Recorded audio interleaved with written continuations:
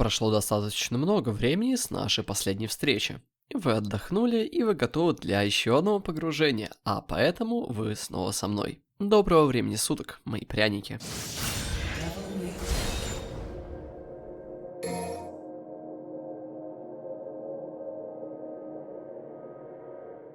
Прошло 7 лет.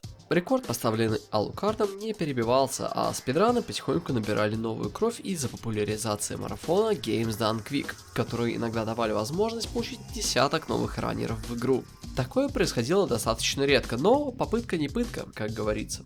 Конкретно данная игра никогда на этом марафоне не была. Про игру забыли все, кому не лень. Те, кому уже не было лень, спидранили либо ретро-игры эпохи NES, SNES или Sega, либо же свежие хиты, наподобие Mirror's Edge или Outlast. Единственные люди, все еще продолжавшие что-то делать в DMC 4, не имели никакого желания перебить результат Алукарда, не говоря уже о серьезных проблемах внутри самого сообщества стайл-плееров, вникать в которые мы не будем.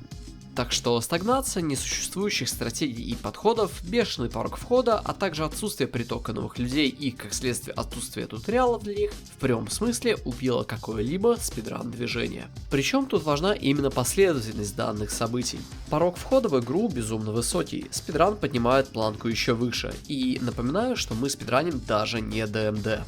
Поскольку игра постоянно сравнивалась с третьей частью, притока игроков в четверку не произошло. А поскольку нет интересующихся игрой людей, нет смысла тратить время на туториал. А из-за отсутствия туториала не было смысла делать даже около казуальные спидраны на уровне Алукарда. И из-за получившейся стагнации нет смысла развивать спидран дальше. Поэтому история спидрана Devil May Cry 4 уникальна как минимум тем, что ее не тянуло за уши какое-то сообщество, так как его по факту не существовало. Возьмите любую другую игру и посмотрите историю спидрана у Бисмута или у Солта. Всегда было сообщество игроков, которое было заинтересовано в том, чтобы время шло немного ниже. Каких-то пару человек, заряженных энтузиазмом, зачастую хватало для того, чтобы зажечь искорку любопытства у остальных и уже по накатанной как-то развивать сообщество дальше. Даже если мотивацией не всегда было взятие мирового рекорда, всегда можно было просто взять и поискать какие-либо бэкап-страты, использование которых вам бы не давало рекорда, но существенно бы упрощало вход в игру для новичков. А если вы совсем классный человечек и имели навыки программирования, то даже сейчас в спидран-сообществе вы будете в любом сообществе попросту на расхват. Не говоря уже о дополнительных модах на игру или же рандомайзеры, которые косвенно, но возможно увеличили бы количество раннеров. Окей, хорошо, я, возможно, не прав. И извините. Нельзя сравнивать гениальные игры с богатой историей и культурным наследием с каким-то симулятором нажатия одной кнопки на вечер. Очевидно, что не все игры должны быть как условные Марио, Зельды или Соулсы на крайний случай. Но не то, чтобы серия Devil May Cry была совсем андеграундной и о ней никто не знал. Однако, мои пряники, если очень хорошо присмотреться и откинуть ощущение ностальгии, то у четвертой части есть очень один серьезный недостаток, а именно ее доступность. Попадая в мир четвертой части, уже с первых миссий на игрока выкатывают тучу информации. Эта информация физически не успевает усвоиться игроком за столь короткий промежуток времени. И именно поэтому среднестатистический игрок что делает у нас? Правильно, мои хорошие, берет и спамит руку. И доступность, а точнее ее отсутствие в четвертой части упирается в лень среднего игрока сделать что-то другое, так как игра абсолютно не сопротивляется такому стилю игры, но и не говорит игроку, что он делает что-то не так. И именно по этой причине очень сложно ответить на вопрос, каким образом правильно играть в серию Devil May Cry. На примере Марио правильно дойти до конца уровня, не потеряв здоровье, изредка собирая пауэрапы, ну и разумеется спасти принцессу в конце замка. На примере соусов правильно пробежать конкретный сегмент игры и не умереть от какого-нибудь случайного противника, который решит пнуть вас в спину. Доступность этих двух игр позволяет не ощущать себя в кабине самолета каждую секунду времени. На вас не вываливает список того, что вы можете и не можете. И это дает игроку возможность задавать вопрос: а что же я могу? Что в свою очередь ведет к большей погруженности в геймплей. Если применить опыт данных игр на 4 Devil May Cry, то мы получим абсолютно противоположный эффект, где, играя эффективно на победку, игра не создает препятствий или проблем, требующих решения, а если это происходит, то это происходит буквально в нескольких босс-файтах на протяжении игры. Если вкратце, то переизбыток информации четвертой части создает ситуацию, где игрок будет делать одну и ту же атаку на протяжении всей игры. В игре, построенной на комбинаторике и безумном количестве атак и ударов, все, что доступно игрокам, это спам 3-4 ударами, потому что так гораздо доступнее, чем изучение всех аспектов игры. И поскольку DMC4 любит вас, она никогда вам скажет о том, что вы хорошо сыграли, ведь система рейтинга в игре привязана к наносимому противнику урону, а не к сложности исполнения комбо. Но на самом деле здесь нет ничего плохого. Нет ничего плохого в том, что спам руки более доступен, чем более сложные аспекты. Обычные игроки не обязаны разучивать комбо и экспериментировать с геймплеем. Вам не обязательно знать даже и половину аспектов игры, чтобы закрыть ее и получить удовольствие при этом. Даже закрыть игру на S-ранг, даже на DMD. Ведь если бы DMC4 форсил игроков делать это, ее прошло еще меньшее количество людей. Возможно, игру бы сильнее хейтили. Просто для того, чтобы научиться играть в четверку, надо вложить в нее очень много времени, принять правила игры, чтобы в результате получить еще больше удовольствия, чем дает вам обычное прохождение. Иногда получение удовольствия требует необычных подходов к решению проблемы, что в целом описывает спидранинг как явление. Только вот каким образом можно получать удовольствие от стагнации или отсутствия новых идей и игроков, которых не хватало даже во всем любимой третьей части, мне не совсем понятно. В любом случае, время шло, и в один момент произошло нечто по-настоящему удивительное.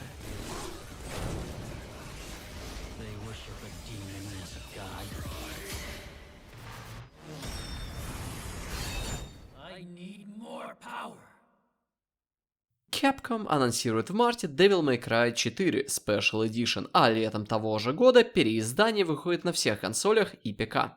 Данная версия игры добавляла в игру Леди и Триш, а также всеми любимого Вергилия. Текстуры повыше разрешением привезли, немного забалансили игру, но самое главное только впереди.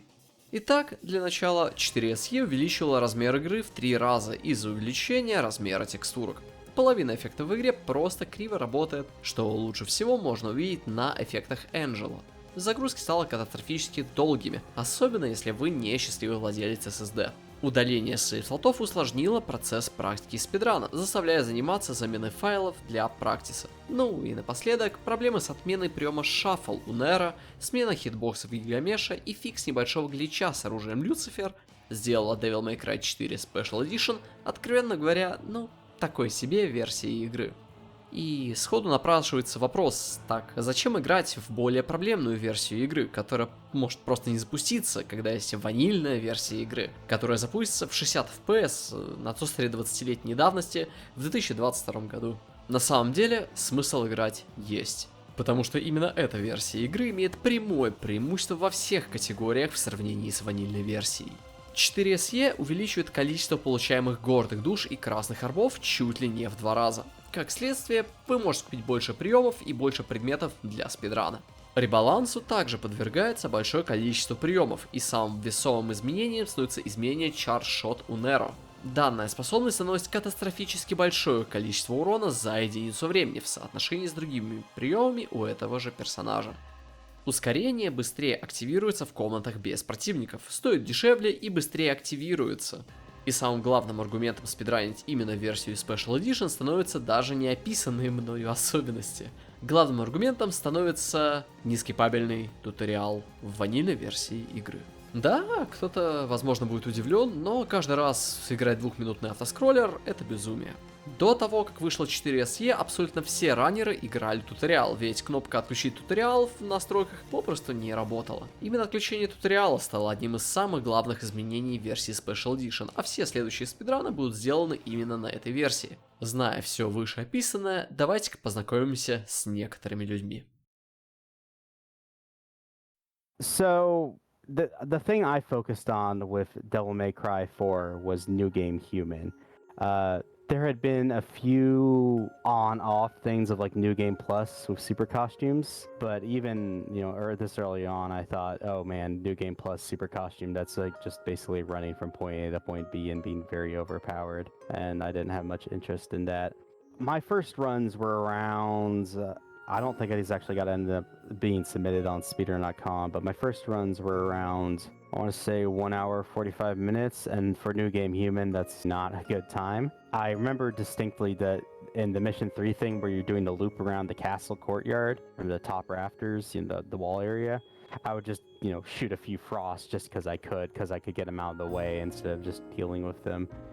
So I had played the game on and off casually quite a bit, but not as much as DMC3. So I was mostly just relying on my knowledge of Charge Shot is really, really busted with Nero. Dante Royal Impact is a thing once you get Gilgamesh, or Royal Impact, or not, sorry, Distortion for Real Impact is a thing once you get Gilgamesh, and that's very powerful. There was some other extra tech I was messing with. That might have honestly just been it. From early on, the run was pretty simple. There wasn't the super strict requirement of resetting, because obviously this is unoptimized as hell. There wasn't the strict requirements of resetting like there was in Devil May Cry 4 Special Edition, where the orb routes, or Proud Soul routes, started getting quite tight. Getting hit on the early missions is catastrophic to the run. The big things were that you just got speed, you got like Charge Shot 1, and you got Streak, because you probably remember this, but you didn't build up your speed outside of combat quickly like you did in Devil May Cry 4 Special Edition. You'd have to be running for 4 seconds. And one of the big movement techs was moving around with X streaks in areas where you wouldn't be able to build up your sprint in time. And, chaining experts together, or X streaks together, like the big area for that was the church, because you'd be going through the benches and you just have enough time to do that. The church where you get the thing that lets you get Grim Grip. And I eventually realized that there was actually this Speed Demos Archives, if you know what that website is.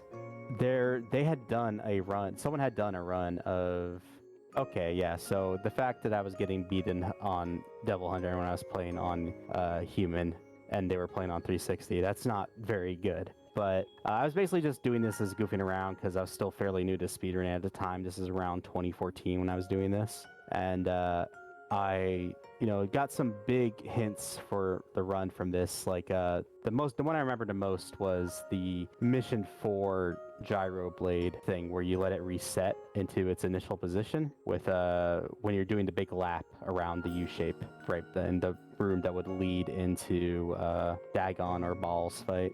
Yeah, so I didn't really focus too much on 4 Vanilla because 3 SE PC was taking my time up, but I had a few runs here and there, and then 4 SE got announced kind of out of the blue. So I got that game day one, started running it. I was very disappointed in some of the aspects it had. Mostly resets for that game are a fucking bitch compared to the original. You gotta exit out of the game, you gotta close, you gotta delete the game files, you gotta rebind controls, not particularly fun. However, it did have a number of very good things. Charge Shot obviously got a little bit of a buff.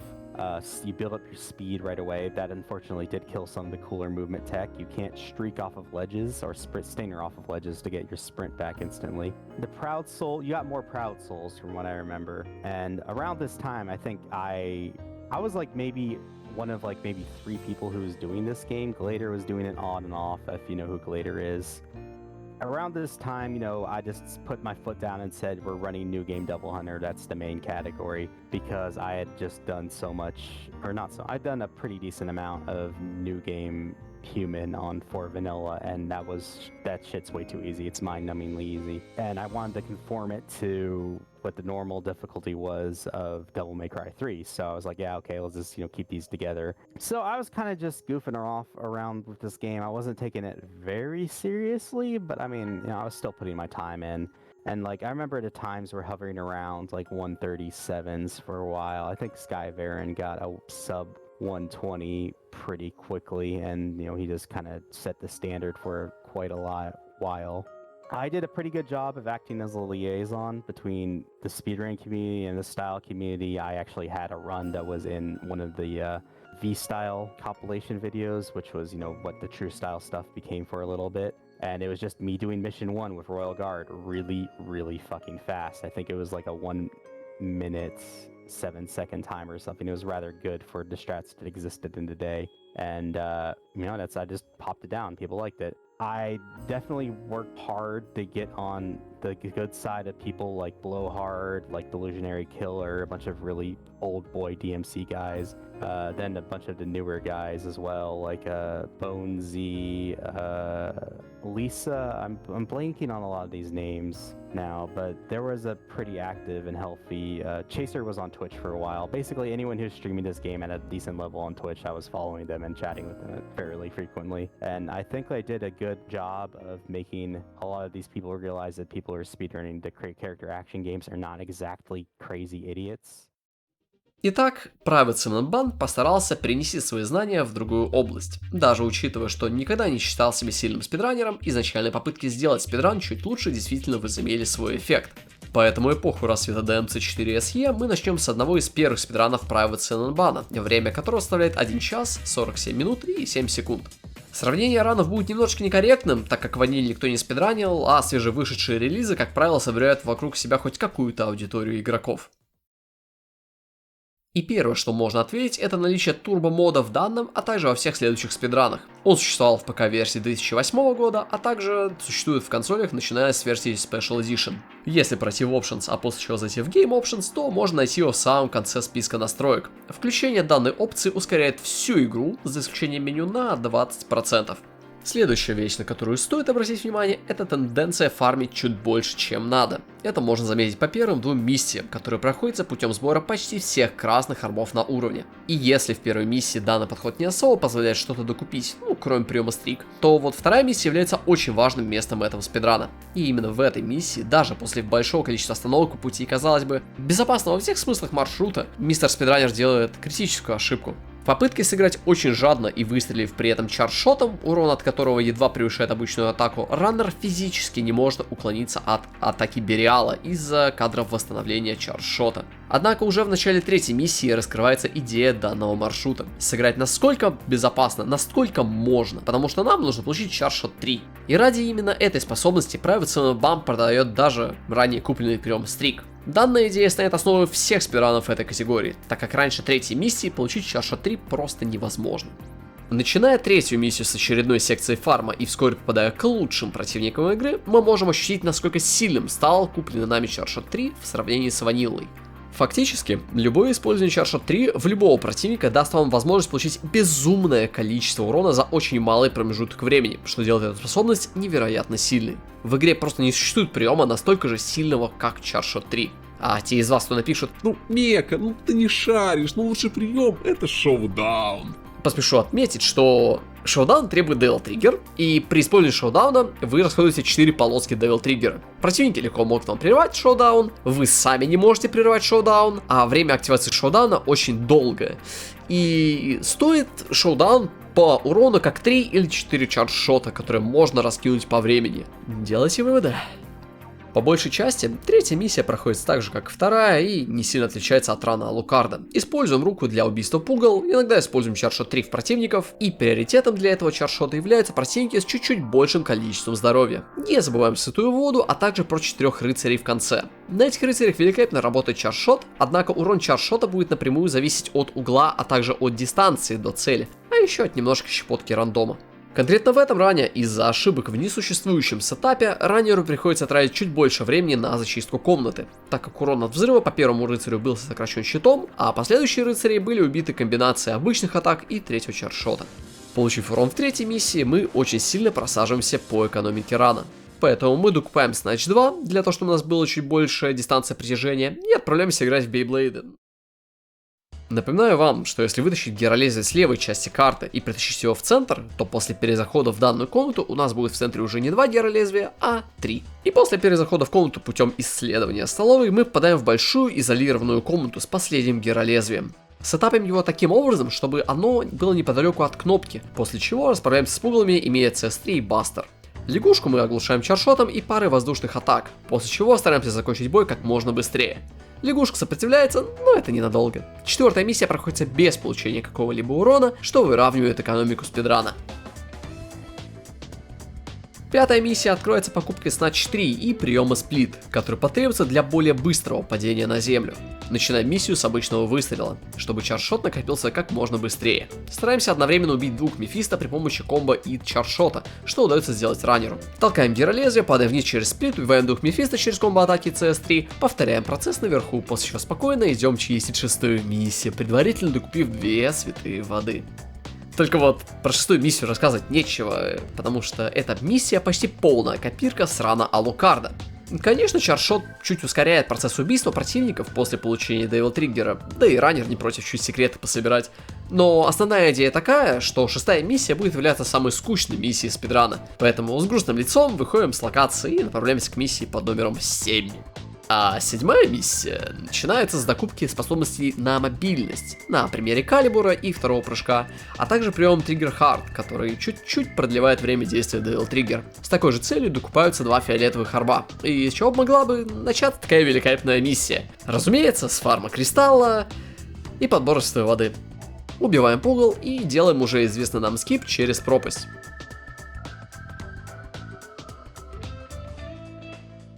Благодаря большему запасу Devil Trigger мы имеем возможность в очень затяжном файте срезать пару секунд на убийстве противников, после чего потихоньку приходим к Ехидне.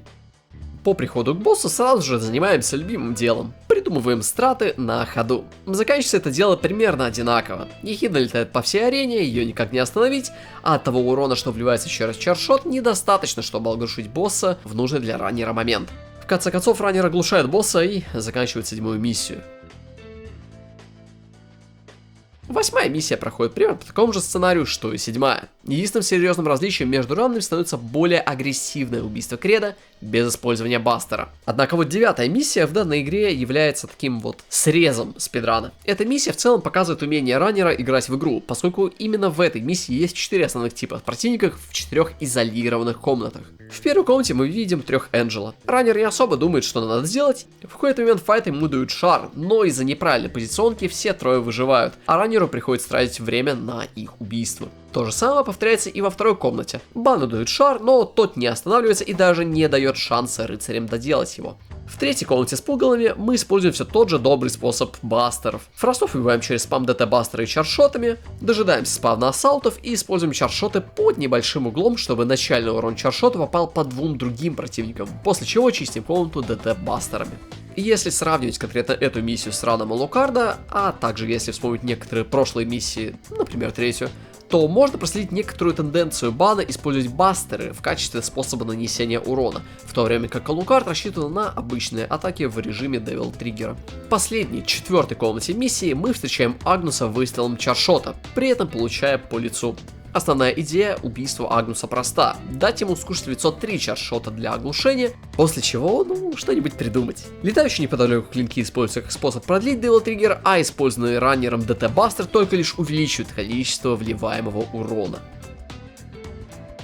В 10-й миссии, после 2 файтов с Мефисто, мы добираем еще 1 кристалл на пофармить, потому что фармить это круто. Не забываем использовать святую воду на рыцарей и быстро доходим до поединка с Данте. И тут мы сможем наблюдать достаточно интересный подход. Вместо обычных атак мы специально провоцируем Данте на ответные выстрелы своим револьвером, что открывает Данте для захвата бастером. Способ не самый постоянный, так как иногда босс успевает дать по нам одну из своих атак, но в целом данный подход весьма рабочий.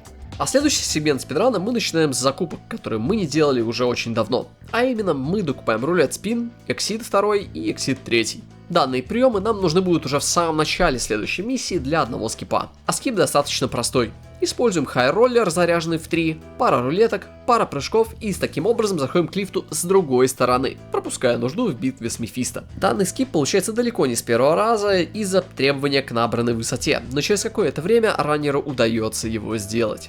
Паркур секция создает достаточно много проблем из-за уже упомянутой ранее высоты, пару раз раннер просто не долетает до нужной точки, и поэтому до следующего файта с Энджело бан доходит уж больно поздно.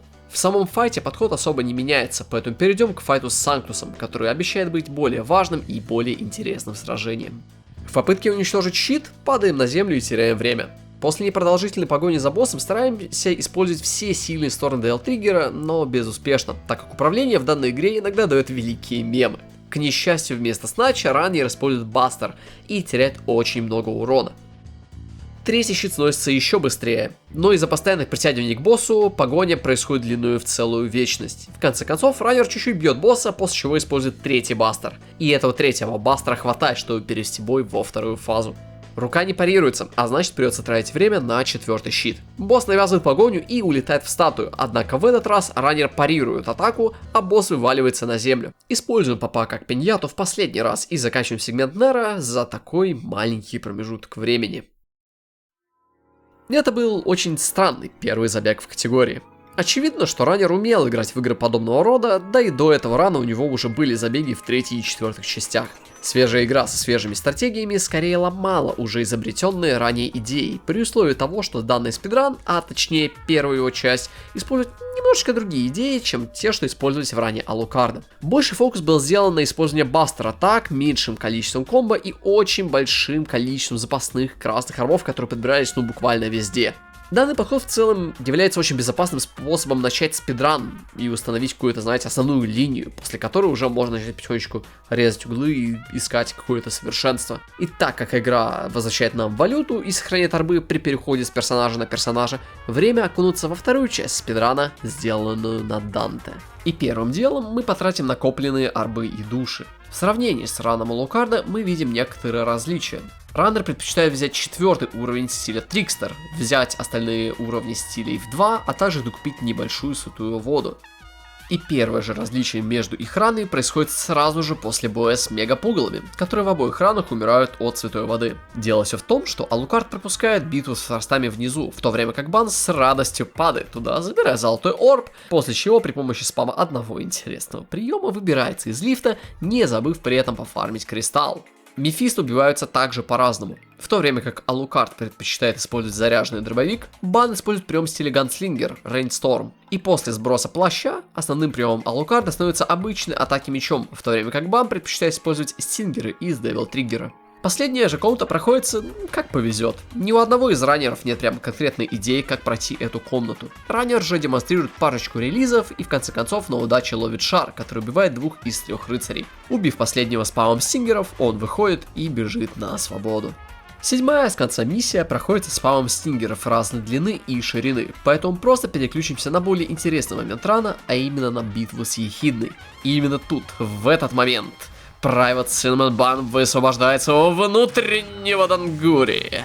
Используя Jump Cancel вместе с первой атакой стиля Swordmaster, нанося очень много урона по Ехидне, он исполняет атаки слишком быстро. И Ехидна этого не оценивает. Использует приемы Проб и Шреддер, пытается оглушить босса, но ему не хватает чуть-чуть времени. И этого хватает боссу, чтобы поменять форму и скинуть раннера обратно на землю. После оглушения босса внутренний Дангури продолжает беситься и исполняет нереальные мувы, которые не наносят очень много урона. Из-за этого файт затягивается. Но в конце концов босс умирает, а мы переходим на следующий уровень, в котором... ну вы поняли, да. Когда вся игра проходит с одним приемом, это же плохой спидран и по... тут такое дело, стингер это плохой прием, как раз из-за того, что при его использовании скушать вас проще простого. Разбираемся с бонусным файтом, учимся на ошибках, проходим в следующую комнату и... Нет, видимо, на ошибках мы еще не учимся. И зачищаем еще один файт, и со второй попытки зачищаем комнату. Не забываем пофармить кристалл и выходим с этой проклятой во всех смыслах и отношениях миссии. Перед 15-й миссией продаем прием Air Hike в пользу стиля Swordmaster и не забываем докупить еще одну святую воду, которую выливаем на поджидающего неподалеку Блица. В поединке с Энджело Бан старается использовать Distortion, но ее неправильное применение имеет негативный эффект на данном спидране, что заставляет раннера искать другие пути зачистки комнаты. Именно поэтому раннер придумывает способ сломать читы через атаку Rising Dragon, после чего использует либо Distort Real Impact, либо обычный Real Impact в случае, если Devil Триггера у него не хватает. На уровне сложности Devil Hunter, на который происходит спидран, Бьянко и Энджело умирают от любого Real Impact, и Distortion удар не обязательно.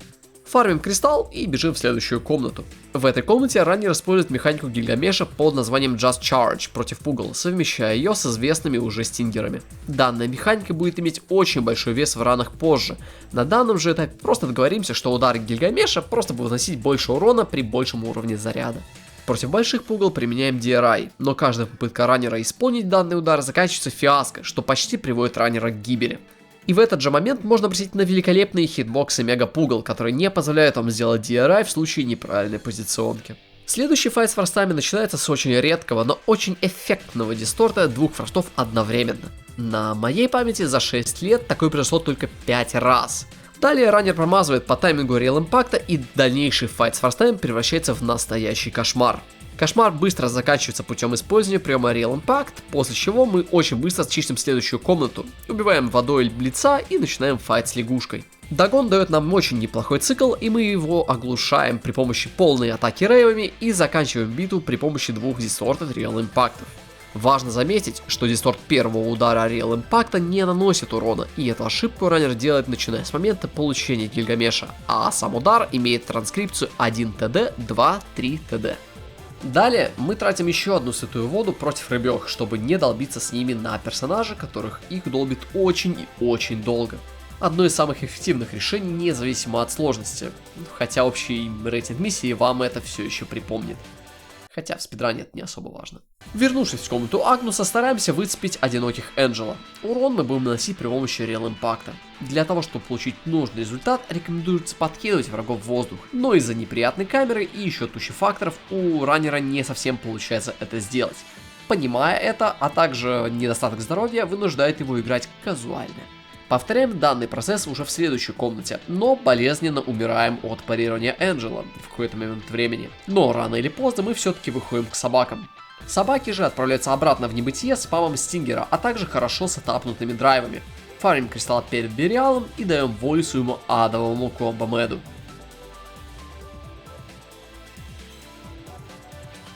Убив Бериала, получаем улучшение Пандоры и способность пинап оружия Люцифер, докупив при этом 2 святые воды для одной из самых сложных миссий спидрана. Комплексность 17-й миссии достигается очень обширным набором противников, начиная от пугал и набора рыцарей в первой комнате, множеством ассаутов и неприятных для убийства Мефисто во второй, огромного количества пугал, мега-пугал, а также 3 василисков в третьей, и все это заканчивается миксом Альто Энджела с Фаустами и Мефисто в последней. Очевидно, что для каждой комнаты должен быть придуман аккуратный и выверенный подход, который в будущем станет настолько сложным для исполнения, что придется искать компромисс между скоростью убийства, постоянством и поведением противников в комнате. Поэтому начнем с вариаций правил Синанбана. Используем пинап против пугал вперемешку с Гильгамешем и не забываем про отражение шара розочкой Люцифера. Стингеры и пинапы против ассаутов с Мефисто, не забываем фармить кристалл. Используем святую воду на пачку пугал, а оставшихся убиваем спамом различных комбо. Повторяем этот же самый трюк в последней комнате, а Фауста убиваем через дисторт. Битву с Агнусом начинаем при помощи DRI, после чего стараемся сбить остаток здоровья через использование атак Люцифера и Стингеров. Через какое-то время босс устает и телепортируется в масло. —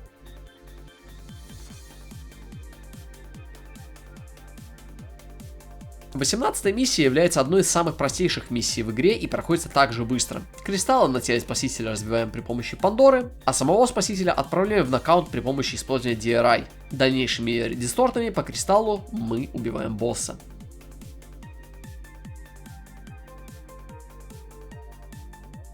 Перед 19-й миссией закупаемся улучшениями для Devil Триггера и начинаем традиционный босс-раш.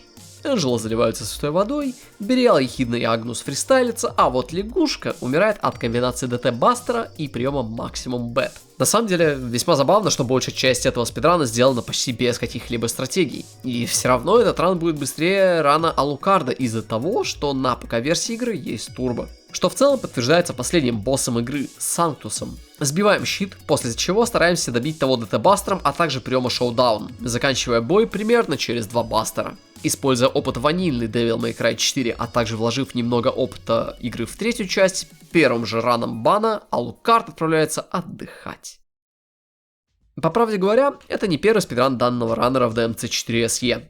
Ранее, в 2015 году, этот же раннер старался оптимизировать категорию Virtual New Game Devil Hunter, последний ран которого был сделан в 2015 году, в то время как первый ран в категории Nero Dante New Game Devil Hunter был сделан 13 февраля 2016 года.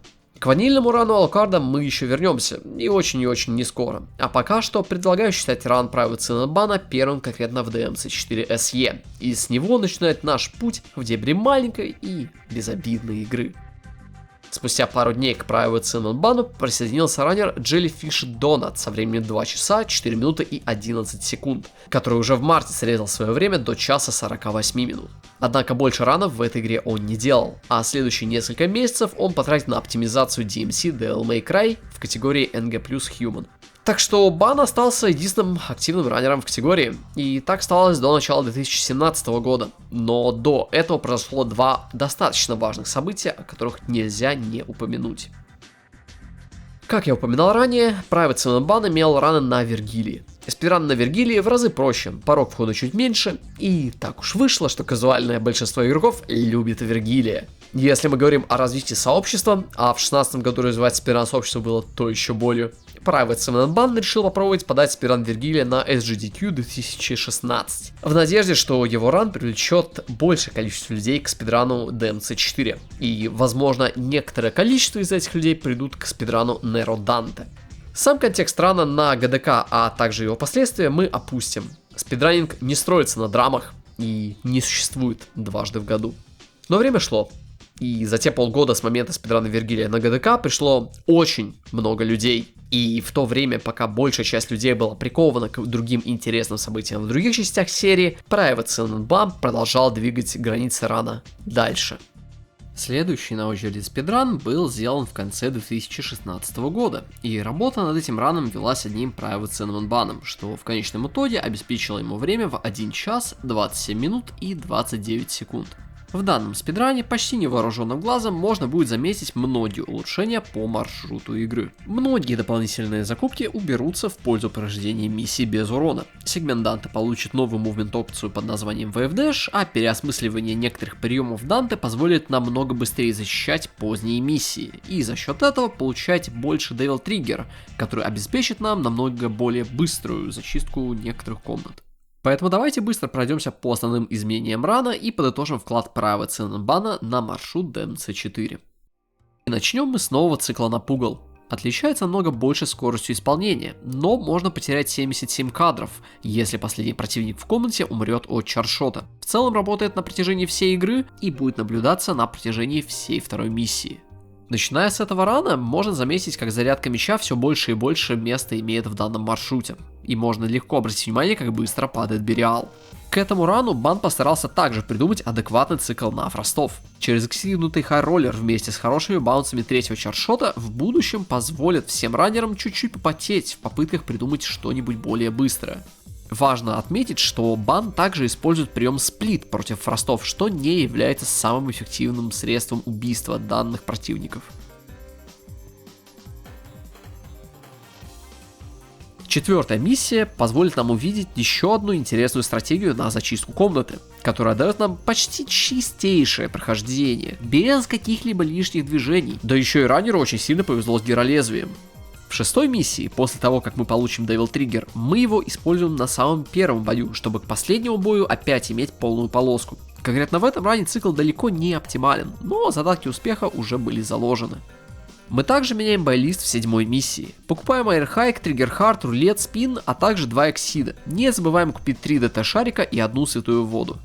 И при помощи купленных нами приемов пытаемся сделать очень хороший цикл на Ехидну, но он оканчивается провалом ровно на 1 кадр, потому что у раннера между выстрелом третьего чаршота и бастером просто заканчивается полоска Devil Триггера, и это не позволяет раннеру захватить Ехидну при помощи своей руки. Восьмая миссия дарит нам эволюцию цикла из прошлого рана, который в целом сводится к смене с использованием ДТ-бастеров на микс из обычных атак и третьих чаршотов. В начале 9-й миссии раннер приобретает прием Max Act, который позволяет мгновенно заряжать меч. Данных зарядок будет сделано около 15 штук за уровень, и идея использовать данный прием объяснима Агнусом в финале этой миссии, который получает очень много урона от калибуров. Однако на всех остальных файтах это не самый полезный прием, и иногда этот прием может нанести больше вреда, чем пользы. С сегментом Нера мы закончили, давайте займемся сегментом Данте. В отличие от всех нововведений Нера, Данте не получит очень большого развития в данном спидране. Поэтому, если вкратце, данный спидран вводит 3 новые оптимизации для Данте. Начнем с Wave Dash.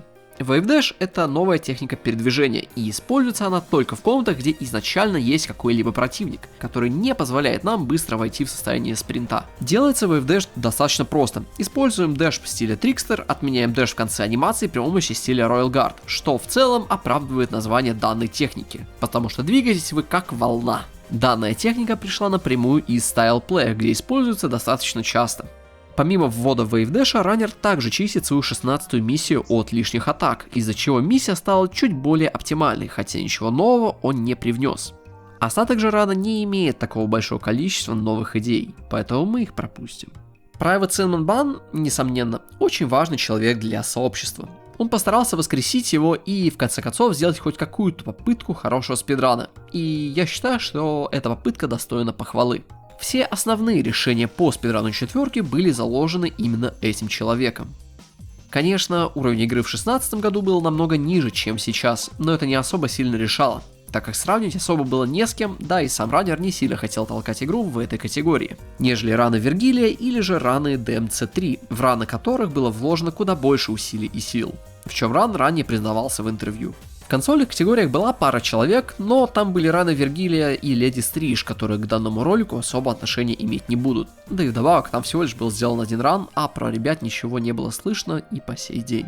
Примерно в это же время появляется спидран со временем 1 час 17 минут и 4 секунды, сделанным человеком с никнеймом Yadvir. Как окажется позднее, этот ран был сегментированным из-за артефактов при загрузке и почти полном прохождении игры без урона. После небольшого анализа этот ран так и остается в стороне, при условии, что этот ран сейчас имеет где-то 500 000 просмотров, а найти его на ютубе проще, чем любой другой спидран, сделанный любым другим раннером. Но данный ран не пугает ни Private Cinnamon Bun, который доказал, что ран сегментированный, ни следующего человека, который решил толкать игру чуть дальше и искать новые способы оптимизировать спидран.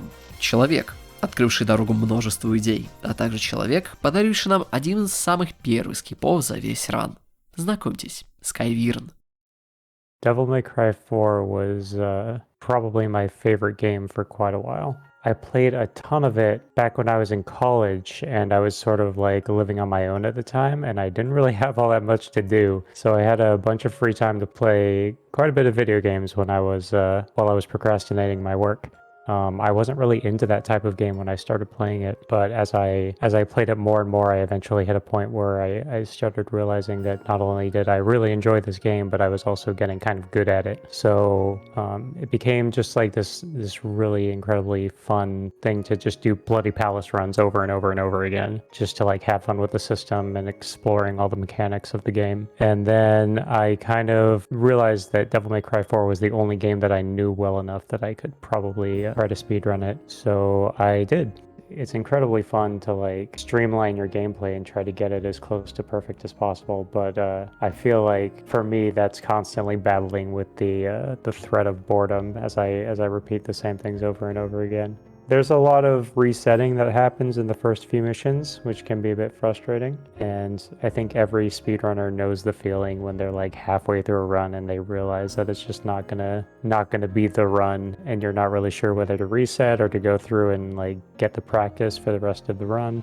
It's hard to say exactly what it is. That's just kind of how my mind works. I burn out on things when I was running. I don't know if they've changed that at all, but you have to like go into the folders and delete some files.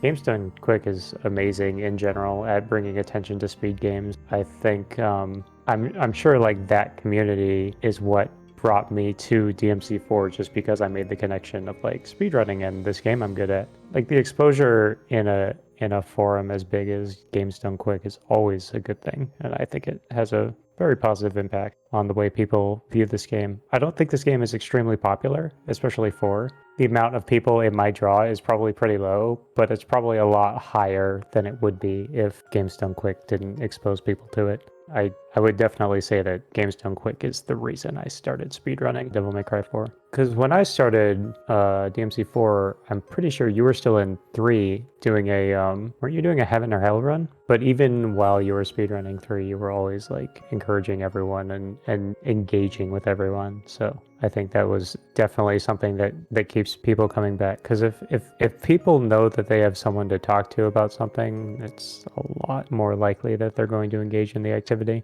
I enjoyed playing the game, and I enjoyed like talking with people who enjoyed the game as much as I did, and it was pretty fun to have a world record for a while there. I really enjoyed that, and I consider sometimes like going back and trying to give it a shot. But before I do that, I would have to watch one of the world record videos now and find all the tech that I missed while I was gone and practice it. It sounds like a lot of work, but maybe someday. That's like one of the things that made me fall in love with the game so much in the first place, so kind of makes sense that I enjoyed speedrunning it too for a while. But it is also frustrating. I guess that could be one of the things that made me stop speedrunning it as much too, is because there is a lot of like diversity in the way the runs go, which is good for not getting bored, but it's really frustrating when you're trying to optimize. Some things just don't go the same. I do love this game though. I still load up the Bloody Palace every once in a while and just play. I'll usually just play Nero and Dante and Virgil to like floor 20 to 40 and then I'll call it good. Just because I just love playing those characters so much, just the mechanics of their moves. I can't tell you exactly why I stopped running it. A lot of it is just the way my mind works with repetitive tasks, so... Skyviren пришел в игру в феврале 2017 года. Человеку очень сильно нравилась игра, и его друзья всегда говорили, что он буквально никогда не затыкается, когда речь идет про его любовь к серии Devil May Cry. И даже при условии того, что это единственная игра, которая ему была по-настоящему интересна, количество работы и микрооптимизаций, что были введены раннером, действительно заслуживают внимания. И для демонстрации данных оптимизаций мы быстро посмотрим на два его спидрана. Для начала возьмем спидран, сделанный 6 февраля 2017 года, со временем 1 час, 26 минут и 27 секунд, который перебивает ран Private Summon на целую минуту с небольшим. Первая миссия повторяет старый маршрут. Получаем S-ранг, покупаем сплит, спид и первый чартшот. Skyviren убирает прием стрик из маршрута, а Бериала убивает преимущественно воздушными атаками с приемом сплит.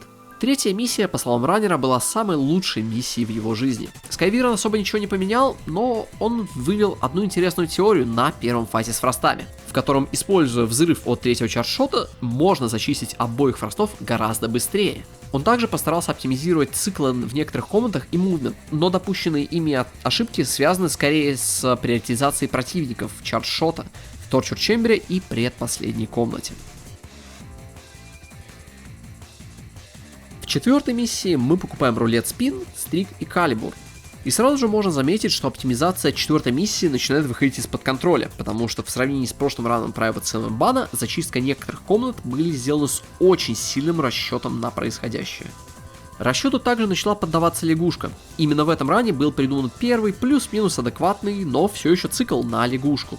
Не самый чистый, не самый оптимальный, но это все еще начало цикла.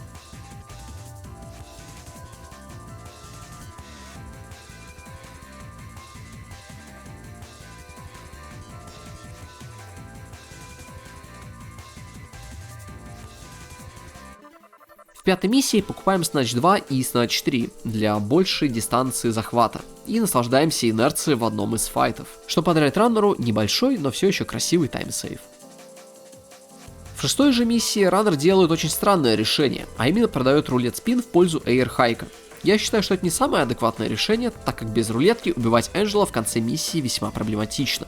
Однако шестая миссия в конце концов становится очень важной миссией для показа эволюции спидрана, так как именно эта миссия положила начало позиционным оптимизациям спидрана. И начинается эта миссия с очередного доказательства того, что Skyviren это не человек даже. Эта стратегия, настолько идеальна, что ее лучше уже никак не сделать, не так ли? После чего великолепный файт со стеклом, а также некоторые позиционные оптимизации дали возможность Skyviren пройти миссию без урона, что дало Skyviren очень много игровой валюты.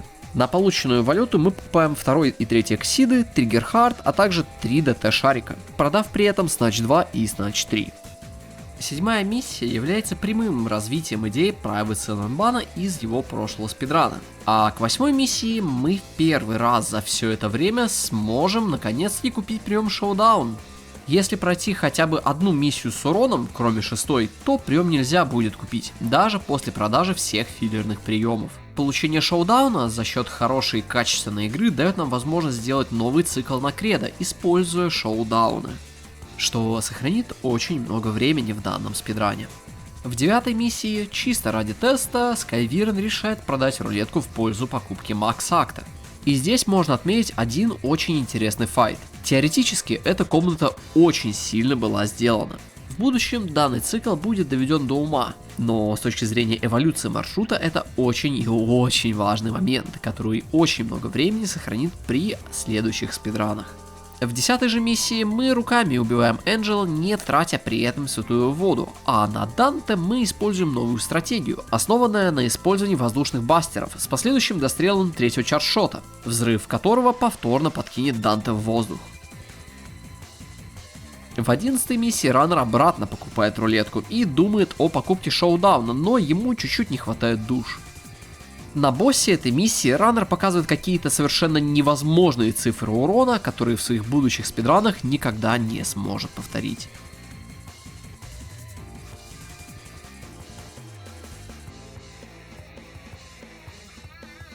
Изменению также подвергается байлист на сегменте Данте. Покупаем Stinger 2, Steel Trickster и Swordmaster в 4, Ганслингер и Royal Guard остаются в 2. Покупаем чаршот 2 для Ebony Ivory, Trigger Heart, ускорение, Get More Orbs, 2 сытой воды вместе с Airhike. И первым важным изменением сегмента Данте становится применение приемов Prop и Shredder. Прием Shredder очень криво наносит урон по противникам, которые находятся в воздухе, но мы можем использовать прием Prop в противоположную сторону от противника, и после чего развернуться и использовать Shredder по наземному врагу, в которого взлетит полностью весь урон, сократив при этом много времени. Подбираем звездочку, выходим из файта, выходим из миссии. И на 13-м сегменте мы продаем Get More Orbs, Charshot 2 и докупаем Enemy Step. Единственным важным нововведением в 13-й миссии становится вот этот очень интересный цикл, который начинается хорошо, но заканчивается уже с известным нам Stinger спамом. В 14-й миссии Раннер радует нас новым циклом на самую первую комнату. При помощи приема Overdrive с определенного угла позволяет нам полностью зачистить всю комнату за несколько секунд. И иногда один из противников может выжить, что и происходит в данном спидране. В 15-й же миссии Раннер покупает прием Флаш на Гильгамеша, а также еще одну святую воду. Помимо этого, Skyviren находит очень хороший цикл на фростов в Torture Chamber. Данный цикл основан на последовательном появлении фростов в некоторых точках и зарядке Real Impact в первые моменты жизни данных противников. А в случае, если это не получалось, мы можем подкинуть фростов при помощи приема Prop из-за большого количества хитстана, после чего цикл повторяется, пока вся комната не будет зачищена. И здесь же Skyviren вводит в моду новый скип, который сейвит около 20 секунд. 16 и 17 миссии особо ничем не отличаются от прошлого рана Private Senonbana, но можно отметить небольшую оптимизацию. В одной из комнат 17 миссии мы немножечко меняем последовательность убийства противников, что позволяет нам зачистить большое количество противников при помощи святой воды, оставляя на финальный этап всего лишь 3 собак. Небольшой оптимизации подвергается 18 миссия. При помощи 3 дополнительных пинапов, которые воткнутся в голову спасителя, мы сможем обеспечить убийство данного босса даже в случае, если мы провалим цикл. На Boss Rush 19 миссии мы покупаем приемы Showdown, Maximum Bet, Get More Orbs, а также несколько предметов. В контексте данного спидрана мы получаем плохого Бериала, очень хорошую лягушку, такую себе ехидну и отличного Агнуса. И к началу 20-й миссии Раннер демонстрирует нам новую стратегию на финального босса, используя так называемый Showdown цикл, демонстрацию которого вы сейчас видите у себя на экранах.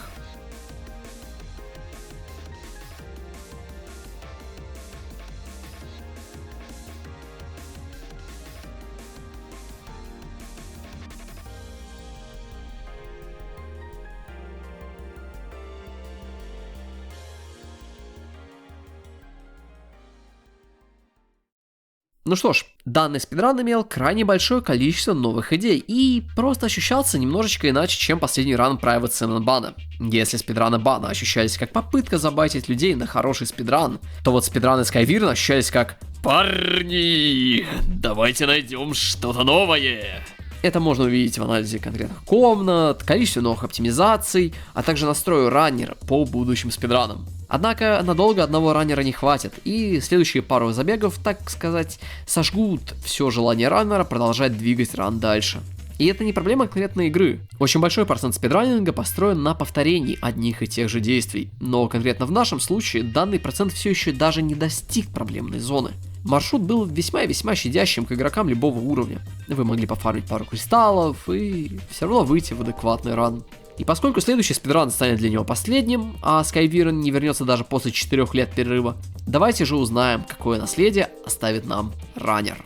Ближе к августу 2017 года в таблице рекордов появляется спидран со временем 1 час 18 минут 53 секунды. Данный спидран поставил некоторую планку скилла, и лично я считаю это одним из самых лучших спидранов в четверке когда-либо сделанных. Конечно, это не даст вам возможности соревноваться за лучшие места наверху таблицы, так как за все это время были придуманы более эффективные циклы и стратегии. Но именно этот спидран обеспечит вам базовое понимание всех основ игры без нужды упарываться в какие-то там кадры кнопочек.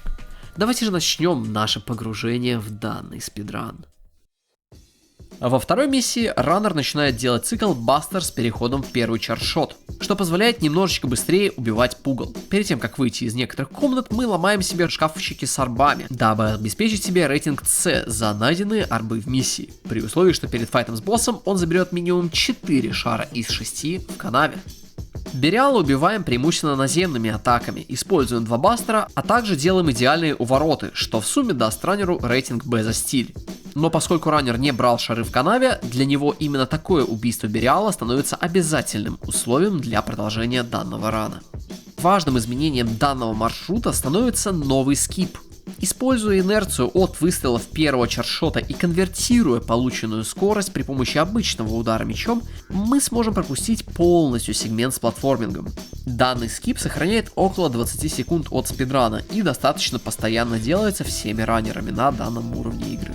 И получив урон где-то в третьей миссии, в четвертой он не может позволить себе купить рулетку, что является, конечно же, большой ошибкой. Но это не сильно влияет на циклы четвертой или пятых миссий, однако шестая миссия в данном спидране заслуживает немножечко больше внимания, чем четвертая и пятая вместе взятые. Дело все в том, что Skyviren через очень точную позиционку одновременно попадает третьим чаршотом по 3 рыбам, что казалось ранее невозможным, потому что чаршот же всего только в одну цель может выпасть. Разбив стекло, Skyviren показывает нам свою новую идею на всю комнату Сэнджела. В первом бою, при очень точной активации Devil Trigger, мы подбрасываем одного из противников сразу же после спавна. Поскольку бастер атака в Devil Trigger и без нее отличаются, конкретно этот противник заставляет нас лететь на копье вместе с ним. Во втором файте мы преимущественно будем стоять в середине комнаты, дожидаясь противников. Если же стоять достаточно далеко от них, они сделают очень быстрый рывок к игроку, и это нам надо. Используя рулетку, калибур, бастер, а также заряженные лаунчеры, спокойно зачищаем комнату, после чего начинаем любимый сегмент каждого спидранера.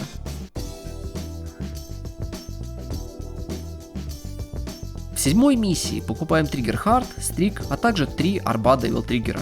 И в самом первом же бою мы можем видеть один из многих примеров вариативности применения Devil Trigger в данном спидране. Конкретно этот случай отменяет отброс персонажа в воздухе от третьего чаршота, позволяя остановиться в воздухе для применения других приемов, не меняя своей позиционки.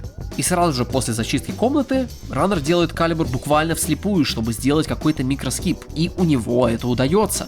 После чего раннер показывает нам свою новую идею на ехидну. Стреляем третьим чаршотом, отменяем анимацию при помощи Devil Trigger и вводим ехидну в стаггер при помощи ДТ рулеток, каждая из которых прерывает атаки босса, не позволяя ей сменить форму или еще что-либо сделать. Используем бастер как можно позже, после чего добиваем босса третьим чаршотом и всем, чем попало. В начале 8-й миссии мы продаем рулетку из Notch 3, при этом покупая прием Showdown. В сравнении с предыдущим раном, данный файт с Кредо будет намного более осмысленный. Мы специально будем выжидать конца атак Кредо, чтобы использовать связку Devil Trigger Showdown, которая обеспечит 100% попадание атаки по боссу. В то время как в прошлых ранах эти атаки были сделаны абы как наобум.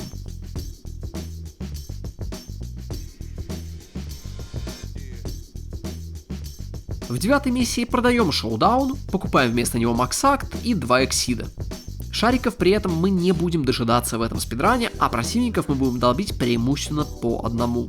В этой же миссии Раннер показывает нам другой цикл на Агнуса. Мы начнем бой при помощи комбинации третьего чаршота и Девил Триггера, который позволяет увернуться от атаки Агнуса. И дальше, через микс заряженных атак и третьего чаршота, используя Макс-акт, мы очень быстро убиваем Агнуса.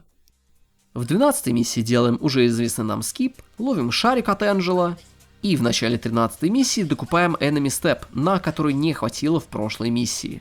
13-я миссия порадует нас интересными сетапами.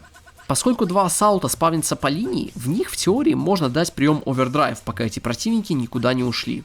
У раннера получается это сделать, однако на примере этого рана видно, что остаток цикла просто не был додуман до конца, что приводит к фристайлу и микропанике. Интересным сетапом также порадуется и Ехидна.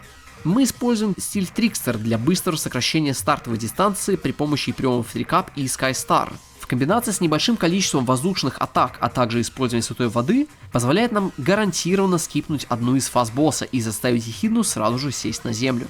При этом, из-за использования воды в самом начале файта, у него не остается времени на оглушение босса во второй фазе, что не позволяет раннеру быстро убить этого босса. Уже в данном спидране, начиная с 14-й миссии, все чаще и чаще начинают использоваться Just Frame атаки Гильгамеша, несмотря на всю их рискованность. Не говоря же о том, что для лишней уверенности эти атаки можно даже дистортнуть, но для большинства противников это будет оверкилл. Однако, например, в комнатах побольше у этих атак могут начаться проблемы, так как щупальца могут схватить вас на пути атаки, на стадии заряда, или же просто принять удар на себя. Поэтому решение простое – сыграть безопасно, используя Stinger Spam, что продолжается до конца этого уровня. В 15-й миссии покупаем 3 святые воды, убиваем блица, ловим шарик и делаем цикл с фростами при помощи реал импактов. 16-я миссия без изменений остается, а в 17-й миссии мы покупаем пинап, 2 улучшения Пандоры, 2 ганслингер, а также дополнительную святую воду. Вторая комната 17-й миссии сетапится при помощи очень четкого овердрайва прямо по центру комнаты, что позволяет раннеру задеть всех ассаутов, которые спавнятся за экраном. Небольшим изменением подвергается и следующая комната, где использование святой воды необходимо после 2 новых волн противников. Чтобы быстрее всего этого добиться, необходимо зафокусить синих пугал, которые равномерно спавнятся по всей зоне. После того, как появится 3-я волна противников, сразу же жмем воду и получаем финальную волну Василисков. Убиваем их по очереди при помощи стрейта или овердрайва, а остальных можно убить через какие-нибудь дайв-кики.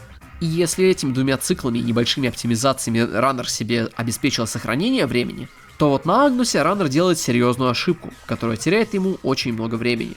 Если зайти в комнату со спринтом, Агнус чуть-чуть дальше отлетит от центра карты, что не позволяет вовремя застапить дабл пинап и DRI, который тогда был самым лучшим циклом на этого босса.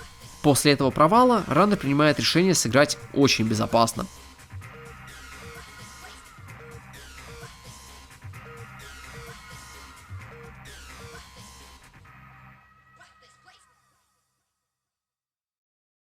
Девятнадцатая же миссия имеет достаточное количество небольших изменений, о которых стоит поговорить. Начнем с Бериала.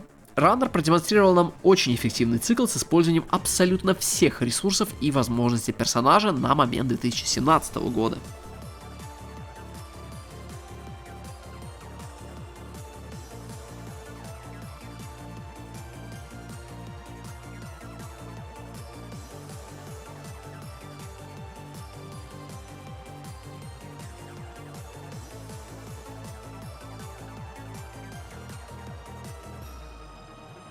На битве с лягушкой мы дожидаемся ее прыжка, таким образом получая хороший рандом. После этого оглушаем ее через рулетки и калибур, после чего пробиваем язык или лицо лягушки, так как именно эти 2 части тела имеют наибольший мультипликатор урона.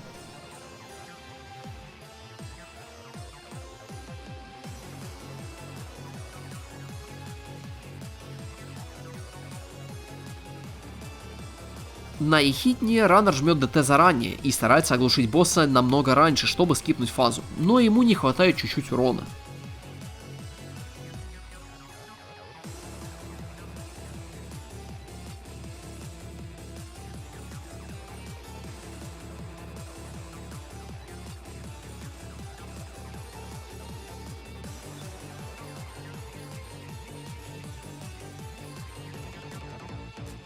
За счет того, что файт немножечко затягивается, на момент битвы с Агнусом у раннера не хватает ДТ на старте, что сильно срезает потенциальный урон.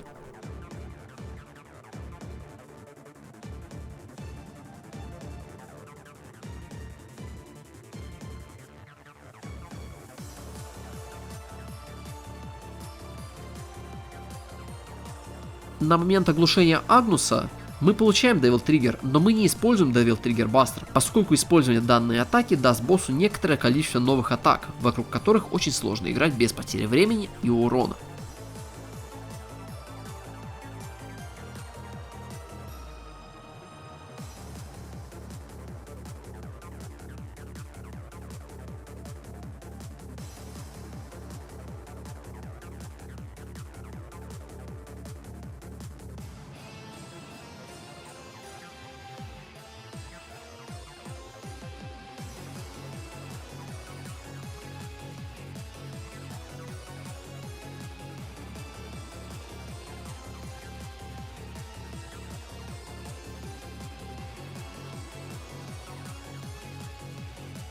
Последняя же миссия данного спидрана проходится без изменений к циклам.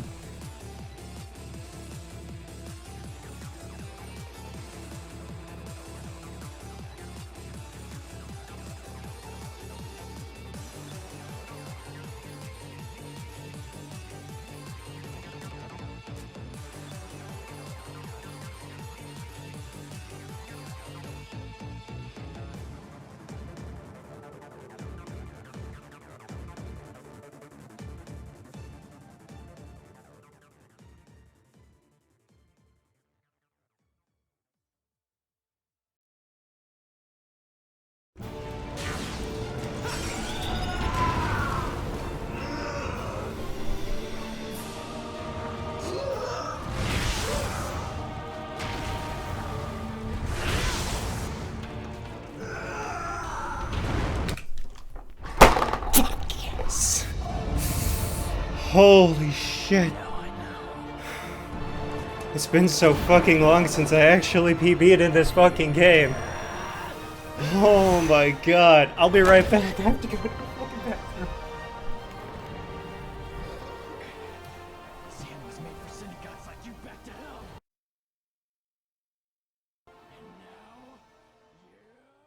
Как было сказано ранее, я считаю, что этот спидран один из самых лучших для изучения данной игры. Да, сегмент Данте был сделан крайне безопасно, и, возможно, именно это помогло дотащить ран из сильных плюсов в минуса. Ну или же просто стратегии на Данте были настолько сильными и жесткими, что позволили даже такой ран довести до конца. В любом случае, на этом история Скайвирена заканчивается. На момент сентября 2017 года в таблице рекордов было 4 человека, 3 из которых были упомянуты. Последним же является японец Пури-Пури Оба-сан со временем 1 час 33 минуты и 10 секунд, сделавшим свой забег 29 марта 2017 года. И поскольку дальнейший рассказ истории невозможен за неимением новых раннеров, как насчет того, чтобы чуть-чуть отдохнуть от всех этих механических спидранов и окунуться немножечко в дебри механик и маршрутов за сценой?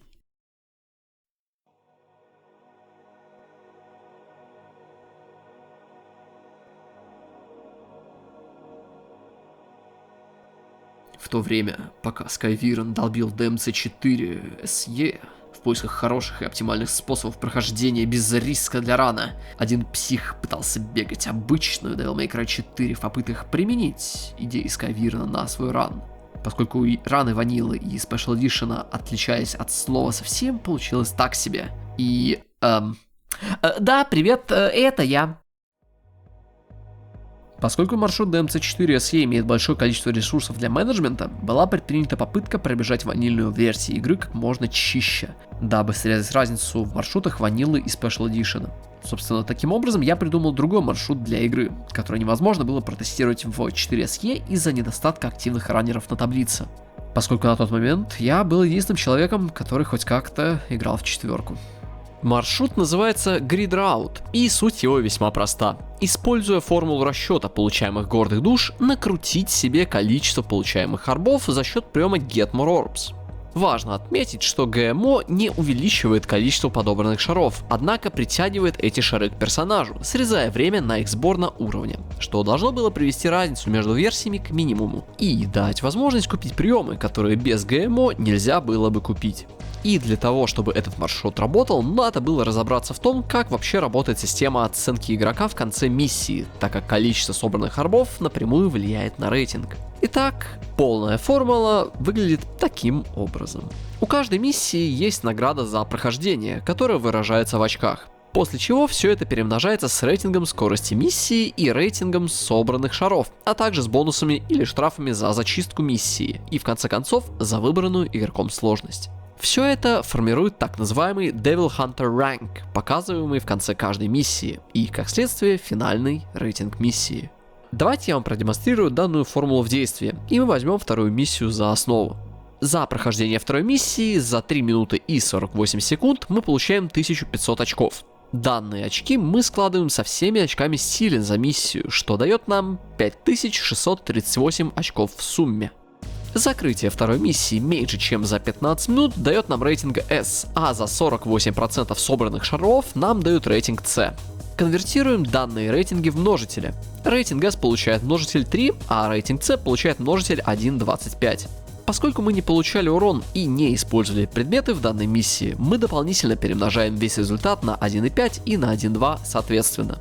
Конечный результат умножается на сложность пройденной миссии. Для сложности Devil Hunter данное значение равно единице, что в конечном итоге дает нам финальный результат, который совпадает с тем результатом, который дает нам игра. В этой формуле есть только одна маленькая проблема. Игровое время, которое привязано к кадрам в секунду. Если играть на 60 кадрах, то время будет примерно правильным. Однако при значениях больше 60 игра будет выдавать неправильные значения. Это не сильно критично, так как разницы больше 20-30 секунд не бывает, а в спидране используются другие способы расчета времени. Поскольку версия Special Edition имела бы еще большее количество плюсов от такого маршрута, да и вкатиться в такой маршрут было бы намного проще в сравнении с ванилой, первые несколько моих забегов были сделаны именно этим маршрутом. Имея большее количество шаров, можно было бы взять больше состой воды или чуть больше звезд, и то и другое потенциально сохраняло бы больше времени, чем отсутствие приемов роли от спин или сплит. В теории это очень круто выглядит, а фактически из-за недостатка скилла раннера данная задумка проваливается даже на стадии обдумывания. Я попробую объяснить вам логику. Покупка Get More Orbs сделала циклы чуть-чуть длиннее. Возможно, не настолько, чтобы это было видно сходу, но лишний удар или два по пугалам или отсутствие какого-то приема очень сильно било по мобильности или еще по какому-то аспекту спидрана. Иными словами, каждая миссия с ГМО незначительно, но замедляет вас. По сумме таких миссий, а точнее боев внутри, у вас вырисовывается дополнительная звезда или же дополнительная вода. И здесь нужно включить голову и подумать, а где же я эту воду могу применить? Если сумма всех боев с ГМО тратит больше времени, чем сейвит, тогда покупка ГМО в целом это большая ошибка. Но если же сумма этих боев и полученная вода или звезда в результате смогут засейвить больше времени, чем затраченные без нужных приемов бои, тогда покупка от приема это имба. И получается такой вот неоднозначный маршрут, который напрямую зависит от того, как хорошо вы играете в игру. Если вы можете уничтожить пачку противников, не получая урона, и как следствие получить с пачки больше шариков, тогда покупка ГМО сможет засейвить вам очень много времени. А если нет, тогда у вас начинаются проблемы. При всех недостатках данного маршрута можно было бы вставить его хотя бы не в ванилу, но в Special Edition, где баланс чуть-чуть получше в ванильной версии, чем я и занимался некоторое время. Но для этого мне нужно было проанализировать подход Skyviren к его маршруту, который, как я выяснил, имел очень большое количество недостатков. По сути, надо было собрать весь менюинг в отдельно взятые точки маршрута и консолидировать покупки, чтобы не тратить много времени на открытие и закрытие данных менюшек. Сам спидран был полон ненужных приемов в середине файта. Какой смысл использовать Stinger Spam, когда есть более эффективные с точки зрения урона приемы? Как следствие, в маршрут можно было вставить намного более рискованные и опасные для исполнения приемы, чтобы выжать из каждой ситуации максимум. Но при этом нужно учитывать тот факт, что идеальных комнат в этом спидране не существует, и при всех усилиях просчитать максимально идеальную зачистку, этот самый идеальный вариант упадет только в одном случае из 100. И поэтому из идеального способа прохождения должен быть способ прямо на ходу поменять этот способ на что-то другое и обратно. Что тоже немаловажно, это очень безопасный стиль игры Skyviren на Данте. В частности, покупка стиля Трикстер 4 уровня ради мобильности и последующая докупка Enemy Step в миссии номер 13 как минимум выглядит странно. Ведь за весь спидран мы используем стиль Трикстер всего лишь один раз на Ехидне. Покупка такого дорогого улучшения ради такого мизерного момента — это просто трата времени. Таким образом, мы получаем целых 2 маршрута на начало 2018 года, которые вы видите прямо сейчас у себя на экранах. Спустя какое-то время маршрут приобрел нормальные очертания. Из него была убрана способность Get More Orbs, так как, имея рулетку или сплит, возможность чистить сложные комнаты, наподобие последней комнаты в 6-й миссии или в 9-й, а также еще парочки до них, стало намного проще. Игра не была оптимизирована до той степени, где наличие дополнительных арбов позволяло бы срезать и без того много времени. Были также убраны лишние звезды и лишние предметы, и в конечном итоге маршрут стал выглядеть чуть-чуть иначе. Финальная версия данного маршрута, которая используется в 2021 году, выглядит немножечко по-другому, но в любом случае большая часть свежих маршрутов от новых спидранеров использует мелкие девиации от этого маршрута. К примеру, кто-то решает купить дополнительный Snatch или дополнительную звезду в 5-й миссии, кто-то просто может не брать Enemy Step в пользу 4-го Трикстера. В сумме получается ситуация, что каждый из спидранеров так или иначе добавляет что-то свое к уже сформированному сбалансированному маршруту. Чуть позже в этот маршрут будут внесены некоторые изменения, но для этого стоит вернуться непосредственно к спидранам. Private Cinnamon Bun почти не играл в DMC 4 SE, предпочитая великий спидран Doshan the Giant. Skyviren некоторое время продолжал появляться в Дискорде, но потом в какой-то момент просто пропал, а Мека дальше играл в свою ванилу. Свой первый ран в Special Edition Мека закончил со временем 1 час 34 минуты и 45 секунд, вскоре улучшив свое время до часа 33 минут, а потом и до часа 29. Но для того, чтобы кого-то перебить, не обязательно делать только то, что происходит в рекорде, и ограничивать свой собственный потенциал стратегиями из этого самого рекорда. Для того, чтобы взять рекорд, необходимо очень сильно разгонять понимание игры, а механический скилл всегда можно наработать. И именно поэтому Мекаразиум пошел спидранить Вергилия в категории Heaven or Hell. И как бы это ни было странно, через какой-то промежуток времени происходит следующее. Oh, that's interesting.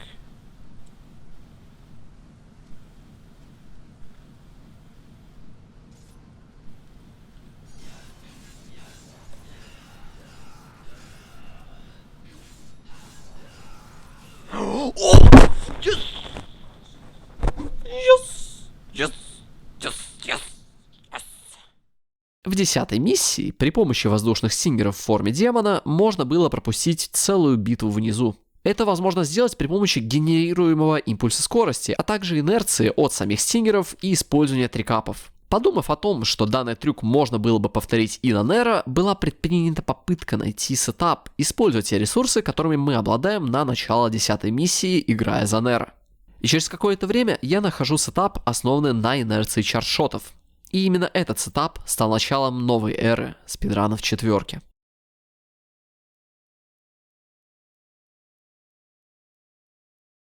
По сути, большая часть спидранов прошлого имела одинаковую суть. Пройди первые 2 миссии без урона, а дальше играй как можно лучше. Если пройдешь миссии без урона, будет круто, не пройдешь, ну и ладно. Имея слишком безопасный маршрут, конечно, реально закончить спидран, но я считал, что можно и нужно было вставлять более опасные элементы в маршрут, что в итоге делало бы его более рискованным, более рандомным и более тяжелым в целом для всех. На смену такому подходу пришли более сложные сетапы, требующие точной позиционки и понимания происходящего на экране, что делало и без того сложную игру еще более сложной.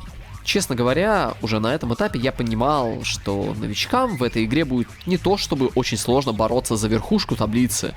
Самая настоящая борьба будет за ее середину, но это можно было бы исправить при достаточно большом количестве информации об игре и о спидране. Кстати, о спидранах. Ближе к сентябрю 2018 года Мекаразиум заливает еще 4 спидрана. Первый был сделан еще летом и перебивал уже имеющийся рекорд Skyviren, но нас интересуют следующие 3 спидрана, так как один из рекордов Skyviren не был в таблице рекордов, и именно его Мека хотел перебить, используя свой подход к игре. Эти 3 спидрана были сделаны в сентябре 2018 года, и все 3 имеют очень много общего между собой. Предлагаю вам взглянуть на спидран от 8 сентября, и посмотрим же, что было придумано на этот момент времени. Перед тем, как зайти в битву, разрушаем шкаф на другой стороне комнаты во второй миссии. Разрушение данного шкафа обеспечивает нам уровень собранных шаров не ниже С, при условии того, что мы убьем Бериала без урона с рейтингом стиля не ниже С, что поддерживать не так уж и сложно. На самом Бериале стало очень важно по максимуму заряжать свой меч при каждой атаке, чтобы уложиться в некоторый цикл, который был придуман. А также было очень важно сделать первый прыжок таким образом, чтобы оказаться по правую часть босса и находясь чуть ниже головы. Таким образом, первая атака будет нанесена не боссом, а нами, что позволит полностью контролировать ход битвы.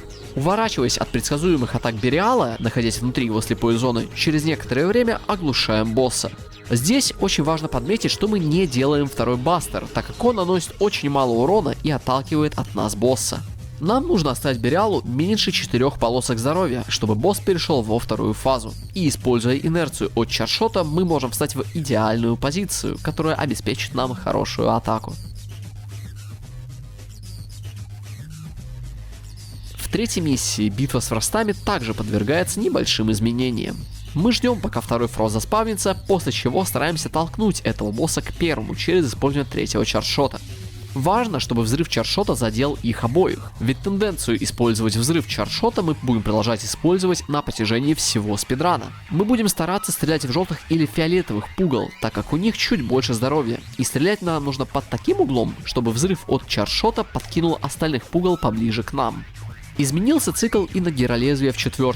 Здесь важно, чтобы у нас был разряженный меч, чтобы гиролезвие никуда не укатилось и не уехало.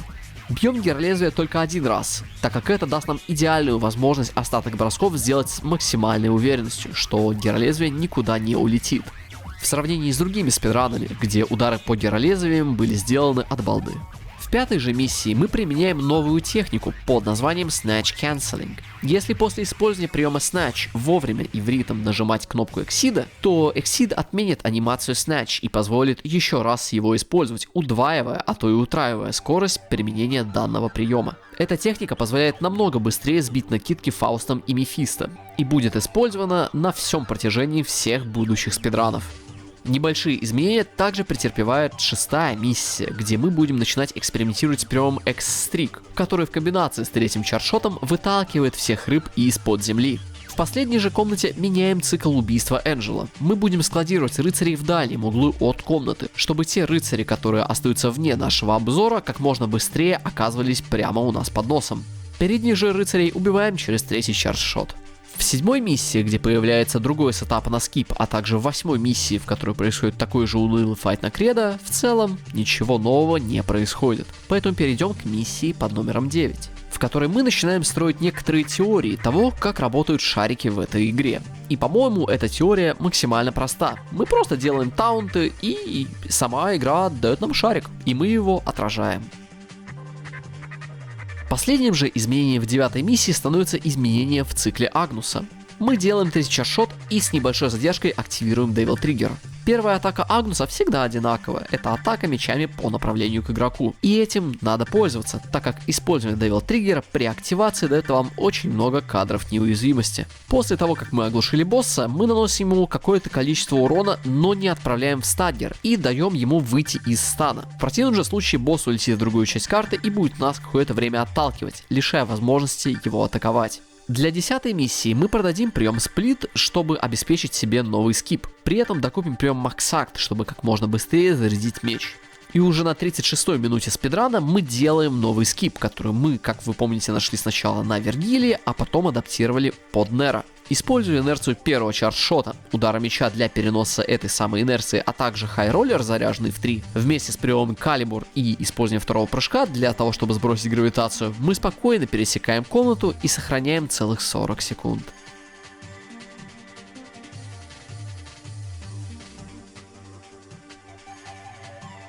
В этой же миссии мы возвращаем использование святой воды на рыцарей, так как это просто быстрее. В 11-й миссии рыцари нам дают шар, а убийство босса происходит по такой же схеме, как и в ране Скайвирона. На Данте происходит достаточно большое количество изменений. Мы покупаем приемы Stinger 2, третий стиль Трикстер, Swordmaster 4 уровня, первый чаршот для Ebony Ivory и для дробовика, а также приемы Trigger Heart, Speed, Get More Orbs, Air Hike, а также докупаем 2 святые воды. И первым делом мы заберем ДТ-шарик из-под канделябра в следующей комнате, который потребуется в самом конце данной миссии. Ведь в самом конце нам предстоит убить очень много Энджела. Сделав сингер-слайд под определенным углом и встав под определенное перекрестие на полу, можно при помощи приема Overdrive очень быстро убить первых рыцарей, что собственно и происходит. Не забываем взять звездочку в углу, а еще мы ловим шарик, потому что шарики это круто. В 13-й миссии докупаем Enemy Step, и в этой миссии в целом все очевидно и просто. Оглушаем ассаутов путем выстрелов из дробовика, после чего используем простую связку Prop Shredder. Если повезет, они умрут сразу же после последнего тика урона. Не повезет, придется добивать своими же другими атаками. И медленно, но верно, в ран приходит Just Frame атаки Гильгамеша. Для лишней безопасности можно дистортить эти самые атаки, так как урона в любом случае хватит для убийства ассаутов или Мефисто, кроме тех случаев, где вы специально не нажимаете кнопку заряда. В целом, эта миссия не просто так называется одной из сложнейших в спидране, так как щупальца из-под земли могут вас схватить до, во время и даже после того, как вы нанесли удар по противнику. И из-за этого, например, в последней комнате этой миссии было очень сложно добить самого последнего ассаута. В 15-й миссии, вместо того, чтобы ждать шарика от пачки Энджела в библиотеке, было бы очень интересно узнать, будет ли быстрее их убить до того, как они вместе начнут что-то делать. Как показала практика, да, это оказалось намного быстрее всего того, что делалось до этого спидрана. Все последующие миссии, которые мы будем делать в дальнейшем, будут иметь небольшие улучшения в циклах. Например, в 16-й миссии светящиеся клинки будут взрываться при нанесении им любого урона. Клинкам мы будем наносить урон только в моменты, когда они будут готовить свою атаку, а во все остальные случаи мы будем фокусить Энджела при помощи приемов Real Impact.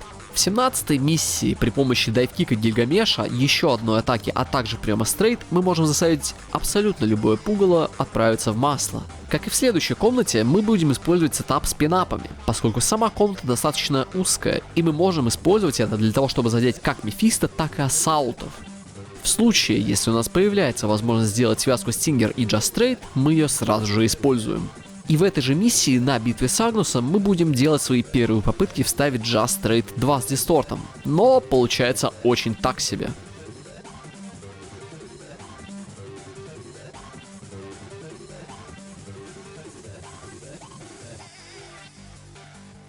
Данный спидран также порадует вас новым циклом на убийство Спасителя. Стреляем дважды из Пандоры, ставим 3 пинапа и сетапим себе Just Straight 2.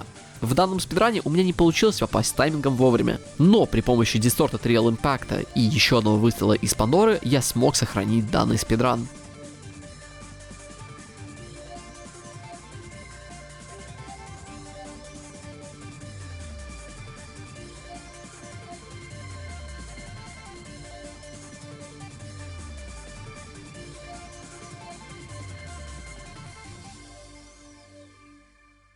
Это был очень сырой спидран, который дошел до конца только из-за использования Just Frame атак Гильгамеша и скипа в 10-й миссии. По большей части новые идеи работают, но их нужно еще полировать и полировать. С точки зрения маршрута можно сделать в разы больше. Как минимум, убрать лишние удары по врагам и поиграться с позиционкой, а также придумать более эффективный способ менюинга.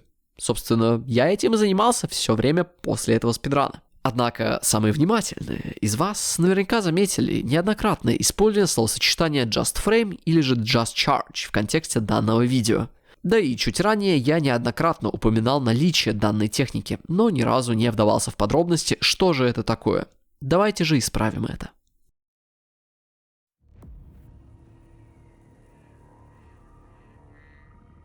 Видите ли, Гильгамеш Данте, как и в Беовульф Вергилия, имеют схожую механику заряда атак. В то время как большая часть игроков в четверке просто спамила слабейшими атаками Гильгамеша и Беовульфа, некоторые все-таки решили попробовать зарядить свои атаки. И в целом было понятно, что с большим уровнем заряда вы получаете намного больше урона, но извечная проблема подобных приемов строится на невозможности попасть по противнику, ведь на момент зарядки удара почти все противники в игре либо уходят, либо бьют по вам в ответ. Вергилий решает данную проблему через прием Heavy Rain Swords, который при попадании останавливает буквально все на свете и сам по себе имеет очень большое количество применений. В В то время как игроки на Данте не имеют такой великолепной опции, полагаясь на подбрасывание приемом проб, хай-тайм, розочки Люцифера или, в крайнем случае, использование приема Rising Dragon. Поскольку мы играем и рассматриваем особенное издание, в котором Вергилий навергилировал вергилирующие перчатки уничтожения спидранинга 84 уровня, то и урон от таких же перчаток будет соответствующий. Именно на Вергилии легче всего заметить Just Charge, так как, имея высокий уровень концентрации, Вергилий автоматически использует атаку с зарядом, которая нанесет столько урона, сколько ни одному противнику не снилось. В то время как Just Charge на Данте можно заметить только по цифрам урона в вашей голове, либо же в нашем случае по убийству противника, через которого проходит данная атака. Механика Just Charge в двух словах описывается очень легко и просто. Вам просто нужно попасть в окно размером 2-3 кадра. А если промажете, ваш рейтинг игрока в серию упадет на пару десятков пунктов. Поговаривают, что на самых низких рейтингах игры в DMC люди в игры даже не играют и просто спамят мемы про игру. Но если с Вергилием попасть в кадры Just Charge очень просто и кроме как концентрация ничего не требует, то в случае Данте придется действительно постараться. Ведь каждая атака, которую можно зарядить, может быть использована с применением Just Charge. В этом правиле есть некоторые исключения. Это атаки Kick 13, Shotting, а также Full House. Если вы не счастливый обладатель 3-го уровня концентрации, играя на Вергилии, то пота придется вылить примерно столько же. И именно поэтому крайне рекомендую для любителей подвыпить пива не получать урон на Вергилии и не терять вашу концентрацию просто так. Однако игра не будет вам давать каких-либо подсказок или поблажек, насмехаясь над вашими тщетными попытками попасть в нужный тайминг. Раз за разом, удар за ударом, провал за провалом. Пока в какой-то момент человек не постигает порядок в виде. Оно получилось! Оно работает!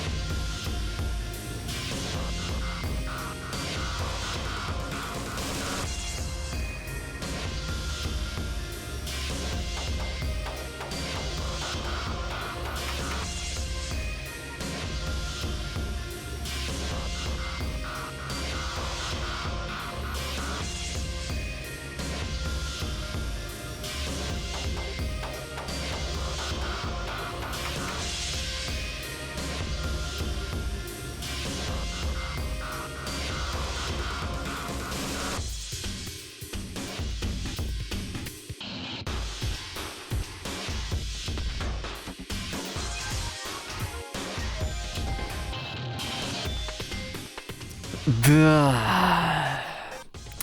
Вставлять механику такого уровня в игру такого плана — чистейшей воды безумие для использования на постоянной основе.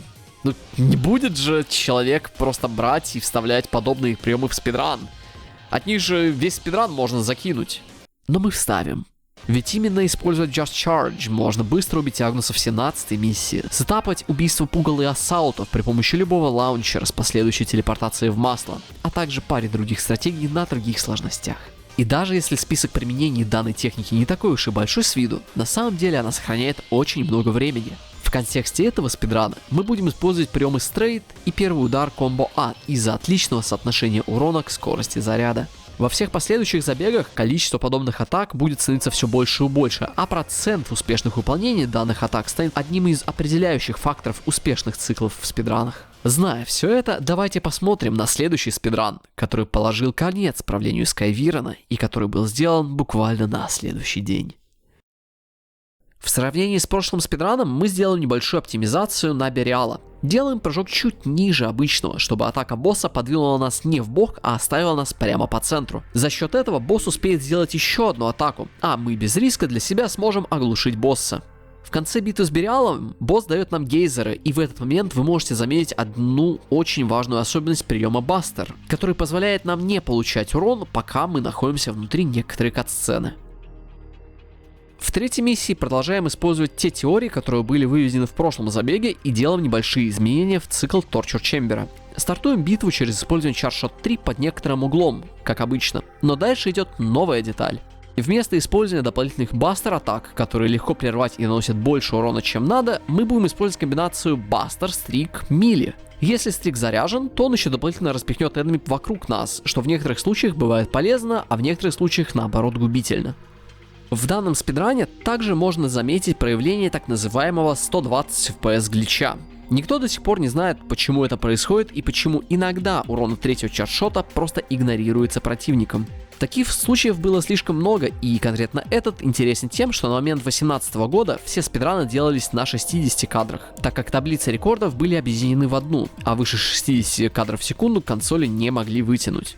Очевидно, что на 60 кадрах игра ранилась чуть проще, так как тайминги зарядки меча были адекватными, а искусственный интеллект противников и боссов был более читаем и чуть менее рандомен.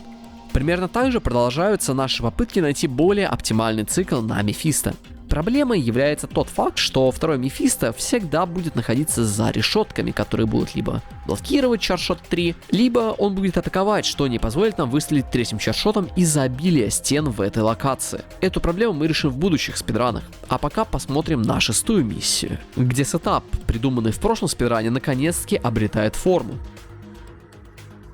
Стоит поговорить и об этом волшебном прототипе Уризена из 5-го Devil May Cry, куда ж без него.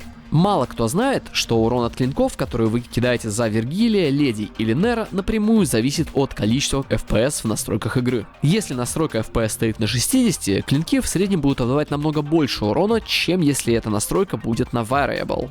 Учитывая то, что прохождение шестой миссии даст нам очень много игровой валюты, игра на 60 кадрах очень сильно упрощает эту задачу. Седьмая миссия радует нас хорошими ошибками. Например, Мы не будем расходовать больше времени на подбор этой святой воды, так как в эту локацию мы еще вернемся в миссиях 8 и 14. Основной проблемой в этой комнате являются очень странные спавны противников, которые без дополнительной траты инпута на смену таргета из-за непостоянства системы выбора цели могут потратить драгоценный третий чардшот, который обязательно стоит выпускать в пугал, которые разбросаны за камнями и препятствиями. Остаток же сегмента Нера в целом ничем новым или особенным не отличается, поэтому давайте перейдем к сегменту Данте.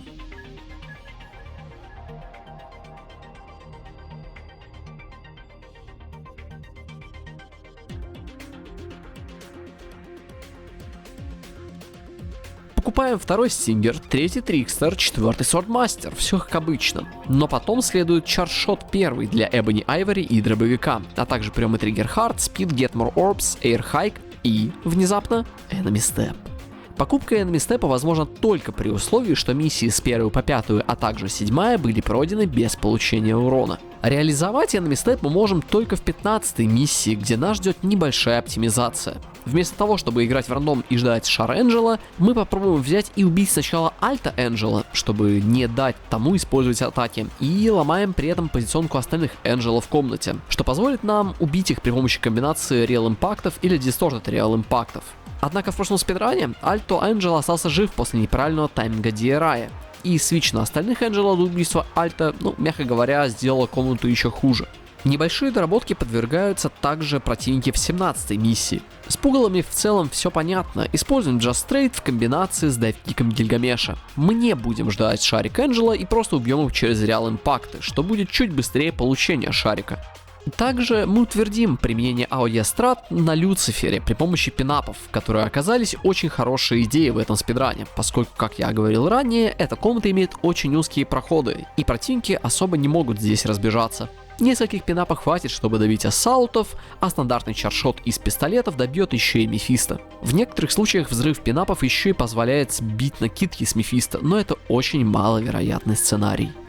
На файте с Агнусом происходят те же самые ошибки, что и в прошлом спидране. Мы пытаемся использовать Distorted Just Straight на босса, и это заканчивается очень большим провалом. И для того, чтобы перекрыть этот провал, мы должны здесь использовать святую воду, которую в идеале бы использовать на Бьянка, Энджела и Мефисто в прошлой комнате.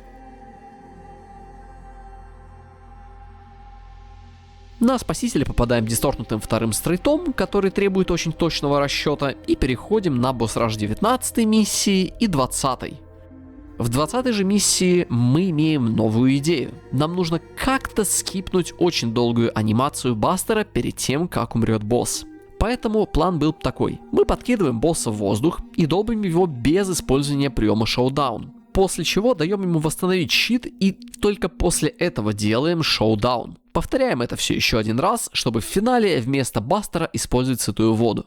Вышло немножечко странно, но как получилось, так и получилось. Собственно, это все. Рекорд получен, а 4-й Devil May Cry так и не получил развития как спидран. Игроков не было, а старые раннеры не вернулись. А я мог просто отдохнуть от этой игры, подождать, пока рекорд кто-нибудь перебьет. Знаете, как это в других играх происходит, где раннер просто уходит отдыхать, пока его ран не перебьют, а потом как вернется и опять рекорд забрал. Несмотря на то, что Devil May Cry 4 имеет крайне интересную природу спидрана, и безумия как такового не происходит на первый взгляд, на эти раны всегда приятно смотреть даже тем, кто ни разу в эту игру не играл. Так как сюжет не ломается, никто не читерит, бои зрелищно выглядят, и вообще в этой игре все хорошо. Это вам не всякие другие спидраны, где люди, которые не умеют играть в игры, пропускают сюжет и выходят за границы игры, пропуская жирный кусок. Это не по-нашему. Такую хорошую игру подберут 60-70 спидранеров новых, а я буду радоваться своему вкладу в спидран, и все будут жить дружно и счастливо. Показы данной игры на спидран-марафонах наподобие ГДК или ЕСа всегда будут давать еще штук 10 или 20 новых людей, ведь к каждому такому марафону все раннеры будут крайне усердно готовиться, а сообщество будет только радоваться. Надеюсь, что уже в этом 2024 году кто-нибудь придет и сможет забрать этот мировой рекорд, который стоит уже целых 5 лет, и присоединиться к великолепному сообществу разносторонних и добрых людей. У нас также есть туториалы, дискокачалка, а также печеньки и огурцы за счет заведения. Крайне заманчивое предложение. Вам обязательно нужно над ним подумать. А на сегодня все. Спасибо Микоразиуму за помощь с текстом, обязательно подпишитесь и поставьте колокольчики, пишите комментарии и посмотрите другие видео из этой же серии. Но если бы было бы все так просто, данного видео бы не существовало, а я так бы продолжил рассказывать кусками следующий кусок истории раннерам по всему свету, акцентируя внимание на важность новых идей в жизни сообщества. Видите ли, далеко не все спидранеры при наличии рекорда идут отдыхать с мыслью, что они сделали все, что могут, и далеко не все люди после того, как их перебьют, возвращаются. Большинство раннеров даже не доходят до этапа осознавания гринда как данности, существуя внутри негласного набора правил и делая вид, что все хорошо, так все и должно быть. И если бы дело ограничилось только гриндом, окей, 0 претензий, но, как показала практика, большинство спидранеров даже не создают никаких ресурсов для того, чтобы раннеры слабее них как-то поднимались вверх. Разумеется, это далеко не конец нашей истории, а только ее начало. Весь рекорд — это всего лишь абстрактное время, полученное конкретным человеком при наличии времени, упорства и сил. Должно быть что-то больше, чем просто получение рекорда, потому что тот рекорд, что я поставил, не мог быть концом. Ран был все еще крайне грязным, и его требовалось улучшать. Издавна считалось, что перебить или в большинстве случаев поставить такое же время, что и сегментированный спидран, крайне сложно. Особенно, если он сделан качественно. Это выглядело достаточно интересной задачкой для решения, и уже 29 сентября 2018 года, спустя несколько дополнительных тестов и немножечко забегов, Ядвер отправляется в каменный век со своим сегментированным спидраном, уступая дорогу настоящим булыжникам этой игры. В этом ранее стоит поговорить о некоторых важных изменениях. Начнем с 6-й миссии, в которых мы смогли найти адекватный сетап под этих рыб. Суть сетапа, который мы тестировали все раны до этого, заключалась в принципе 3-го чаршота, который мы выпускали просто наобум как можно ближе к какой-то определенной точке. В этом же спидране мы поняли, что чаршот нужно выпускать в определенном квадрате, который позволяет оглушить одну рыбу. И впоследствии, при использовании эксиднутого стрика, мы сможем выбить всех рыб из-под земли, обеспечивая себе самый быстрый цикл в этой комнате. Мы также ловим идеальный файт с Кредо. Ловим первое копье и сетапим шоудаун в момент нокдауна Кредо, после чего уворачиваемся от его контратаки и сетапим еще один шоудаун в момент подхода Кредо к игроку. Поскольку из любого подобного сетапа босс может просто отпрыгнуть в другую часть арены и кидать копье, каждый подобный шоудаун — это очень большой риск, и именно поэтому нам очень сильно повезло. Несмотря на несколько очень хорошо проделанных миссий, которые я только что описал, в целом сегмент Нера был достаточно плохим. Очень много мест, где я просто торопился, где-то я откровенно слабые вещи делал, ведь все мое сохраненное время в этом спидране, по сути, было получено из-за тучи мелких ошибок в прошлом, на которых держится текущий спидран, при условии, что за это время ни одной новой идеи в ран почти не пришло. По сути, данный спидран — это идеальный пример гринд макаки, который я себя считал на момент этого спидрана. Небольшим изменением подвергается комната с ассаултами в 13-й миссии, где мы меняем цикл. Поскольку у нас нет другого оружия, кроме Ребеллиона, мы можем попробовать придумать с ним хороший цикл. Оно достаточно быстро атакует и перебивает большую часть атак ассаултов. И самое главное, отличная синергия с Devil Trigger'ом, от которой мы будем строить следующий цикл. Для начала оттолкнем одного из ассаултов дробовиком в угол арены и собьем с него химеру, после чего используем комбинацию Prop Shredder ради урона. В момент, когда подойдет один из других ассаултов за экраном, резко меняем на него цель, используем Devil Trigger и резко используем Stinger. Каждый такой Stinger тратит по одному заряду энергии, который снимается по факту использования способности. Поэтому максимум мы сможем дать 2 такие атаки. Поскольку эта атака наносит урон по конусу впереди нас, это позволяет задеть и ассаулта, которого мы били, и ассаулта, которого мы нажали атаку. Все последующие миссии, начиная с 14 и заканчивая 20, ничем новым не отличаются и порадовать, увы, ничем вас не смогут. Поэтому, что поделать? Ну, вот все. Сегментированный ран перебит. Теперь точно в игре ничего не осталось. Можно забить болт, играть в другие игры, наслаждаться природой, огурцами, другими спидранами и радоваться. Где-то в скором времени после этого рана мне приходит гениальная мысль написать одному стримеру, Элайджа, с предложением поспидранить игру еще раз. Когда-то давно Элайджа бегал 3-й Devil May Cry и 4-й Devil May Cry. И именно сейчас, когда перебит сегментированный ран, когда есть заметки к рану, когда появился хоть какой-никакой но-туториал, иными словами, когда появился идеальный момент для новых ребят врываться в игру, было бы очень неплохо получить данного стримера у себя на борде. У меня была какая-то надежда, что через него игра получит больше спидранеров и просто больше людей. И как я говорил раньше, чем больше идей, тем выше шанс того, что игру можно будет чуть дальше оптимизировать. К сожалению, я тогда не очень сильно понимал много вещей, да и ведение спидранинга было достаточно узким. Я тогда упорно считал, что играм нужны какие-то медийные личности, чтобы игры росли, что должна быть какая-то реклама спидранов, ну и там другой хлам, который в конечном итоге поменяет DMC4 из игры, в которую никто не будет спидранить, в игру, которую спидранит сотни людей. Если честно, до сих пор иногда задумываюсь на тему контента по спидранам, ну и свое отношение к ним. Ведь если взять сумму всех разборов и поделить на количество новых людей в сообществах или в конкретных ранах под каждым, то суммарно мы получим достаточно малую цифру, а если брать чисто раннеров, то цифра будет ничтожно маленькой. Так что провал целый вкупе с парочкой драм с участием медийных личностей, а также один спидран-марафон очень быстро поменяли мое видение спидранов в DMC4, сообщества в большом смысле и спидранинга в частности. Но обо всем по порядку. Давайте начнем с того, что спидранинг сам по себе позволяет расширить обычные границы геймплея и посмотреть на некоторые аспекты игры под другим ракурсом. Об этом я говорил в своем первом видео, если вы не смотрели, обязательно рекомендую это сделать. Моя идея достаточно проста для понимания. Если мы имеем больше одного играбельного персонажа, то, возможно, с этими персонажами найти можно или сделать что-то такое, что повлечет за собой смену подхода на всех остальных. Чуть ранее, при помощи воздушных стингеров Вергилия в ДТ-форме, я нашел способ пропустить один из сегментов в 10-й миссии. Это неудивительно, сам по себе персонаж имеет кардинально другой геймплей и играется иначе. Одним из ключевых качеств Вергилия является возможность отменять свои атаки без задержки посредством родного набора так называемых триков, которые позволяют телепортировать персонажа, отменяя удар в любой нужный игроку момент. Данное описание не совсем правильное, так как поведение триков меняется в случае, если вы предварительно воткнете призванный клинок в противника. И про конкретно эту особенность надо сделать отдельно взятый видос, ведь у Вергилия в 4 и Вергилия в DMC Devil May Cry схожим образом работает именно эта особенность. Поскольку Вергилий уже на этом этапе вызывает больше вопросов, чем ответов, и дополнительно смог дать в спидране Нера Данте целый скип длиной в 40 секунд, предлагаю окунуться в одну из миссий под номером 16, в которой есть очень много противников и на спидран которой уходит очень много времени. Если подойти вот к этой стенке и сделать некоторую комбинацию атак, то Вергилий пробьет крышу комнаты, попутно похоронив свет внизу. Данный трюк был известен еще в 2016 году и очень часто использовался в спидранах. Но у нас не было способа адаптировать его под Данте, у которого нет возможности набирать такое количество высоты. Так что приходилось играть 16-ю миссию правильным образом. Убиваем рыб святой водой, потому что Данте не имеет способа быстро убить этих рыб. После чего разбираемся с рыцарями и клинками при помощи дробовика и приема Real Impact. А из этой комнаты прямиком попадаем в большую комнату с рыцарями, которых отправляем обратно при помощи приемов Straight и Real Impact.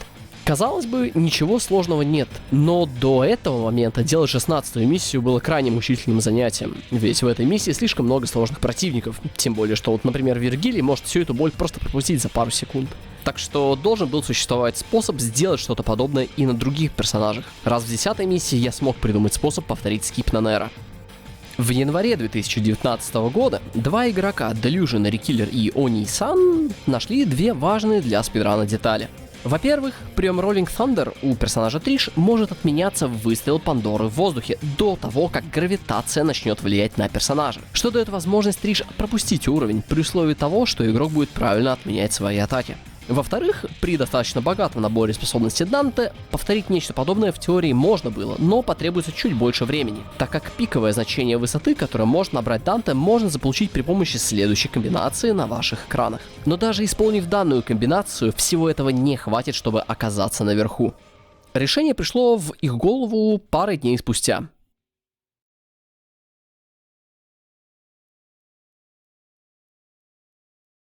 Впоследствии данный скип получил название Gas Skip или Zenbu Skip в честь одной из любимых серий Oni-san, Sengoku Базара, и является единственным за всю историю спидрана скипом с уникальным именем, в то время как остальные скипы в игре не имеют имен. Весь секрет данного скипа кроется в статуе неподалеку. В казуальном прохождении игры данная статуя требует от вас набить уровень стиля не ниже S, а в спидране мы можем использовать ее как способ поднять персонажа еще чуть выше при помощи ранее упомянутого приема трикап. Путем сохранения инерции и небольших выстрелов между прыжками ради получения еще большего количества высоты скип можно было в теории сделать каждому, но это требовало такого безумного количества АПМ, что на данном этапе скип был просто неюзабелен в спидранах.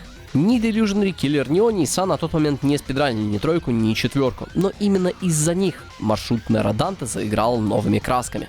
Поскольку теперь 16-ю миссию не нужно проходить от слова совсем, надо всего лишь взять одну святую воду для собак и одну ДТ-звезду, чтобы восстановить Devil Trigger после скипа. Все это мы можем купить в начале сегмента Данте или докупить прямо перед 16-й миссией. Из-за того, что мы не играем по задуманному игрой маршруту, мы имеем возможность сохранить святую воду, которую мы ранее тратили на рыб, и использовать ее где-либо еще. Единственной проблемой данного скипа является факт того, что для того, чтобы сделать этот скип, нам потребуется стиль Трикстер 4 уровня, а также стиль Ганслингер 2. Закупить все это без дополнительного менюинга очень сложно и маловероятно, так как оба стиля будут стоить около 8000 гордых душ, получение которых очень сильно осложняется в сегменте Данте. После моего последнего спидрана со временем час 16:24, в котором, как я думал, оказалось просто нагриндить всех хороший рандом, внезапно появилось место для чего-то нового. И для этого даже спидранеры не потребовались, просто нужны были игроки более высокого уровня понимания игры и только интереса. Поэтому для меня пришло время оптимизировать маршрут еще сильнее, уже имея такой скип на руках и имея хороший сетап под него. Справедливо будет заметить, что данный скип, по сути, вернул меня в спидраны этой игры. И первый ран с этим скипом был сделан 10 января 2019 года со временем 1 час 16 минут и 8 секунд. Сильно много про этот ран рассказывать нет смысла, так как этот ран был небольшой заготовкой последующих спидранов и по сути закончился только из-за этого скипа, поскольку до 16 миссии я шел в плюс 1,5 минуты, а после 16 миссии я вышел в минус 13,5. Поэтому предлагаю посмотреть на первый адекватный спидран, который имел чуть больше интересных вещей, кроме 16-го скипа. А именно ран 15 января 2019 года со временем 1 час 14 минут и 59 секунд. Первые спидраны, использующие новый скип в 16-й миссии, были достаточно грязными из-за новых требований к спидрану, так как приходится закрывать чуть большее количество миссий без урона, а в некоторых сегментах играть чуть более безопасно. Поскольку на данном этапе изменений больших мы, скорее всего, уже не увидим, подробно описывать каждый взятый рекорд было бы немножечко странно. Вместо этого я буду выделять основные изменения в каждом спидране. Конкретно в этом ране, в 5-й миссии, Мефисто убиваются преимущественно в воздухе, так как это позволяет убить обоих Мефисто без траты времени на дополнительный подброс и дополнительные удары. Более удобный сетап в первом файте 7-й миссии позволяет чуть чаще попадать на платформу с переключателем. Однако в этой же миссии мы чуть позже получим урон. Получение урона в 7-й миссии очень сильно будет давить по количеству гордых душ в спидране, из-за чего приходится выдумывать велосипед. Как правило, спидранеры не получают урона в этой миссии, но, видимо, перед вами какой-то казуал. Мы будем продолжать тенденцию использовать шоудаун вслепую на Кредо. Для этого надо прикидывать расстояние и попадать шоудауном до того, как Кредо перебьет нашу атаку одним из своих 2 комбо-атак, одна из которых в разы быстрее другой. При этом нужно не забывать про наличие копий. На самой большой оптимизации данного спидрана является миссия 11 и так называемый Mission 11 Skip. Вот смотришь на этот скип и думаешь, реально какого-то казуала посадили за спидран. Это просто невероятно. Жесть. Просто. И последним изменением данного спидрана становится переезд Святой Воды из 16-й миссии в 17-ю. Данную Святую Воду мы будем использовать на Мефисто и Фауста, а Энджела будут убиваться при помощи дисторта Триал Импактов. Примерно с такими же идеями и таким же подходом заканчиваются спидраны 1 час 14 минут 58 секунд и 1 час 14 минут и 8 секунд, после которых Мека начнет практиковаться к очень важному событию, к которому Мека вел подготовку уже очень и очень долгое время.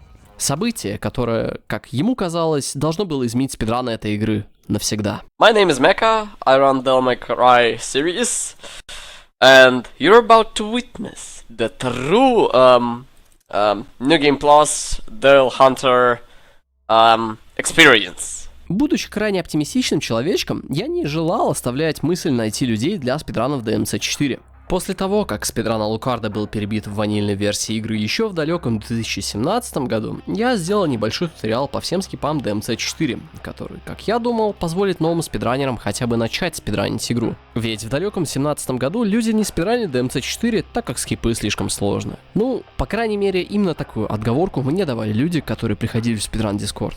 Я опустил эту планку достаточно низко. Каждому скипу были предоставлены версии как для обычной игры, так и для New Game Plus. Следом я сделал подробный маршрут всех использований Святой Воды в категориях New Game Plus, так как именно эти категории были самыми простыми для вкатывания в игру, но, как вы могли бы догадаться, самыми ужасными для просмотра, так как в них были разрешены предметы, суперкостюм и спам Святой Воды. И в целом было понятно, почему люди не хотят смотреть подобные спидраны. Однако у данных спидранов есть одно очень важное преимущество. Они опускают планку входа в игру до такого уровня, что даже человек, незнакомый с серией, смог бы по туториалу хотя бы частично освоить спидран. А сообщество, пусть тогда не особо живое в контексте 4-й части, смогло бы ему помочь закончить обучение и начать потихоньку делать раны адекватного качества. То есть буквально в 2018 или 2019 году в спидране New Game Plus вы получали максимально простой и безболезненный вход в игру. Мы, если быть точнее я, Скайвирон, Антов и Private Cinnamon сопровождали бы людей до такого уровня, на котором они бы могли начать гриндить время и вкидывать новые идеи на около постоянной основе, что привело бы к постоянной ротации идей и раннеров, что в конечном итоге создавало бы здоровую конкуренцию и не давало бы отдельно взятому людей возможности создавать токсичные группы и гнуть под себя всех остальных спидранеров. Для того, чтобы мой туториал хоть как-то работал, нужны были люди, на которых туториал можно было бы опробовать. Туториал, который не читают и не смотрят, который не исправить из-за отсутствия фидбэка, сам по себе бесполезен. И, как мне кажется, является тратой времени, как для человека, который делал этот гайд, так и для человека, который этот гайд читает, так как с очень большой вероятностью гайд может быть недостаточно хорошо написан или переведен. В худшем случае это какая-то стена текста или какой-то просто ран с комментариями. Каким образом мне лучше описывать те или иные вещи? Кому вообще в первую очередь нужен туториал? Откуда мне было знать ответы на все эти вопросы, если по моим туториалам никто толком игру не изучал даже? И я могу это заявить, вложив в каждое только что сказанное мною слово достаточно проведенного за анализом ранов, стримов, раннеров, марафонов и сообществ времени. Как я считал, для того, чтобы найти людей, у меня было несколько опций, одна из которых требовала очень большое количество ресурсов. К сожалению, у меня не хватало медийки и был на тот момент безработным, так что смело вкидывать деньги в рекламную кампанию спидранов DMC 4 SE было таким себе решением. Вдобавок, одним из самых серьезных недостатков такого способа заключается в неизбежном парни, деньги закончились. А вместе с деньгами заканчивались бы и люди, которые бегали бы DMC 4. Другой же способ требовал знания английского языка, очень много времени и крайне большое количество терпения.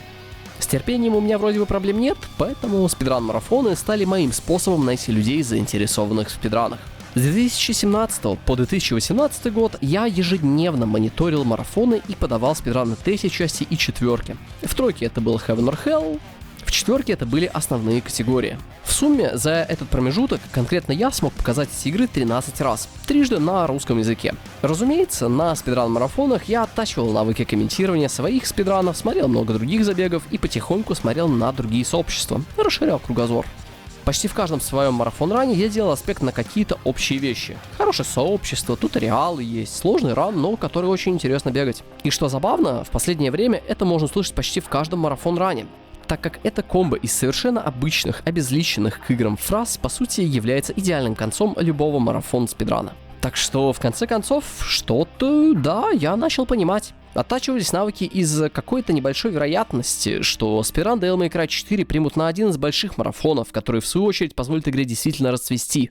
Это был бы идеальный момент триумфа, общий момент, который хотелось бы разделить со всеми. Состояние радости, законченности даже. И сказать, что я уперто верил в это, игнорируя вообще все на свете, это ничего не сказать. Представьте, что вот все, что вы делали до какого-то момента, было просто подготовкой, и в какой-то момент вам дают возможность показать игру, показать себя, рассказать про все, что было. Вам буквально говорят: чувак, ты крутой, покажи всем как надо. 21 июля 2019 года, почти в 5 часов утра по Москве, я показал свои умения на спидран-марафоне ESA Summer 2019, проходящий дважды в году в городе Мальмо. Факт того, что меня приняли туда, вызвал у меня шок. Я до конца был уверен, что спидран DMC4 не пройдет туда. У игры не было какой-либо активности годами, а единственным околоактивным раннером в это время оставался я. Какой-то ноунейм без онлайна на стримах, без медийки. Я воспринял этот шанс крайне серьезно и ответил честностью на честность. Ведь, как вы знаете, правда и честность работают лучше всего в данном мире. Поэтому я рассказал о том, что такое Devil May Cry 4 Special Edition. So remember we spoke about inertia, so it's kind of important to execute inertia well. And well, you see this thing? Well, fuck it. We don't need this baby thing, okay? So, see this thing? Inertia 101 with Mycorrhizium. Sad if you missed this class in your physics school. Does not matter. Devil May Cry 4 Special Edition — это 2 года боли и попыток найти что-то новое в одиночку. Это туториалы, которые оказались никому не нужны. Это марафон-забеги, которые не принесли своих плодов. 2 года отсутствия какой-либо помощи, постоянные насмешки со стороны так называемых фанатов серии и, самое главное, борьба с самим собой. Гораздо проще будет взять плохое время, которое будет просто иметь титул «Мировой рекорд», а потом всем говорить, какой вы сильный спидранер, чем пойти дальше собственного рекорда, собственных идей и выжить из собственного подхода близкий к максимальному результату. Спустя время имею радость сказать одну очень простую вещь. Данный спидран был ошибкой, ведь открываться людям, будучи окрыленным надеждой на подобных мероприятиях, не ведет ни к чему хорошему.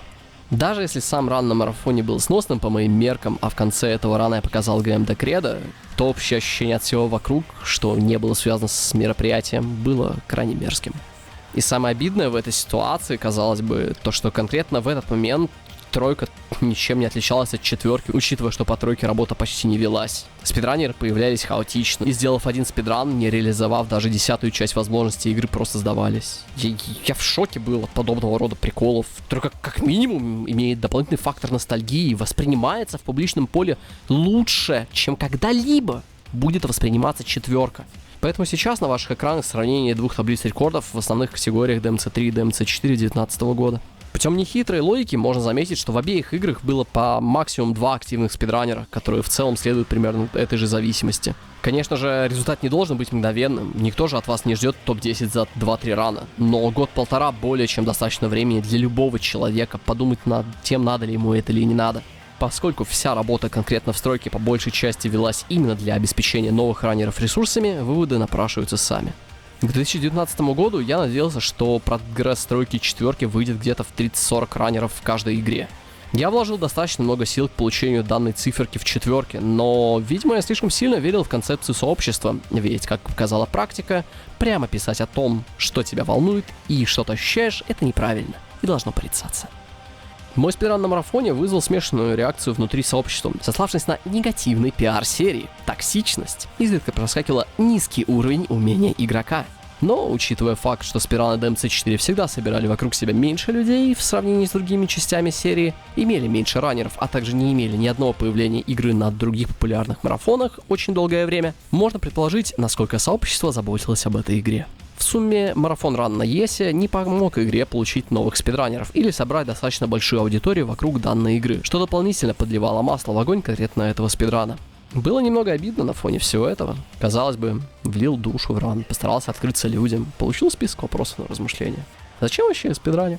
В чем смысл вот этого вот гринда, если в результате, кроме циферок на таймере, ничего не меняется ни для раннера, ни для игры, которую он бегает? Если Skyviren или Private Ban бегали игру ради удовольствия, что в целом является целью спидранинга как хобби, я старался гнаться за какой-то идеей сообщества и совершенства в спидране. В надежде, что если я сделаю ПБшку еще лучше, и если я покажу ран еще лучше, то я смогу заинтересовать людей, и за счет этого игра будет развиваться. Предположим, что они просто побегали людей для себя. Тогда какую роль играет здесь сообщество? Зачем работать с сообществом вообще? Делать туториалы, раннеров искать? В чем смысл организации хоть какого-то движения внутри игр? Здесь ни о каком удовольствии речи не идет. Я на эту игру смотрел как на работу, и я знал, что мне за нее никто не заплатит. Я знал, что кроме меня этим никто заниматься не будет. Марафон ран на ЕСе был только началом, и нельзя было сдаваться настолько рано. Это было бы просто глупо. Если же брать путь контент-мейкера, то можно было вообще не париться, забить на поиск оптимизации и преодоление себя. Просто нужно было сделать спидран средней паршивости, попытавшись перебить остальных раннеров на каком-то элементе рандома при помощи стратегии с рекорда и получать в разы больше, чем среднестатистический спидранер по циферкам на Твиче или Ютубе. Что, конечно же, меня очень сильно разочаровывало. Примеров тогда очень много хватало. Но я не был контент-мейкером, я был спидранером. А разницу между этими двумя понятиями я постараюсь вам показать на примере следующих спидранов и некоторых событий внутри данной игры. Вернувшись после марафона и проведя некоторый анализ своих последних попыток, была найдена целая минута таймсейвов за счет механического исполнения. Я специально пропустил прошлый забег со временем 1 час 12 минут и 22 секунды, чтобы иметь возможность сравнить способы прохождения некоторых комнат на основе этих двух спидранов. Сравнение будем проводить по очереди, комната за комнатой. Давайте начнем. В первой миссии плохой цикл падает в обоих спидранах, поэтому идем дальше. Во второй миссии спидран со временем 1 час 12:22 показывает чуть лучшее время на 4 секунды в самой первой комнате. Этот таймсейв вызван чуть лучшим менюингом. Во всем остальном это идентичные спидраны с одинаковыми циклами в каждой комнате. Единственное, что можно отметить во втором спидране, так это наличие цикла без заряженного клинка в таможенной комнате, который правильно исполнить чуть-чуть сложнее. В третьей миссии в спидране 1 час 12:22 мы делаем пару ошибок, связанными с менеджментом спринта, а также делаем серьезную ошибку в последнем файте с Энджело. В то время как в спидране 1 час 11:35 самый первый цикл на фростов очень сильно будет отличаться от того, что мы делали ранее. Если в прошлом ране мы сделали ошибку с Энджело в конце миссии, то в этом ране мы сделаем ошибку в галерее.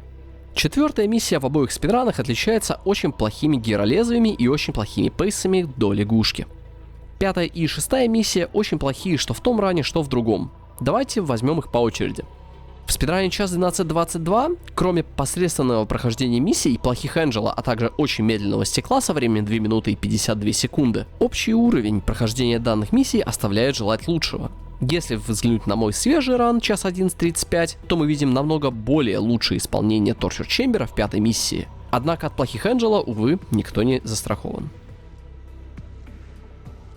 Седьмая миссия похвастается в обоих спидранах отличными промахами третьего чаршота в Ancient Plaza, ошибками с гиролезвиями, а также ошибками на ехидне. Шоудаун цикл на Кредо таким же образом, что в том, что в другом ране, не позволит нам очень быстро закрыть эту миссию, поэтому основные таймсейвы пойдут начиная с 9-й миссии. В обоих спидранах мы ловим очень быстрые шары с очень хорошими таймингами. Мы также делаем новый скип в 9-й миссии, который был найден игроком Такеринус. Про данный скип я поговорю после этого спидрана, а пока пойдем дальше. В 10-й миссии мы делаем ошибки в битве с Данте и также делаем ошибки в самом первом файте. Причем в спидране 1 час 11:35 эти ошибки гораздо более серьезные, чем они были сделаны в прошлом спидране. 11-я миссия отличается только скоростью сетапа скипа, поскольку в обоих спидранах мы получаем очень хороший шарик. Перейдем к секции Данте. В 12-й миссии оба спидрана получают очень быстрый шар, который не теряет время. И вот с 13-й миссии начинаются как раз таки очень серьезные различия. Начнем со спидрана 1 час 12 минут и 22 секунды. В 13-й миссии мы получаем очень средние 2 файта, а также очень плохую ехидну. В 14-й миссии мы получаем очень плохую вторую битву, а 15-й и 16-й миссии радуют очень хорошим уровнем исполнения. Ведь в 16-й миссии мы делаем скип с первой попытки. В сравнении со спидраном 1 час 11 и 35 секунд, где во всех миссиях мы делаем невероятный уровень исполнения и не теряем просто так времени. Несмотря на то, что в 14 миссии мы получаем не самых хороших ассаултов, а также мы получаем плохой цикл на фростов в 15 миссии.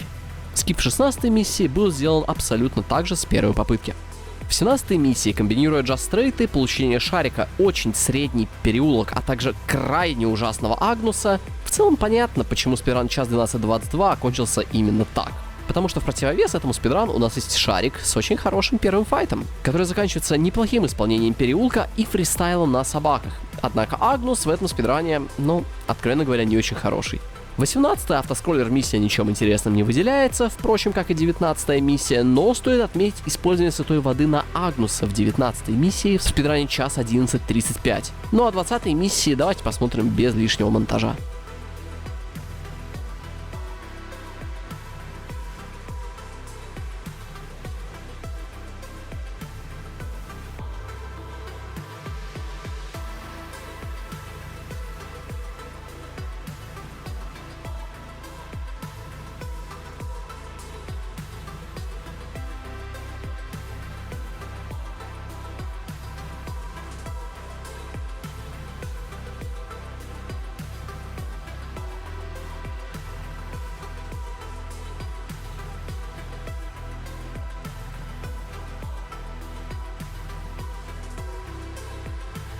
Как можно заметить, основная причина, по которой спидран час 11:35 вообще дошел до конца, это шарики, а точнее их рандомность. Протащив таймсейв с шариками до конца и сделав при этом тучу ошибок в поздней игре, безобразно отыгрывая при этом мувмент секции, каким-то чудом ран показывает нормальное время. Время тоже имеет свойство кровоточить, и именно этот спидран превосходно показывает это. Впрочем, этот ран лишь предвещает то, что навсегда изменит историю спидранов Devil May Cry 4 Special Edition. И в декабре 2019 года происходит это.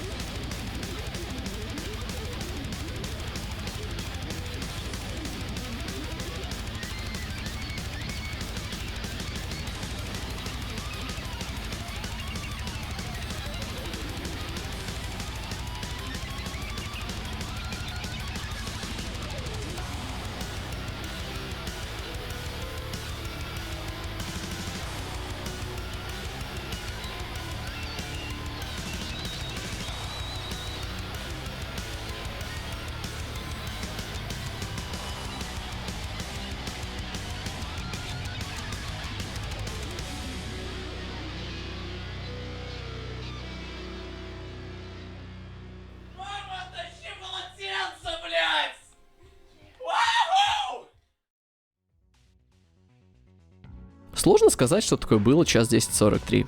На момент конца 2019 года, поскольку ран был сделан 22 декабря, это был человеческий предел, который можно было выжать из игры, не используя слишком рандомные сетапы. 3 минуты от теоретического предела, учитывая, что весь процесс нескольких лет был сделан одним человеком, результат более чем достойный. То, что раньше имело какой-либо смысл, внезапно его потеряло, ведь в игре ничего не осталось.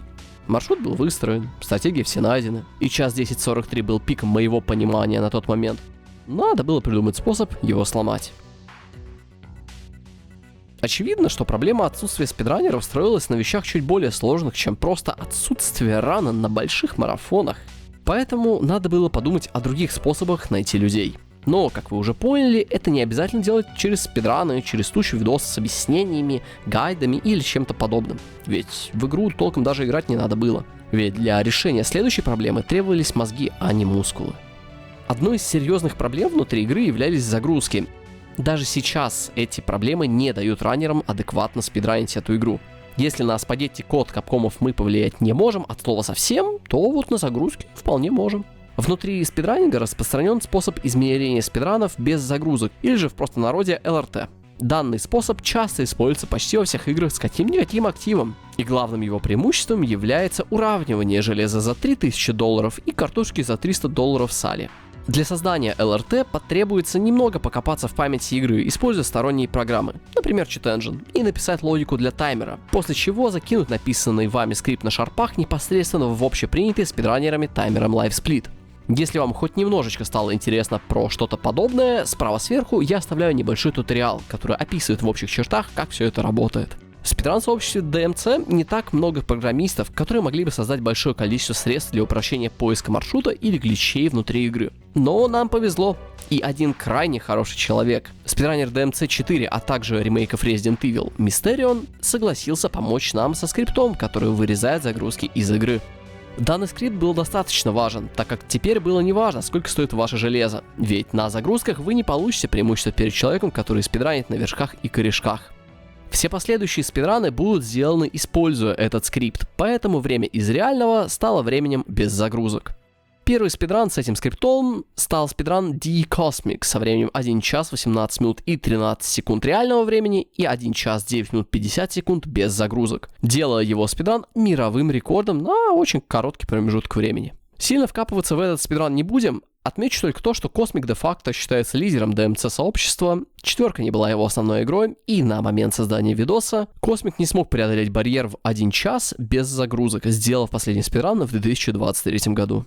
Вернемся к спидранам. После небольшого перерыва, на протяжении которого я старался пройти игру голосом, убивал боссов на ГМД без урона и гринда спидранов других игр, мне поступает одно интересное предложение. Один из зрителей моего чата, Эйки Шики, предлагает сделать что-то наподобие турнира по спидранам DMC 4. Ведь кроме меня особо 4 никто не стримил, СНГ спидран сообщества по сути не существует, а про спидран серии все равно никто не говорил, кроме меня и еще пары человек. Людей я набрал из знакомых, людей из чата и еще пары человек. У меня в средний онлайн на стриме тогда был в районе 20 человек.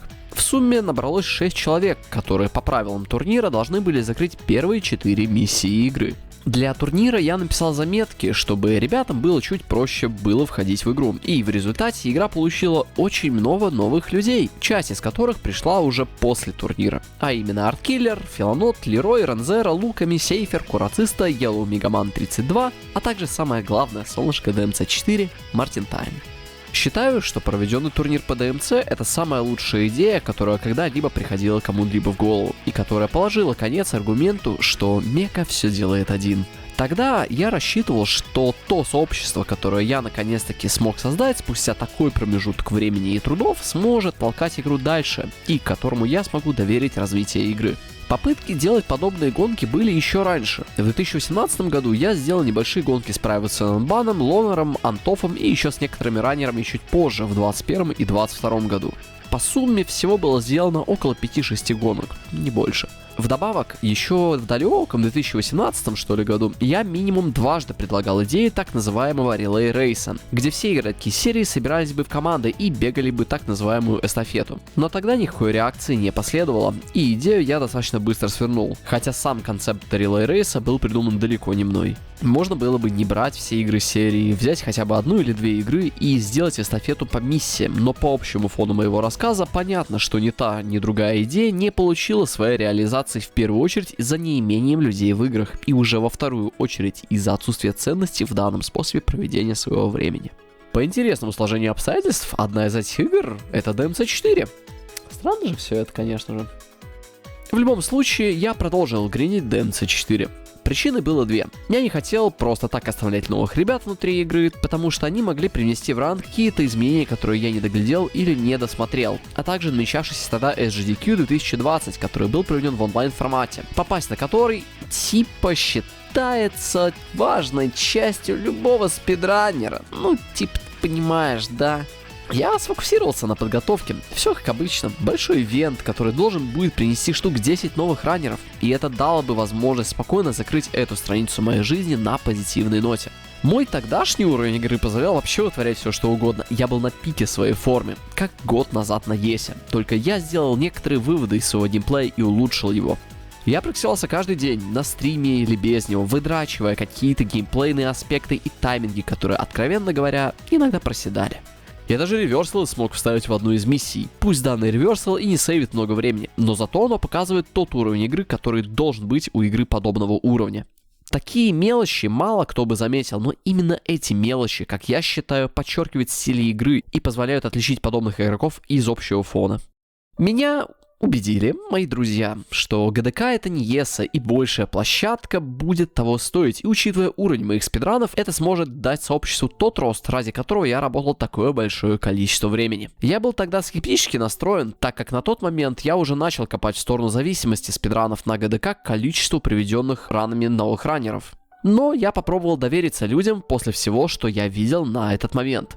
Сказать, что довериться было ошибкой, или то, что я видел все до этого момента, ничего не сказать. В любом случае, на ГДК я ничего не говорил, и это было запланировано. Вдобавок, нам пришлось перед самим спидраном быстро фиксить сетап из-за каких-то непредвиденных проблем. Я хотел выдать ран такой силы, чтобы все вопросы касаемо скилла, гринда, страсти к игре и опыта отпали настолько же быстро, насколько отпали челюсти у среднего подпиваса в тот день. Для этого надо было отстраниться от того, что делает раннера в первую очередь стримером, а именно комментирование собственного рана, и довериться людям, которые что-то дознают. Пусть опыта у этих людей в каких-то местах было меньше моего. Я попросил Космика, Вэша, а также Брайоната помочь мне с комментированием игры, даже учитывая, что Брайоната не знал этих двух. И вдобавок, Брайоната не играл ни в одну из частей DMC, что дополнительно создавало интересный контраст между комментаторами, и я делал ставку на этот контраст сознательно. Чтобы все прошло идеально, я потратил какое-то время на подготовку документа с основными терминами и основными вещами по спидрану. Мы также где-то 6-8 раз созванивались на протяжении 2 месяцев и обговаривали буквально каждый аспект спидранов, чтобы не было ситуации, где синергия между комментаторами хоть как-то ломалась. На тот момент у меня была фулл-тайм работа. Я практиковал спидран как проклятый, и я умудрялся еще документики готовить всякие для подготовки к рану.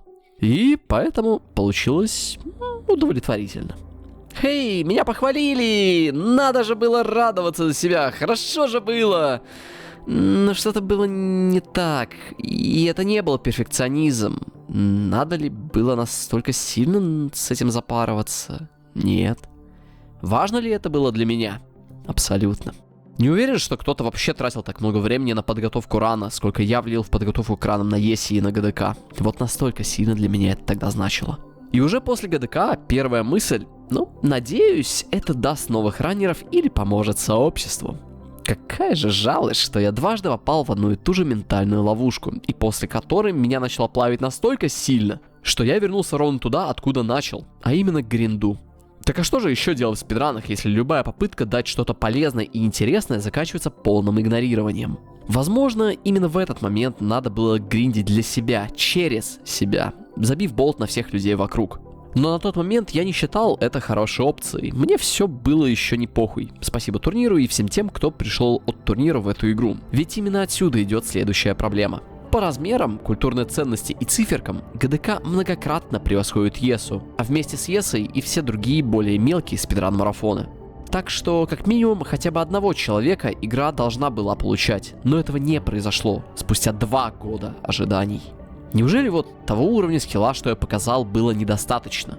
Может быть, надо было посадить других комментаторов и не тратить так много времени на подготовку этого рана. Или проблемой того числа людей, что смотрел этот ран, является факт, что я слишком сильно задрал планку скилла, и пофаниться на получение мирового рекорда не выходит. Какой вообще процент людей из списка хоть минимально понимал, насколько сложно выдать спидран того уровня, который я выдал в тот день? Почему один человек с онлайном 30 человек за 2 недели делает для игры больше, чем марафон с онлайном 60 тысяч за 2 года? Вопросы. И никаких ответов. Великолепно. Спасибо.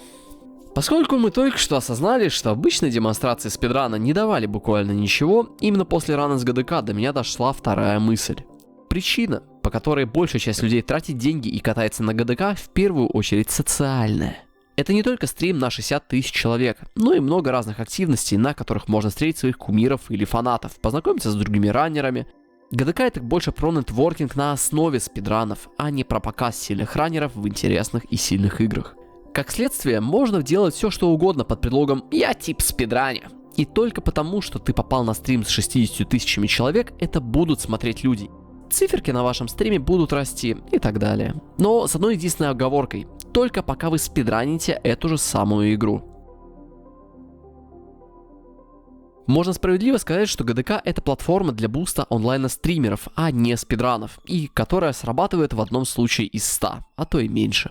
Ваши раны всегда будут на фоне среднестатистического подпиваса, которому глубоко плевать на ваш уровень игры или уровень игры сообщества, вашей подготовки и еще тучи факторов, ровно до момента, пока вы не сделаете какую-то откровенно безумную вещь. Разумеется, если вы не нейм с онлайном 500 или больше, которых достаточно мало даже сейчас, и которые, как правило, спидранят популярные или свежевышедшие игры, которые, как правило, уже много-много раз показывали что на ГДК, что на ESA. Спидран Devil May Cry 4 Special Edition на SGDK 2020 года стал конечной точкой осознания, что качество ваших спидранов и качество комментариев на спидран-марафонах не являются критериями получения людей в игру. Но я продолжал верить в обратное и продолжал убеждать себя в этом, а вместе с этим достаточно долгое время старался убедить других людей. И перед тем, как мы начнем говорить про следующий год, предлагаю взглянуть на таблицу рекордов в конце 2020 года. Как я упоминал ранее, из-за проведенного мной турнира и некоторой дополнительной работе мы видим хороший рост на таблице рекордов. 2021 год стал поворотным в истории спидранов Devil May Cry 4. Даже не знаю, с чего начать. Начало 2021 года похоронило любое мое желание каким-либо образом ассоциировать себя с так называемым спидран-сообществом по серии Devil May Cry. Тогда мне в голову начало всякое говно лезть, начиная от удаления своих собственных ранов с таблицы рекордов до приватных стримов на секретном канале, исключительно для спидранеров Devil May Cry 4. Важно отметить, что мои раны и вся информация по рану была доступна по запросу, учитывая, что пара спидранеров подбиралась к заветному сабчасу, и было бы странно, если бы я взял и тупо удалил все. 25 января 2021 года я публично удалил все свои спидраны, оставив сообщение на вашем экране, а весь пул данных был изолирован конкретно под людей, активно спидранящих четверку. Параллельно со всем этим приближался ESA Winter 2021 года в онлайн формате. Забегая вперед, скажу, что я почти не готовился к этому ивенту и пошел просто фристайлить ран, так и комментарии к нему, так что если хотите послушать мой трэш-толк, вам туда. От сказанных слов в адрес некоторых людей я не отказываюсь, если количество намеков внутри будет достаточно для определения этих самых людей. Вскоре после спидрана на ESA Winter был еще один спидран на стримфесте 2021 года, который по моей просьбе никто не хайлайтил. Помимо всего этого, перед ESA Winter случилось действительно важное событие. 5 февраля 2021 года один из раннеров первого Half-Life и Nier Automata, Cypher, делает спидран со временем 1 час, 0 минут и 10 секунд, который опережает мой лучший результат на целых 27 секунд.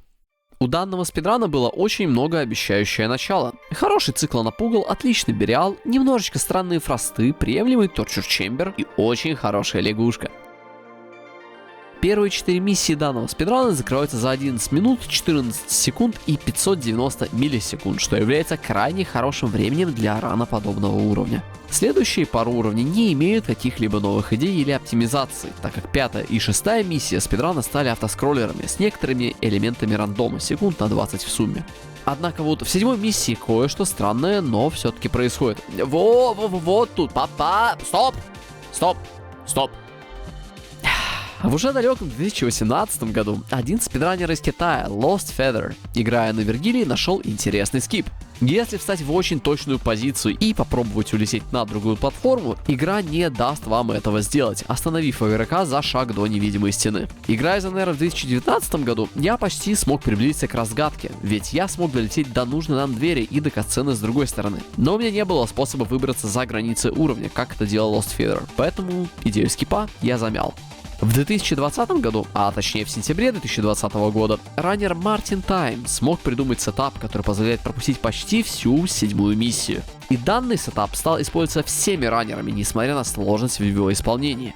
Для исполнения данного скипа требуется 120 FPS, а также отключенная турбо, и сохраняет он что-то около минуты. Из-за этого скипа мы делаем немножечко другой сетап на Ехидну, но в целом миссия проходится еще проще, чем это было когда-либо раньше. А вам нужно запомнить никнейм Мартин Тайм, вы этот никнейм еще очень много раз услышите в данном видео.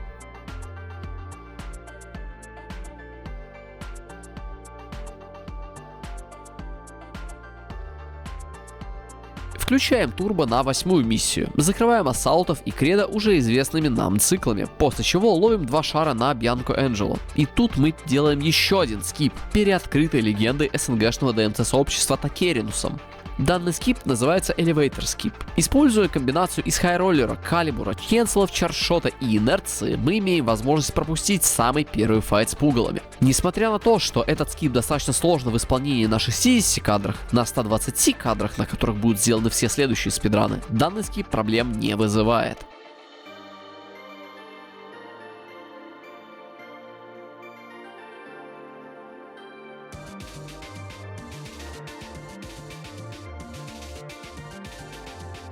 Файт с Агнусом проходит чуть хуже обычного, что не мешает Сейферу засейвить много времени. Вся остальная миссия была сделана крайне хорошо. 10-я миссия почти ничем не отличается от всех тех, что мы делаем ранее, за одним небольшим исключением, а именно файт с Данте.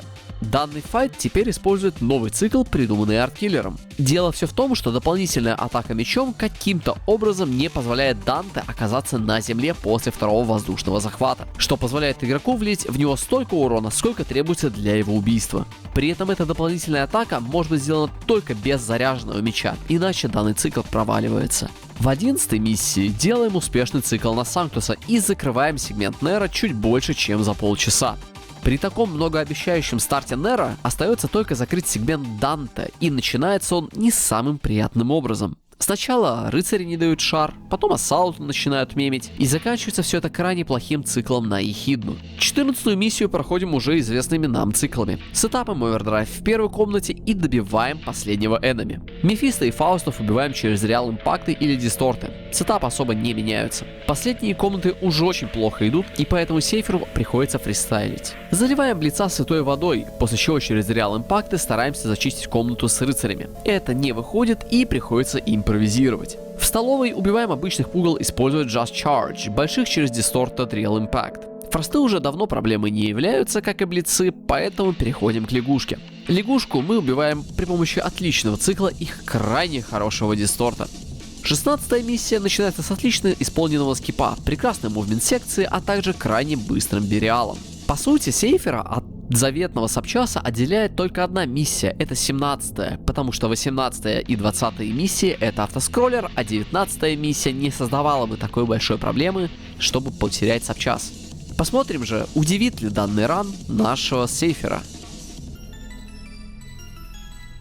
И любимая миссия всех раннеров начинается примерно одинаково. Just Charge по пугалам, в узких проходах используем AOE сетапы, а также на большой комнате с тучей пугал разного размера Just Charge будут очень кстати. Остаток спидрана проходит примерно так же, как и всегда. Убийство Агнуса проходит не по плану, и Сейферу требуется использование бэкапа. Спаситель автоскроллер, а на босс-раше используются одни из самых быстрых циклов, да и боссы хорошо себя вели. Просто посмотрите на эту красоту сами.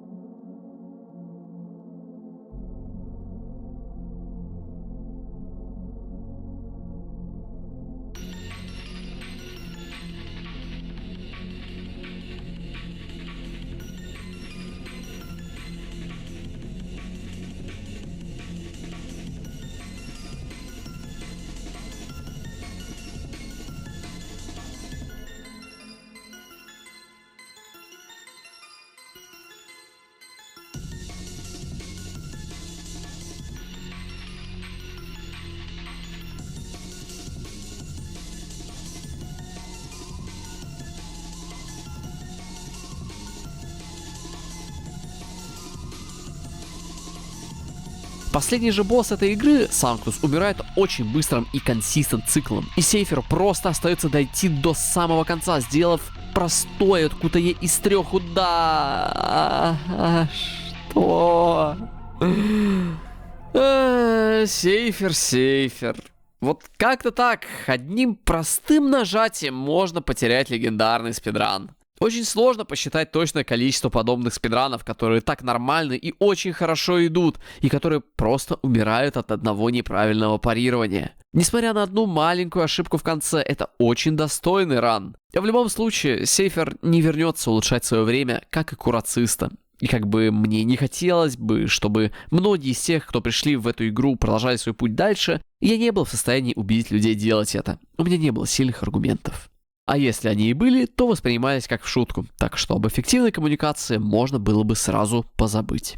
Можно сколько угодно стараться менять внутренности коробки, но в этом нет никакого смысла, ведь изменений в саму коробку никто делать не собирался. Стагнация, с которой я старался бороться все это время, пришли в эту игру не на уровне конкретных людей, а на уровне самой игры. Где-то в этот момент я окончательно поломался и сам дошел до крайне интересной мысли, что мировой рекорд, за которым гонятся многие люди, попросту не нужен для того, чтобы делать большие открытия в играх. А сам титул мирового рекордсмена нужен исключительно ради удовлетворения собственного эго. Ведь разница между VR-холдером и несколькими раннерами в границе 10% от рекорда будет крайне несущественна для среднего зрителя при условии, что мы ориентируемся на смотрибельность рана, а не на наличие топового места. На тот момент я все еще был в хорошей форме и спустя пару дней обогнал Сейфера с первым в мире раном, время которого было меньше часа без учета загрузок. Но фактически мне было настолько плевать на этот ран, что после него в какое-то время ощущалась лишь пустота и полное отсутствие какого-либо желания продолжать. Меня физически душила мысль, что весь мой гринд попросту несущественен, и единственная причина, по которой я все еще оставался около игры, это новые ребята, которых, как я считал, надо было толкать через собственную призму спидранинга, в ущерб себе. А для этого гриндить не нужно было игру от слова совсем. Каким образом я буду себя обманывать, чтобы другие раннеры находили в себе силы спидранить эту игру? Я видел только один способ решения данной проблемы. И этот способ был слишком радикален, даже для меня. И одновременно с этим весьма и весьма эффективным.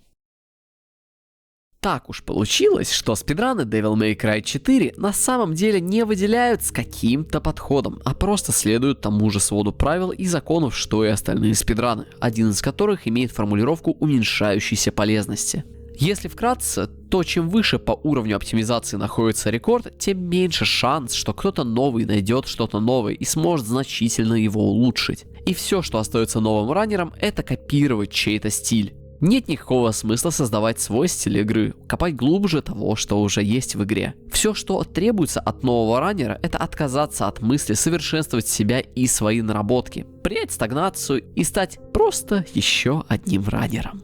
Возможно, для кого-то в этом нет никакой проблемы. Ну, поранил и поранил. Зато у тебя теперь есть +1 раннер на борде мека. Это же круто. Но для меня стоял крайне важный вопрос. А что дальше? Если уйду я, то кто будет дальше бегать, толкать игру дальше? Кто будет искать людей, делать гайды, помогать раннерам, мониторить марафоны и участвовать в них? Ну и так далее. Жизнь игры, наполнение ее новыми людьми. Все бы... Ничего, но это должно было интересовать больше одного человека, разве нет? С 2018 года я искал и платил небольшим стримерам деньги за выполнение скипов, помогал им с механиками, пару людей даже прогнал через какие-то основы спидрана, и какое-то время я рассматривал вариант большого баунти, но деньги как такового результата не принесли. И ни один из тех людей, которым я донатил деньги, либо предлагал сделать ран с моей помощью, в конечном итоге не пришли. Я до конца не уверен в том, что если бы я все-таки закинул деньги такого размера на игру, я был бы доволен результатом. Потому что в момент, когда эти деньги бы ушли в один момент, игра бы опять умерла. Конечно, всем участникам было бы очень круто от подобного опыта, но в конечном итоге мы остаемся у разбитого корыта, а доказательств этому очень и очень много. Большие баунти никогда не оставляют после себя людей. А ради какого-то хайпа в виде $10 000 за ран DMC4 Special Edition. Меня это никогда не интересовало. Я всегда целился в долгострой. И именно поэтому ошибочно полагал, что спидран-марафоны помогут исправить проблему наличия людей в игре. Те спидраны, которые я делал на благотворительных марафонах до 2020 года, а их было, немало, не принесли ни в одну из тех игр, которые я спидранил, ни одного нового раннера. И что самое забавное, я не был так называемым раннером одной игры, чем страдают очень многие спидранеры. И на тот момент у меня уже был достаточно хороший стиль комментирования собственных забегов. Казалось бы, это должно работать, но нет. Как и не работали отдельно взятые сообщества и нетворкинг. Следующие несколько лет будут крайне интересными для всех участников тогдашней коммуны, так как спидраны DMC4 выйдут на новый уровень. Там, где я раньше думал, что сделать ничего нового нельзя, новые ребята смогли найти способ вставить что-то новое и переоткрыть для себя игру. Почему это все еще было возможно на таком уровне? Я думаю из-за того, что DMC4 это одна из наиболее открытых в серии игр, несмотря на небольшую общую длину игры. В рамках этой песочницы можно делать буквально все, что угодно. Постоянно пересоздавать и переоткрывать то, что было кем-то найдено. И за счет этого постоянно развивать собственные навыки. Самое главное здесь было не попасть в ловушку стагнации, взяв мой мировой рекорд за предел. Вскоре после спидрана Сейфера, как я говорил ранее, я взял сабчас. А вскоре после этого я взял свое предпоследнее время в этой игре. 58 минут и 34 секунды. Данный спидран будет являться кульминацией того, каким образом я понимал данную игру. Да, до идеала было достаточно далеко, однако именно эта точка была концом конкретно моих попыток толкать игру дальше. 3 лет стараний было достаточно, и, как я считал, пришла очередь других раннеров толкать игру дальше. Данный ран доказал некоторым детям внутри сообщества, что для игры в DMC4 требуется намного больше умений и качеств, чем простое желание перебить рекорд вперемешку с тучей свободного времени и ленивыми высерами на уровне World Record Soon. Примерно в этот же момент я начал готовить текст под эти два видео, сохранять много ранов и тучу самой разной информации к себе на железо, и готовиться к уходу из игры насовсем. Уход должен был быть достаточно радикальным, и в целом я доволен, как все обернулось. Почему я мог уйти сейчас, но не мог ранее? Все достаточно просто, мои пряники. Потому что на этот раз у меня были люди, которым можно было попробовать оставить игру. Как оно там говорится, если любишь, отпусти? Вот я и отпустил игру в руки людей, для которых спидранинг в первую очередь это способ самовыражения, и для кого гринд все еще имеет чуть больше ценности, чем просто получение циферок. В этом и была главная разница между моим подходом в 2021 году и подходом человека, о котором пойдет речь дальше. Это не вопрос мотивации, циферок или сообщества, тех 3 столпов, на которых опирался мой способ игры. Это вопрос дисциплины. Данному человеку потребовалось бы воспитать в себе на постоянной основе качества, которое позволяет вам испытывать крайне сильные чувства к этой игре, чтобы потом этой игре мстить, чтобы в конечном итоге выйти из абсолютного минуса в абсолютный плюс и словить на этом такой скачок дофамина, который будет сравним с американскими горками. Подобный подход требует действительно многого от раннера, и также требует много от людей, которые находятся рядом с ним. И именно такой человек появился именно в этой игре. Знакомьтесь, будущий держатель рекорда, Рензера. Рен — это идеальный пример разницы между так называемыми раннерами и раннерами. Подобный тип людей на вес золота. Найти такого человека, который интересовался бы всеми тонкостями игры, механиками, который горел бы желанием импроваться, было чем-то невероятным на тот момент. Я не верил, что подобный человек появится в этой игре, и я был счастлив. Однако первое впечатление потихоньку начинало рассыпаться спустя пару месяцев, так как Рен имел тенденцию срываться на других людей, по причине или без нее. Со временем подобные срывы стали регулярностью, и первое время я старался играть в кота Леопольда, вот мир во всем мире и так далее, чтобы Рен не имел проблем с другими раннерами, и чтобы конкретно мое ведение сообщества четверки хоть как-то существовало. Справедливо будет заметить, что я старался выгородить Рена в любых ситуациях, даже когда Рен был откровенно неправ. Каждый подобный срыв, каждая проблема пробуждала какие-то скрытые резервы данного молодого человека. И поэтому каждый раз, когда в Рена по шутке или без прилетало безобидное «ты неправильно играешь», Рензера взрывался. Рен кому-то постоянно что-то хотел доказать. И именно в эти моменты Рен выдавал такой уровень геймплея, который ни один из тогда игравших раннеров даже близко не смог взять, включая меня. Мы очень много говорили на тему отношений Рена с другими ребятами, но эти разговоры как-то ни к чему не приводили. Рен взлетел очень быстро по таблице, параллельно поглощая все те знания, которые были в Дискорде, а также в нескольких других местах. И со временем весь спидран дискурс перешел в нашу личку с Реном. Подобный подход поставил под вопрос мои отношения с другими спидранерами, поэтому я не удивлен, что моя односторонняя поддержка Рена повлекла за собой достаточно серьезные проблемы. Прогресс Рена по спидрану DMC4 был просто невероятен. Если бы подобные люди приходили чуть чаще в комьюнити, возможно, некоторых проблем, связанных с количеством или качеством раннеров, было бы чуть меньше. А я бы все еще был где-то неподалеку от четверки со всеми своими загонами. Однако, как я упоминал ранее, подобный прогресс невозможен без серьезных последствий, и в случае Рена его провалы и неудачи выливались в стены текста о том, как он любит играть в DMC4. Впрочем, эта картина не уникальна для данной игры, так как спидранинг славится своей позитивностью по отношению к играм. Подобного рода позитивность всегда имела место в сообществах и подпитывалась непосредственно раннерами, которые не против лишний раз показать свою любовь. Если вы считаете иначе, то, возможно, вы нарвались на очередного контент-мейкера по спидранам, а не на спидранера. Подобное отношение к играм преобладает даже в тех играх, за спидраны которых дают очень солидные суммы денег. И сообщество серии Devil May Cry не отличается от других. Если у раннеров подгорает задница, то производимые ими стены текста будут такой силы, что какой-то детский лепет за XC гулей даже в сравнении не пойдет. И данное поведение присуще крайне большому количеству раннеров, чьи результаты очень близки к верхушке таблицы. И поэтому следующий спидран был чем-то подобным. Спидран, который брал за основу мои наработки, но использовавший их по-другому. Спидран, который смог поменять коробку. Спидран, который положил конец старым идеям и открыл дорогу идеям новым. 6 апреля 2021 года, прекрасным весенним днем, мы наблюдали за историей.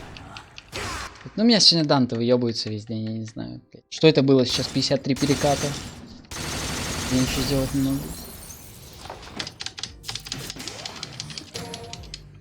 Не, я резать, но 28 слишком до хера. Да что сегодня такое?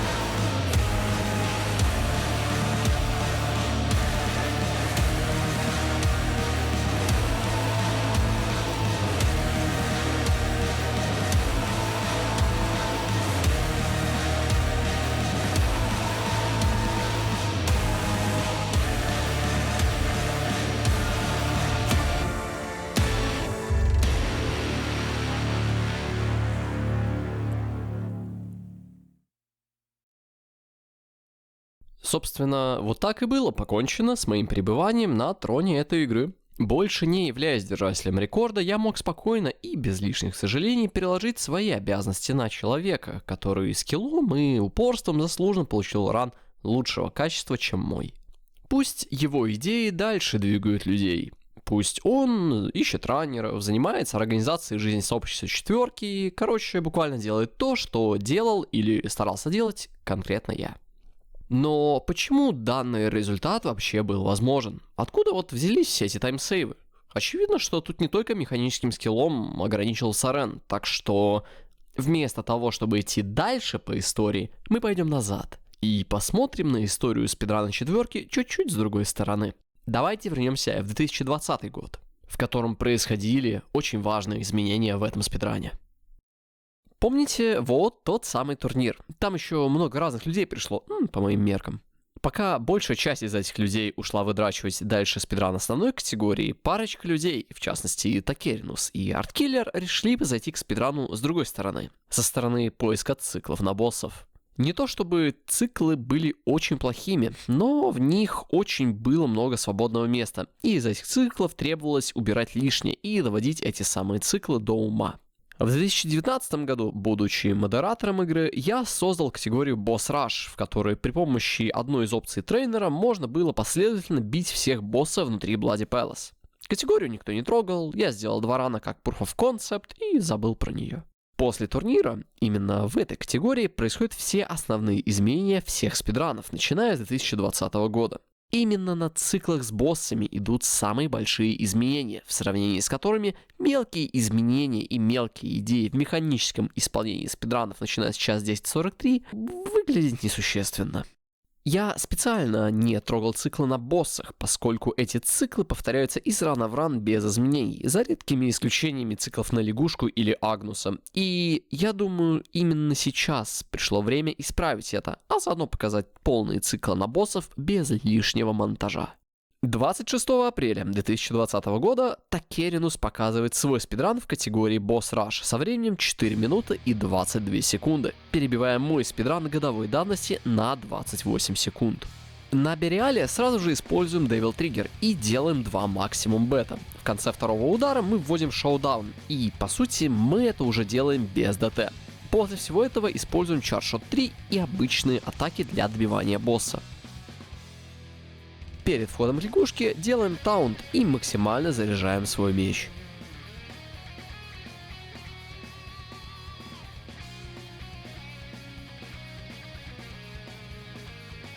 Лягушка ловит третий чаршот прямо в лицо, а также получаем очень хороший паттерн. Оглушаем босса, чуть-чуть бьем его и используем бастер. Остаток здоровья снимаем через еще один чаршот 3.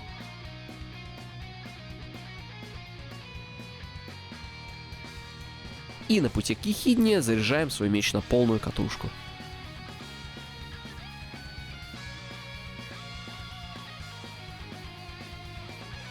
Файт с Ехидной открываем при помощи Калибура в комбинации с третьим чаршотом. Из-за попадания в макс-акт имеем возможность сделать еще один Калибур, чем сразу же пользуемся.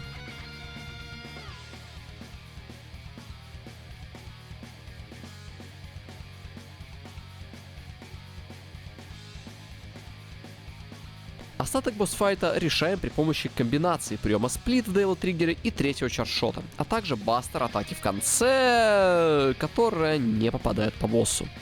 Данная ошибка позволяет Такеринусу нафармить очень много ДТ для следующего файта с Кредо, который является кульминацией идеи шоудаун циклов.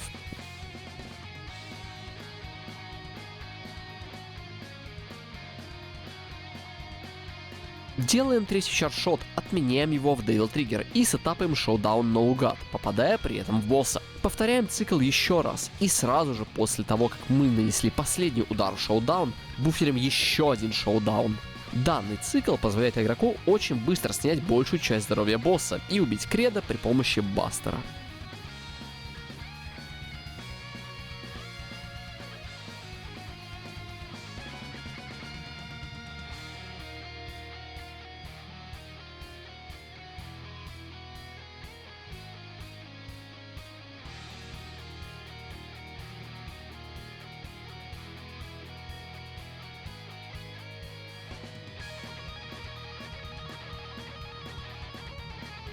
Перейдем к Агнусу. Агнус, наверное, самый простой босс Раша. Используем ДТ Калибур и обычные атаки для нанесения урона, преимущественно стараясь попасть в создаваемые Агнусом клинки для восполнения ДТ. Повторяем это до посинения, и в какой-то момент переходим к боссу этой качалки.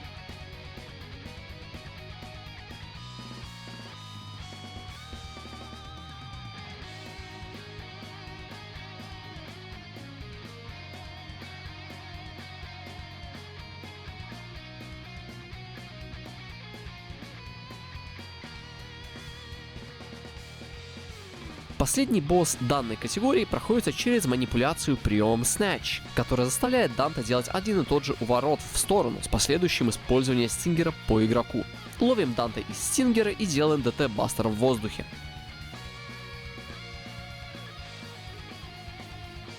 Как только у нас заканчивается накопленный с прошлой битвы Devil Trigger, чуть-чуть меняем тактику. Вместо ДТ бастеров используем CS3. И в какой-то момент заканчиваем данный спидран.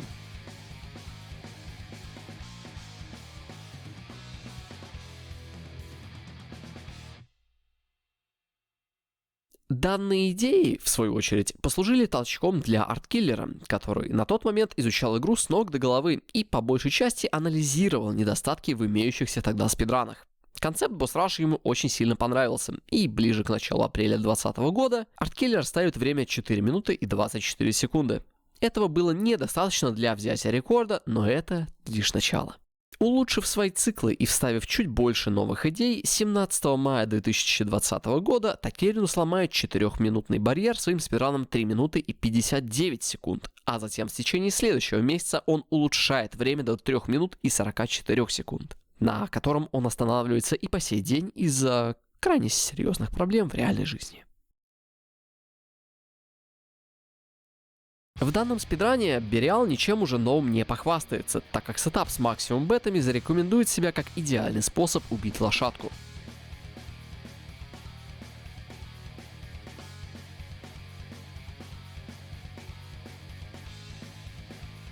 В конце данной битвы Такеринус несколько раз отменяет таунт через Exceed, восполняя себе ДТ на следующий файт с лягушкой.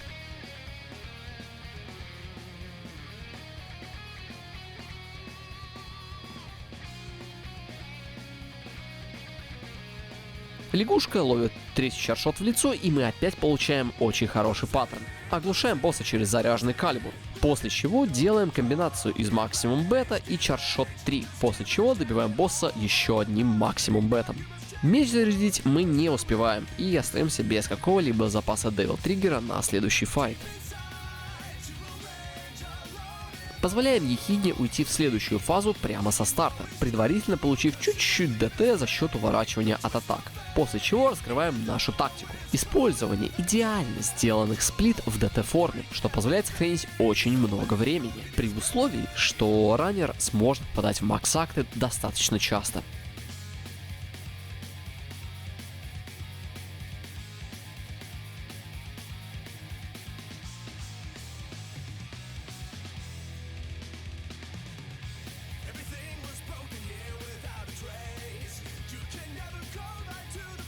Убив Ехидну, переходим к Кредо. Цикл на Кредо идет очень плохо. Третий шоудаун не успевает выйти, и поэтому приходится фристайлить.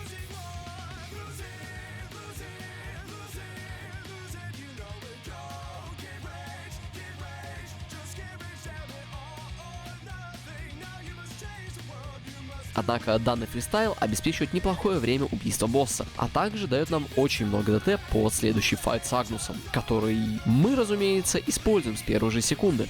В ход идет все подряд: калибуры, третий чаршоты, даже шафлы.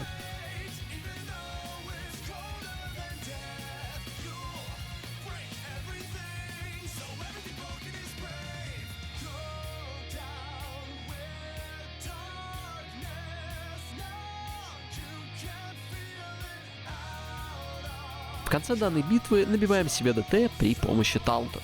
А битву с Данте... давайте посмотрим битву с Данте без моих комментариев.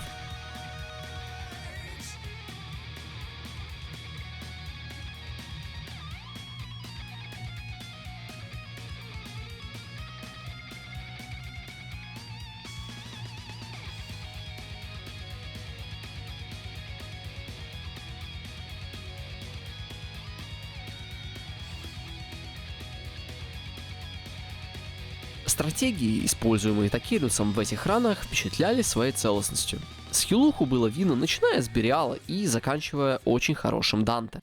Из-за того, что ран сам по себе короткий и одна лишняя атака босса или какой-нибудь неправильный цикл равен мгновенному рестарту, количество убитого времени на эти 4 минуты не поддается расчету. Однако, тут я вас немножечко обманываю, ведь то, что делал Такеринус, нельзя назвать стратегиями. Босс-раш, в частности, это скорее математическое уравнение, а сам спидран можно справедливо назвать формулой. Такой подход позволяет выявить другие переменные, зная которые можно делать более сложные вещи. И чем больше и чем сильнее ты ныряешь в это болото, тем больше странных вещей можно было найти.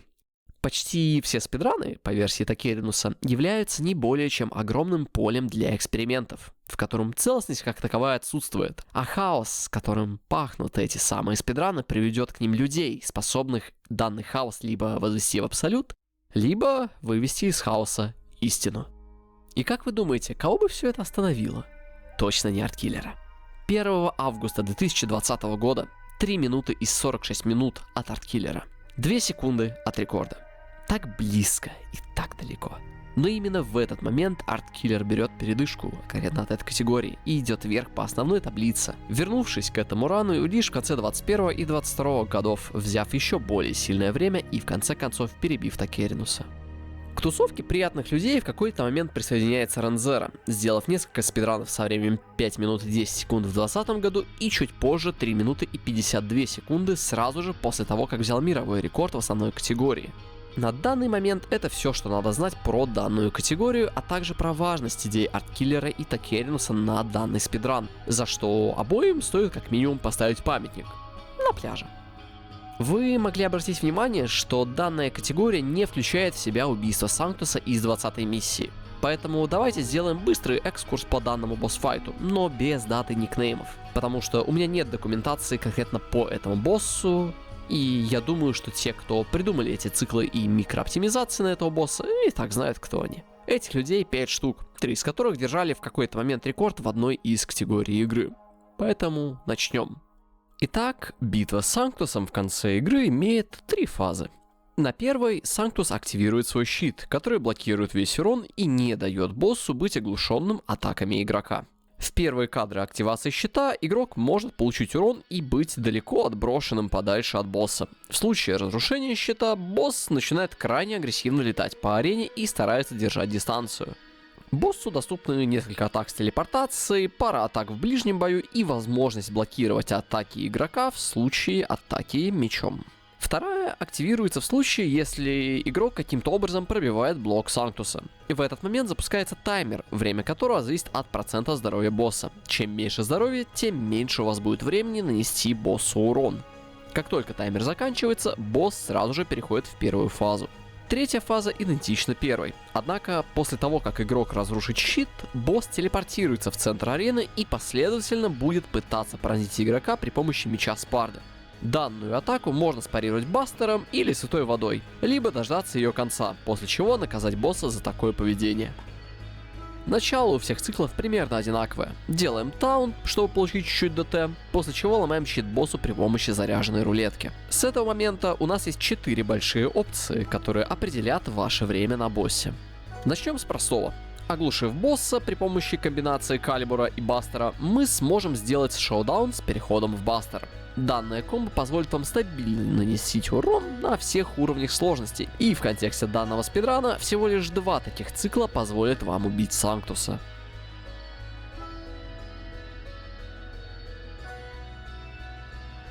Чуть сложнее опция строится на оптимизации, ведь шоудаун наносит слишком много урона. Первый цикл делаем уже знакомая комбо из шоудаун и бастера, однако во второй раз мы начинаем использовать рулетки как способ нанесения урона. Как только у Санктуса остается меньше 2 полосок здоровья, мы делаем захват в форме демона, и почти во всех случаях мы убьем босса.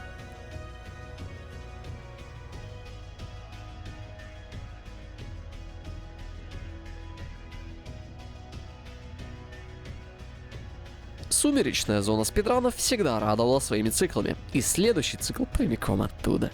Сразу же после того, как мы оглушим босса, с очень большой задержкой активируем Devil Trigger, после чего делаем рулетки. Каждый удар и каждая рулетка должна быть идеально заряжена, чтобы данный цикл получился. Как только босс восстановит свой щит, ломаем его при помощи калибура или еще одной рулетки, после чего дожидаемся телепорта босса. Используем святую воду и отменяем анимацию использования воды через активацию Devil Trigger, после чего тянем только что оглушенного водой босса к себе и сразу же подкидываем его в воздух и добиваем его рулетками. Ну и на закуску самый проклятый цикл из всех, через двойное использование святой воды. Этот способ чуть проще, чем ранее описанный, так как нам не надо тратить время на оглушение босса, но при этом надо понимать, что босс может стать под неприятным углом, из-за чего данный цикл может провалиться.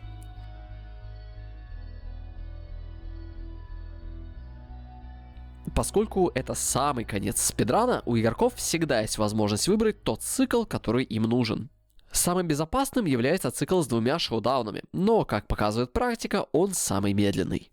Оптимальный считается цикл с 1 шоудауном и рулеткой. Самым быстрым по праву считается цикл с 2 рулетками, но сделать его в спидране крайне сложно. Ведь все атаки с рулетками должны быть заряженными. И даже в этом случае есть очень высокий шанс просто не успеть в цикл. Последний же цикл моего авторства требует какого-то совсем ювелирного менеджмента маршрута предметов, поэтому данный цикл появляется в ранах настолько же часто, как и шутки в данном видео. Все вот эти истории с боссами — это просто очень хороший способ оценить вклад арткиллера и Такиринуса в маршрут. А он был крайне большим, даже учитывая, что ни тот, ни другой не получат рекорд в основной категории, что доказывает в очередной раз. Не нужно быть вейрхолдером, чтобы придумывать гениальные вещи в спидранах. Засим 2020 год объявляю закрытым. Наконец-таки можно вернуться к спидранам Ранзера. После 5832 уровень оптимизации продолжал радовать глубиной продумывания и количеством просто безумных теорий для исполнения. Не то чтобы я совсем перестал искать новые способы оптимизировать игру, но вместо того, чтобы делать это самому, я кормил Рену и остальным свои идеи. И в целом данный способ развития игры меня устраивал. Конечно, немного досаждало отсутствие каких-либо новых спидранеров, кроме тех, что пришли после турнира. Казалось бы, именно сейчас, из-за наличия как раз-таки адекватного соревнования, эти самые новые ребята должны были приходить более активно. Но тогда я подумал, что мне надо влить больше энергии в Рена. Он обещал революцию, и мне нужна была эта самая революция.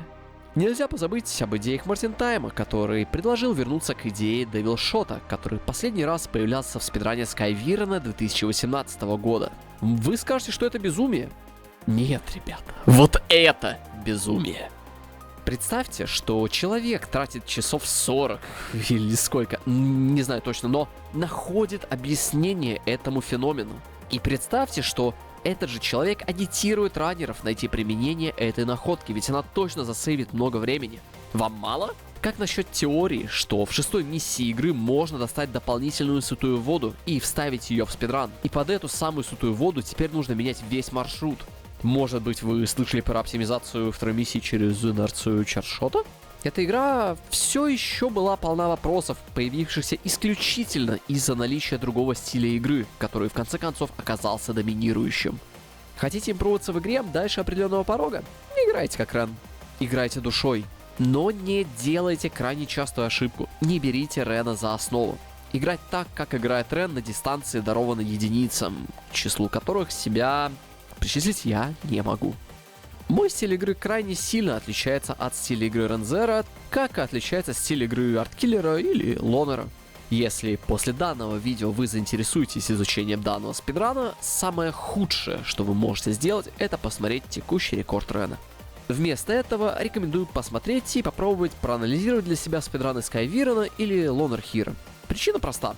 Разница в понимании между средним игроком в подобные игры и многолетними спидранерами одной игры настолько большая, что просмотр подобных рекордов скорее убивает даже минимальное желание начать копать в сторону спидранов. Забегая вперед, 2023 год, могу сказать, что смотреть попытки некоторых людей и раннеров в четверке повторить стиль игры Рена, игнорируя весь тот пласт информации и знаний, что есть в моих ранах Арткиллера и других раннеров, стало смешным занятием, и это грустно. Я не для того создавал гайды и прочие ресурсы, чтобы их игнорировали. Я еще к этому вернусь, а пока вернемся к ранам Рена. Вооружившись секретными стратегиями, наработками Мартина, собственными идеями, а также идеями арткиллера, Рен пошел пушить игру. История имеет свойство повторяться. За каждым срывом Рена следует ран, а за каждым раном следуют новые пределы безумия игры. Возьмем показатель ран 57 минут и 13 секунд, сделанный 9 сентября 2021 года. Но вместо простого анализа каких-то вещей внутри, мы посмотрим на те мелкие детали, которые делает Рен в своих спидранах. Начнем со второй миссии. Например, в террасе мы оптимизируем убийство последнего пугала через комбо удар, бастер, удар. А на таможне Рен старается сохранить секунду через смежный урон бастера. Но у него не выходит данная задумка.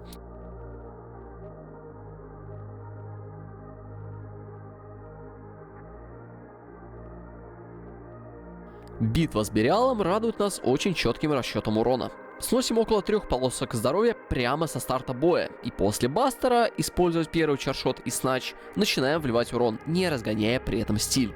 Сразу же после того, как Бериал встает, Рен идет на пролом и бьет лицо боссу сразу, и за такое неуважение к боссу игра наказывает его гейзерами, что в сумме выводит данный цикл примерно в то же время, что и цикл с ожиданием его атаки.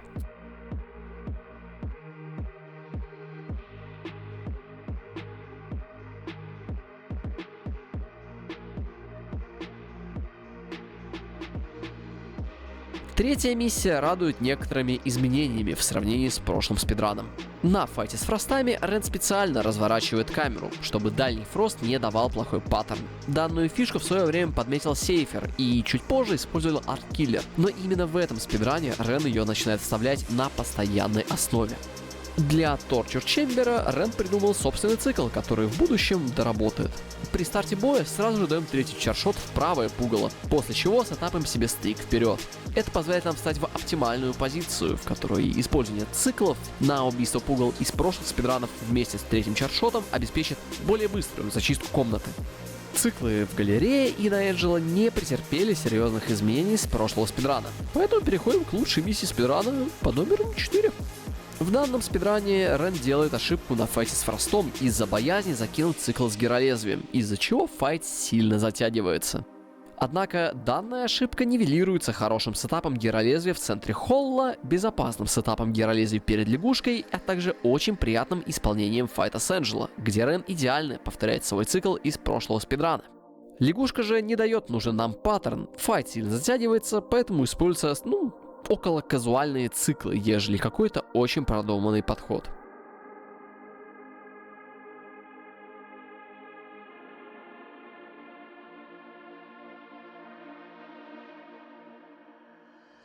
Пятая миссия в целом проходит без изменений. Дефолтный цикл на обоих файтах с Мефисто, а также хорошее исполнение Torture Chamber через правую сторону вместе с отличным рандомом. Вы сами все понимаете.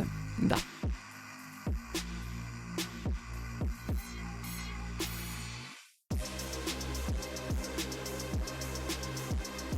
Следующая миссия начинается с чуть-чуть другого сетапа.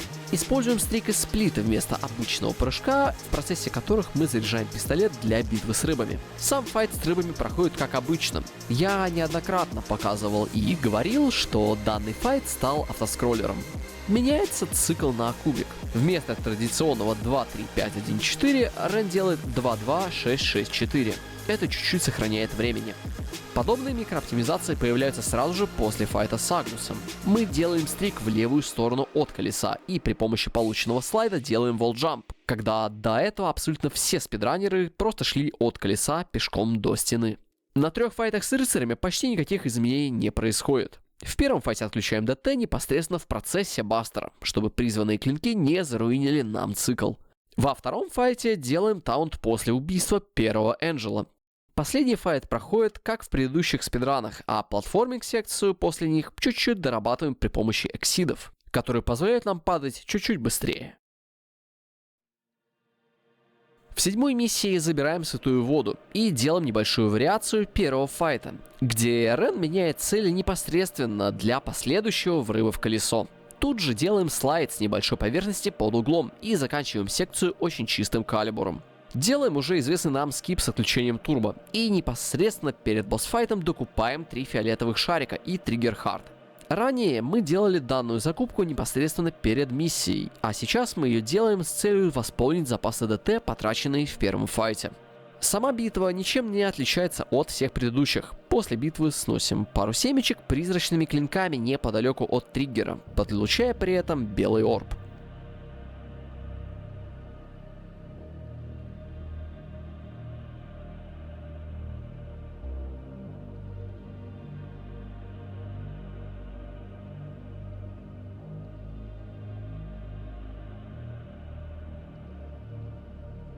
Восьмая и девятая миссии со старыми ранами имеют крайне много общего. Ужасные ассалты, сделанные через рулетку, экспериментальный кредо без шоудауна, 2 быстрых шарика в 9, рандомные фросты без сетапа, хорошие ассалты.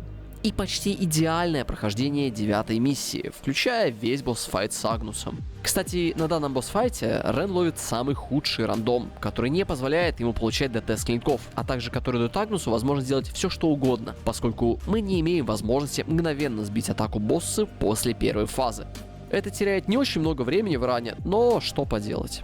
В отличие от моих идей на 10-ю миссию, Рен не сетапает Чаршот 3 и Эксиды на старте, предпочитая более классический подход с рандомным взрывом непосредственно в файте. После 3 сначей по Фаусту добиваем его через комбинацию рулетки, 3-ю Чаршота и Бастера. Перед 10-м скипом стараемся сохранить спринт, пока бежим по холлу, и ломаем заборчик для зарядки меча, а сам скип делаем с левой стороны.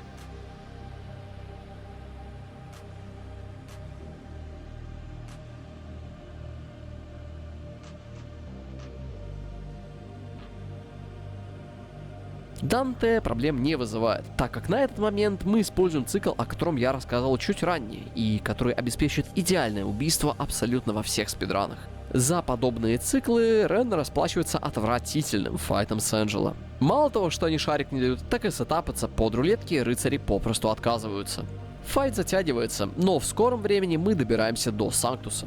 На боссе используем старый цикл. Сносим щит и не даем чардшот. Ждем, пока становится босс, после чего притягиваемся к нему, даем 2 воздушных удара и делаем следующее комбо уже в Девил Триггере.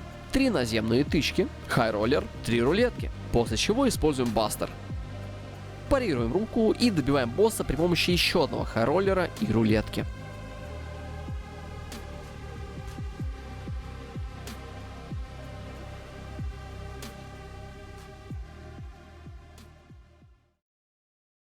Половина 12-й миссии идет как обычно. Скип, камешек, Мефисто, лазеры. Другая же половина с Энджело идет чуть-чуть иначе. Сетапаем овердрайв, после чего ломаем скамейки неподалеку. Это не нравится желтому Энджело, и тот отказывается давать шар, за что отправляется в таверну через прием Dance Macabre. Звездочку Рен забирает непосредственно в конце битвы.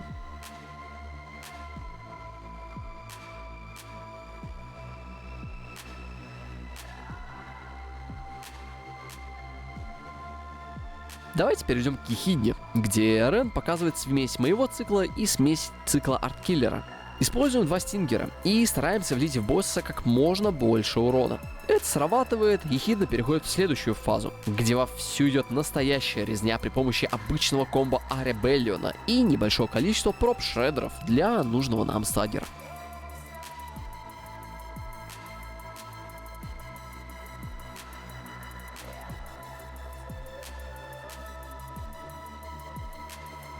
Четырнадцатая миссия стартует с образцового повторения изобретенных мною циклов на первые 2 комнаты и хорошим исполнением комнат с ассаутами. Не забываем манипулировать камерой, чтобы одна комната не загрызла вас безумным количеством рандома, не говоря уже о второй комнате, где Рен решает сделать безопасный цикл, решив, что в данном файте нет смысла рисковать. Конец миссии пробегаем при помощи накопленного ДТ.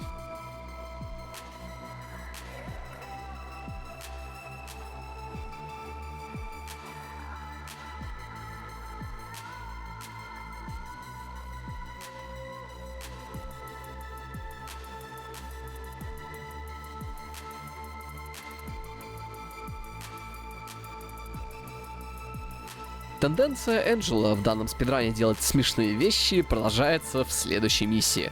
Несмотря на полученный Реном шар и хорошую зачистку комнаты, начало данной битвы оставляет желать лучшего. Битва с пугалами примерно проходит по старому маршруту, как и фросты. Единственной важной деталью тут становится более частое использование джамп-кенселов из-под третьего удара Real Impact, дабы убить следующих фростов еще быстрее.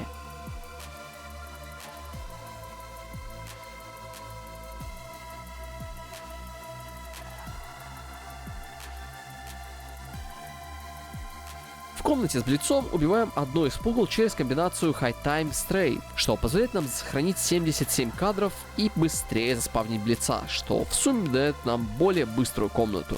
Ну, а жаба... ну а что жаба? Все просто.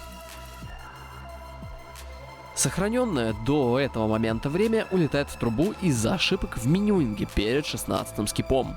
Рену не хватает на прокачку стиля Ганслингер, и ему приходится продавать Enemy Step, что в свою очередь имеет очень много веса на Бериале, так как на Бериале мы стараемся использовать не только дисторт из Человека-в-Демона, но также отменяем третий удар Real Impact в пользу приема Helmbreaker оружия Rebellion, что в сумме даст нам возможность еще быстрее сделать следующий Real Impact. Но поскольку Enemy Step был продан, данный таймсейв остается на следующий спидран. В 17-й миссии смотреть почти не на что. Старые циклы в первой комнате, неоптимальный фристайл во всех следующих, провал цикла на собак. Но на что точно стоит посмотреть, так это на Агнуса.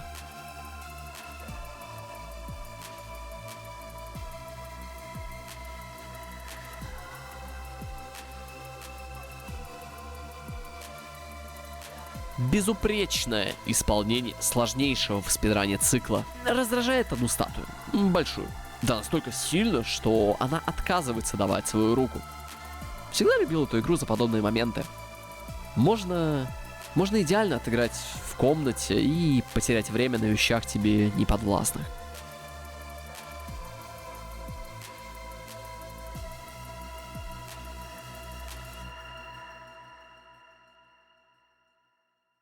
Перейдем к босс-рашу. Цикл на Бериала чуть-чуть меняется. Мы используем ДТ-звезду для получения CS3 и Бастера сразу же после использования Showdown. Разумеется, это немного ускоряет процесс убийства данного босса, но в этом случае битва с Агнусом будет чуть-чуть дольше.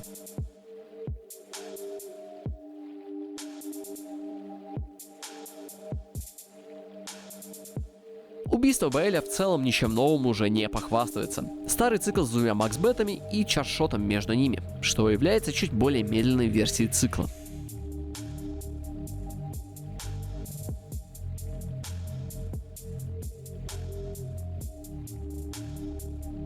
На Ехидне Рен жадничает атаками и не использует прием Шоудаун на босса, в результате чего Ехидна успевает поменять форму и продлить бой на дополнительные 7 секунд.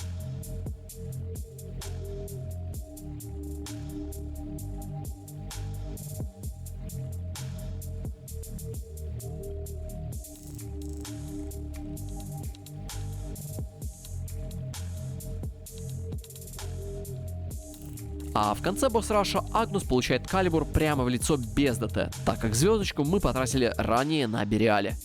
Из-за этой небольшой ошибки файт фристайлится, и для успешного файта используются буквально все средства, а также хот-доги.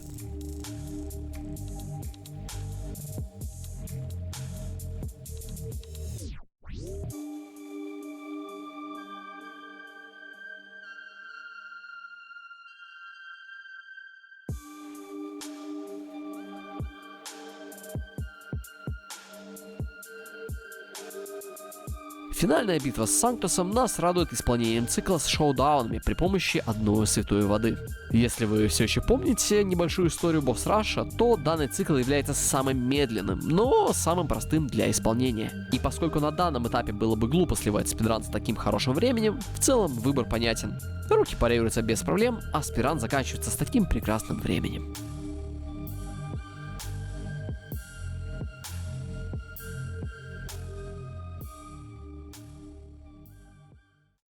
Как бы, да, сказать, что Рен начал толкать игру на другой уровень, это вообще ничего не сказать. Если Бан и Скайвирен задали основной тон рану, а я привел его в нормальный вид и сопровождал его достаточно большое количество времени, то вот команда свежих ребят после турика в виде Рена просто начала уничтожать игру во всех смыслах этого предложения. На тот момент никто не подозревал, куда Рена уведет одержимость этим спидраном и насколько сильна будет разница в понимании игры у всех остальных игроков. В период с 2020 по 2021 год Рензера провел в игре более 2500 часов. Для сравнения, на момент, когда я начал подзабивать на игру, у меня было примерно столько же. Сейчас у меня где-то 3500 часов на нескольких аккаунтах.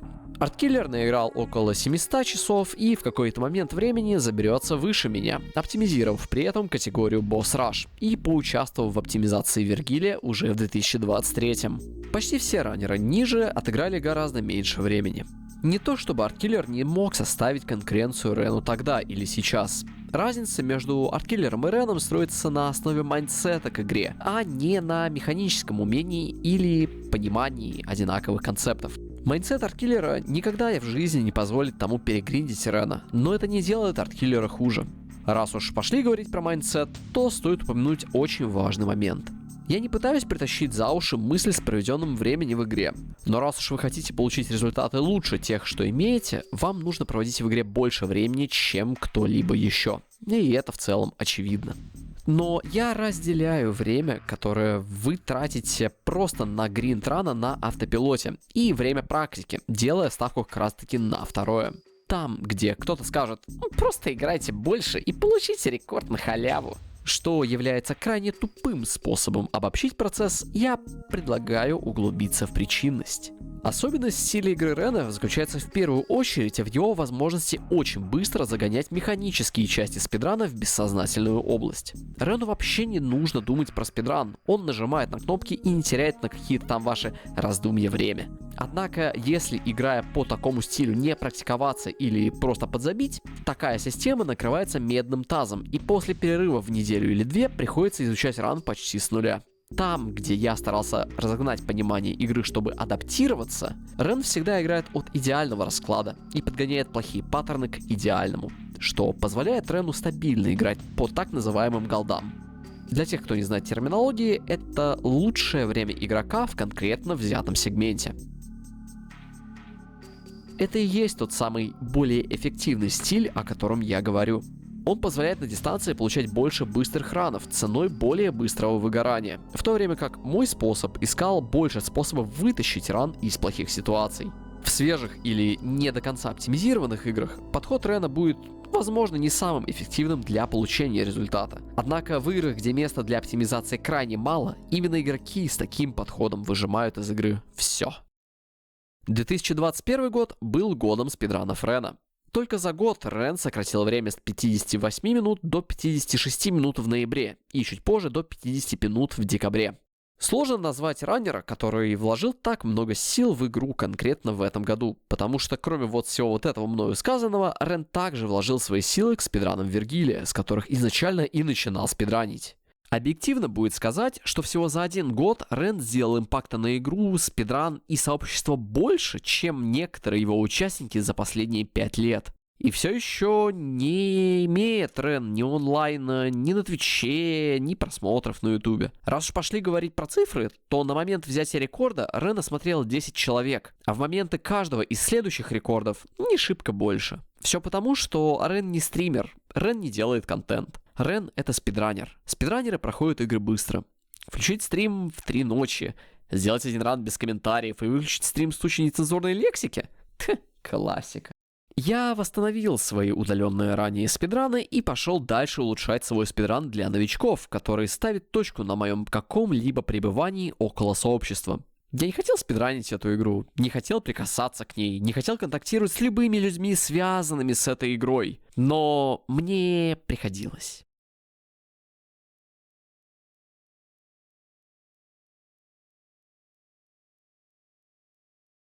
К концу года запал Рена упал, и тот решил взять передышку, вернувшись в игру позже, уже в 2022 году. В таблице немножечко обновилось время, но в целом все предсказуемо. Арткиллер был на пике в своей форме, а мне было глубоко плевать на концепт улучшения собственного спидрана. Середина борды была примерно без изменений, за исключением 2 раннеров, Anemone и Unintended Chaos. Первый пришел из ребута, потратив на игру много времени и стараясь найти для ребута чуть больше людей. Вторая же пришла из Devil May Cry 5 и на протяжении 2 лет с затяжными перерывами спидранила 4, в конце концов остановившись где-то близко к верхушке таблицы. Как часть ивента РГГшеров, где за 3 дня им надо было выучить спидран, к нам пришли еще 4 раннера, сделавших один спидран и больше не трогавших игру все это время. А именно Эмилиска, Фроза, Кукило и Хемушка. Каждому из них по мере возможностей мы старались помочь видосами, советами и любыми способами облегчить вход в данную игру. В среднем за 3 дня люди без какой-либо предварительной подготовки или опыта с игрой в состоянии сделать спидран со временем около 2 часов реального времени. Пусть на тот момент мы впятером немножечко неправильно подошли к нашей задаче, стараясь задвигать про более сложные вещи, наподобие дистортов и прочих, когда нам просто надо было сказать «спамьте чаршоты и Бастер на Нера» и кик 13 со стингерами на Данте. Но чтобы продолжить повествование дальше, есть один спидран, про который стоит поговорить немножечко глубже. Давайте опустимся в самые глубины этой темной истории и поговорим о том, о чем говорить вообще не стоит. Мы поговорим о самой лучшей и одновременно одной из самых худших идей, которая когда-либо приходила мне в голову.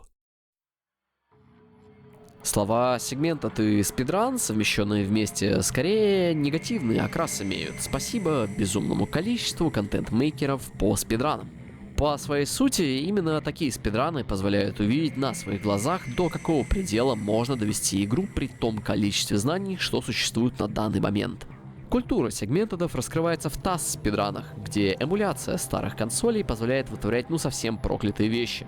Либо через библиотеку LibTAS, но DMC4 на Linux не работает, как, впрочем, и большой процент игр. Поэтому считайте, что через сегментед спидран можно разогнаться, дать волю фантазии, придумать какой-нибудь супер идеальный маршрут, а потом подумать о способах достижения этих фантастических стратегий, чтобы в конечном итоге удивить как раннеров, так и обычных ребят. Подобные сегменты делаются, как правило, сообществом, чтобы разделить объем работы, раутинга, гринда и всех остальных приколов, которые есть в данных ранах, не забывая при этом о том, что должен был быть отдельный человек, который бы все бы это адекватно смонтировал. Для идеальных примеров рекомендую посмотреть сегменты у ребят Source Runs. Ребята исключительно играми на движке Source занимаются, но как же это красиво выглядит. Было бы неплохо, если бы в DMC было бы что-то подобное, не так ли? Тем более, что игра располагает к подобному виду развлечения, и в целом это должно было выглядеть очень круто. И в конечном итоге должно было бы показать всем, и раннерам, и зрителям, что DMC4 это хороший и крутой спидран, а сообщество DMC имеет очень много талантливых раннеров.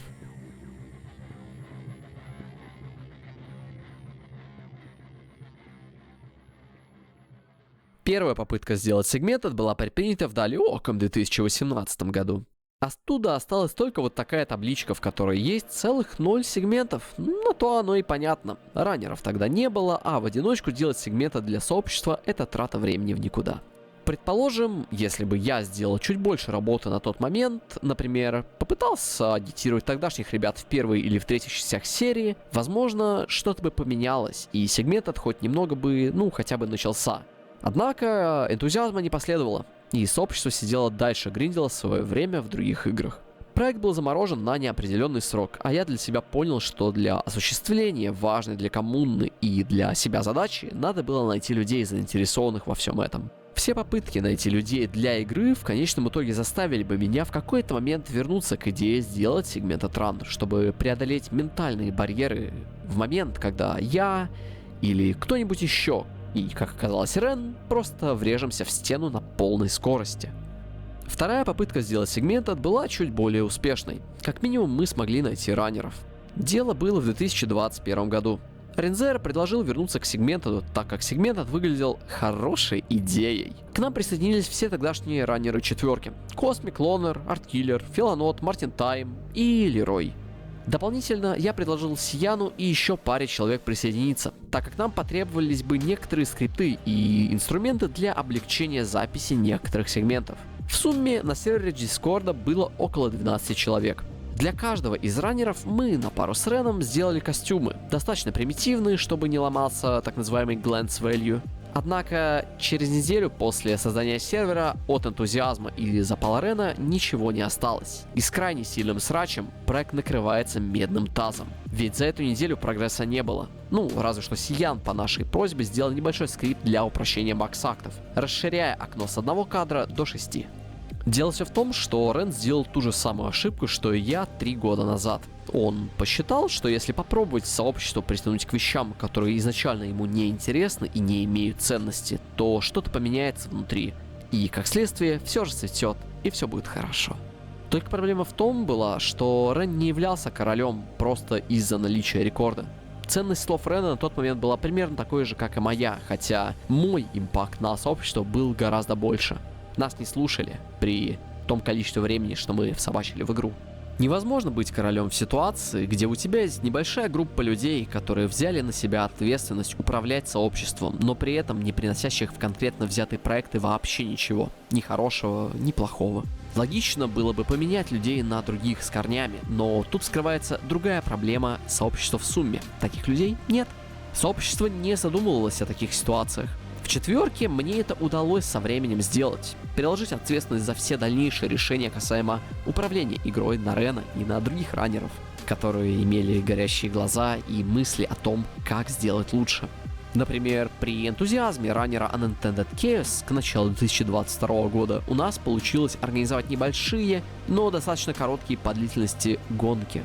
Гонки, которые, как и сегменты, должны были вызывать интерес сообщества. Но на момент 2022 года этот концепт вообще даже не упал близко и умер так же быстро, как и родился. За исключением Рена, Арткиллера, Анемони и Филонота, ни один новый раннер или раннер другой части DMC не проявил какого-либо интереса к данному способу жизни игры. Я акцентирую на этом внимание, потому что именно гонки и подобного рода микроактивности стимулируют людей продолжать изучать спидраны, интересоваться новыми вещами внутри игр, знакомиться с людьми в конце концов. А единственная проблема — это разница в скилле раннеров.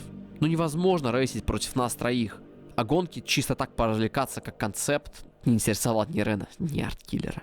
Так что Segmented лишь показал срез сообщества четверки, а также срез сообщества DMC в целом. Всем было на все плевать. Плевать на хорошие идеи, плевать на какие-то попытки сделать что-то иначе, плевать на попытки связать друг друга чем-то большим, чем просто конкретные абстрактные раны. Конечно, можно было бы привести контраргумент, что все эти люди были другими вещами заняты, например, другими играми серии, но это подтверждает мой другой аргумент, что сообщество конкретно четверки мертво после всех вложенных в него стараний. Представьте, что вы тратите 4 года, ежедневно стараетесь делать полезную, иногда грязную работу. Разбираетесь в грязном белье, к которому даже близко не хочется притрагиваться, чтобы в результате всего этого просто начать с нуля. В тот день, когда Рен удалил в порыве гнева весь сервер с Segmented'ом вместе с наработками, костюмами, скриптом на Максакте, произошло 3 важных события, повлиявших на игру и на меня в частности. Первое. Рен убедился в бесполезности моих идей, основанных на нужде в сообществах, так как сообщество, как построенное мной, так и зарубежное, проигнорировали проект Segmented'а, тотально игнорируя любые новые нововведения в спидран четверки. С того самого дня Рен видел сообщество только как средство пропиарить себя, ведь фактически, если отбрасывать некоторые личностные качества, то с позиции сообщества мы не заслужили раннера на уровне Рена. Он же гриндит, а если у тебя есть хорошее время, то тебе позволено делать буквально любой высер в сторону других раннеров. Конфликты Рена с некоторыми людьми лишь усугубляются, а мне будут выставлять жесткие условия наличия Рена на спидран-марафонах. Мне это не нравилось, но я все еще старался найти в Рене что-то хорошее. Второе, я убедился в том, что тот набор мыслей, что я публично не высказывал, имеет общую основу с основным набором аргументов Рена и Арткиллера. На тот момент я все еще стоял между ними и старался не давать Рену поводов разжигать очередной срач, безуспешно стараясь вытащить Рена из болота четверки и параллельно постараться найти в себе силы не фиксить те проблемы, которые делали сообщество четверки непригодными для жизни. Это было невыносимо, и это очень сильно действовало на нервы. И третье, чуть более личное, заключается в моем выгораживании Рена перед Арткиллером на протяжении всего времени, что Рен спидранил четверку. Я старался находить самые безумные объяснения всего того дерьма, что вытворял Рен, и спускал их на тормоза, вместо того, чтобы дать человеку окончательно себя похоронить. Я был достаточно скептичен ко всему, что вытворяли эти 2 человека, но в решающих ситуациях я всегда брал сторону Рена. Провал второго Segmented'а, безудержный алкоголизм, последующие срывы Рена, а также пару событий в будущем положили конец моим порывам его выгородить, вместе с последующими планами касаемо развития сообщества. Если раньше мне просто не хотелось ассоциировать себя с аспирант-сообществом серии Devil May Cry, то теперь на меня давило крайне сильное ощущение позора и вины. Я не справился с задачей поднятия сообщества, так как единственным оставшимся способом заставить людей что-то делать полезного в моем понимании был этот самый Segmented.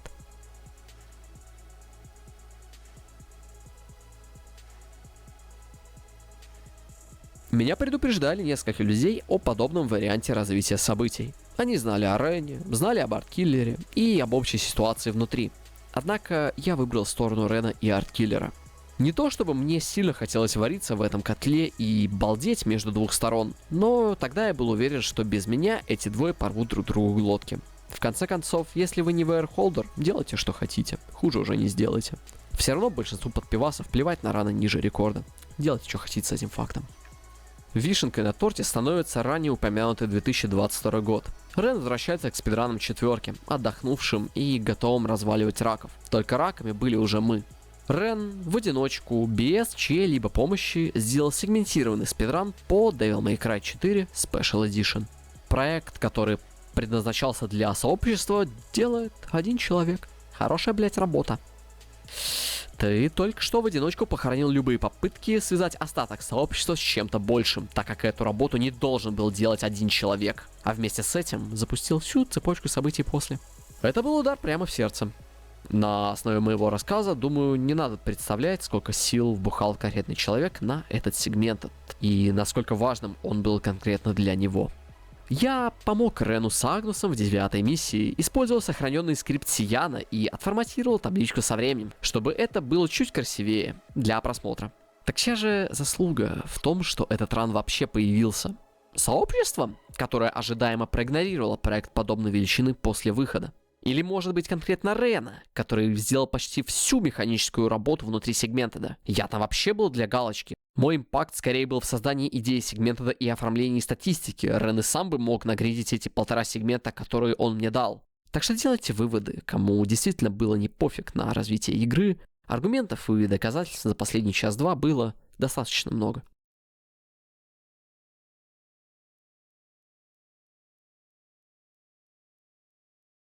В июле же того же года Рен возвращается в игру после перерыва от Segmented и ставит себе новую цель – поставить цифру 54 на таймере. И 12 июня у него получается сделать спидран 54 минуты и 44 секунды. И в этом году спидранов от Рена в этой категории больше не было. Учитывая, что Segmented в себе содержал теоретически возможные стратегии на реализацию в реальном спидране, начиная с этого этапа, Рен старается вставить стратегии из Segmented в свои раны. Потому что следующей целью Рена становится взятие последнего минутного барьера в данной категории, а именно 53 минуты без загрузок. Путем практики, вставки небольших новых сетапов и нового набора идей, спонсором которых являлся Мартин Тайм, а также возобновленной дружбы с Арткиллером, Рен делает еще 2 спидрана по 54 минуты в начале 23 года. Но этих ранов было недостаточно для достижения этой цели. После серии крайне неприятных событий в жизни Рена, он решается доделать то, что начал в 2020 году. И в конце концов, спустя 3500 попыток, 4000 часов, потраченных на практику, изучение игры и тестов, на свет рождаются воспоминания о былом прошлом. Вооружившись своим собственным костюмом, он пошел штурмовать последний барьер.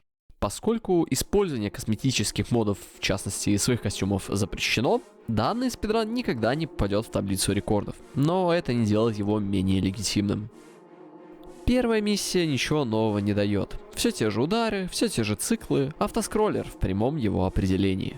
Вторая миссия открывается новым сетапом на второй скип, в котором вместо длинной цепочки инерциальных выстрелов мы используем инерцию для набора высоты на колонну.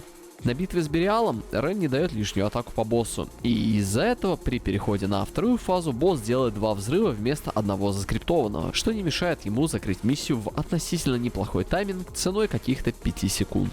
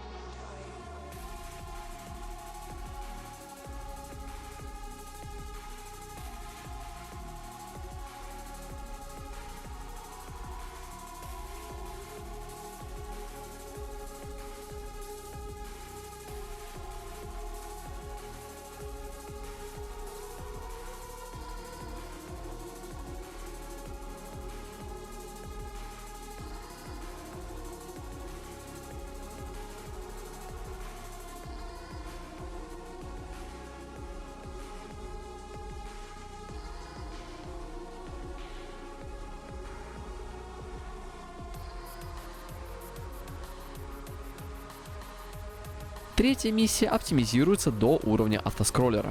Крайне необычно видеть в конце третьей миссии 7 минут и 37 секунд на таймере, учитывая, что Рен оптимизировал первые миссии данного рана.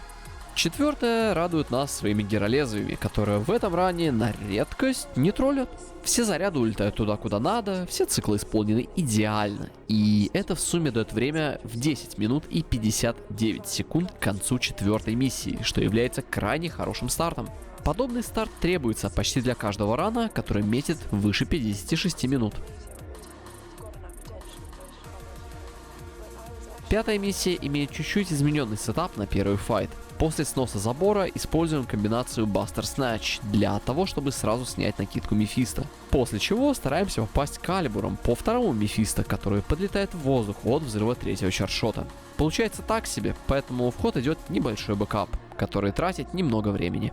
Но со следующим файтом все намного сложнее. Эксиды не хотят вылезать из меча, но это компенсируется последним файтом в Torture Chamber, где адекватно сделанный цикл позволяет Рену выйти всего лишь в плюс 7 секунд за пятую миссию.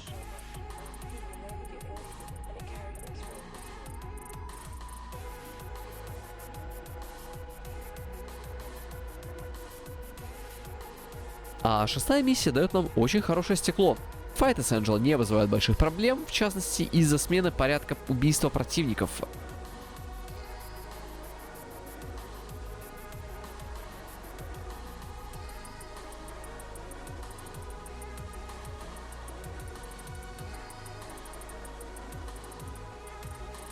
Седьмая миссия, помимо уже знакомого файта с ехидной и пугалами, радует нас новой оптимизацией скипа.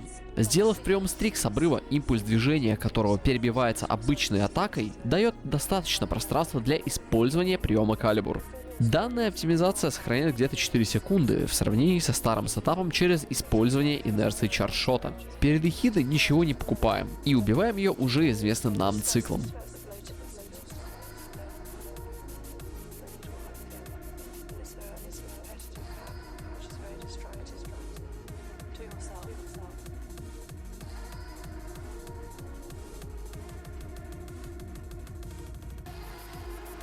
А в восьмой миссии первое, что мы видим, это возвращение старых наработок, а именно использование Дейл Триггера в первом файте с ассаултами.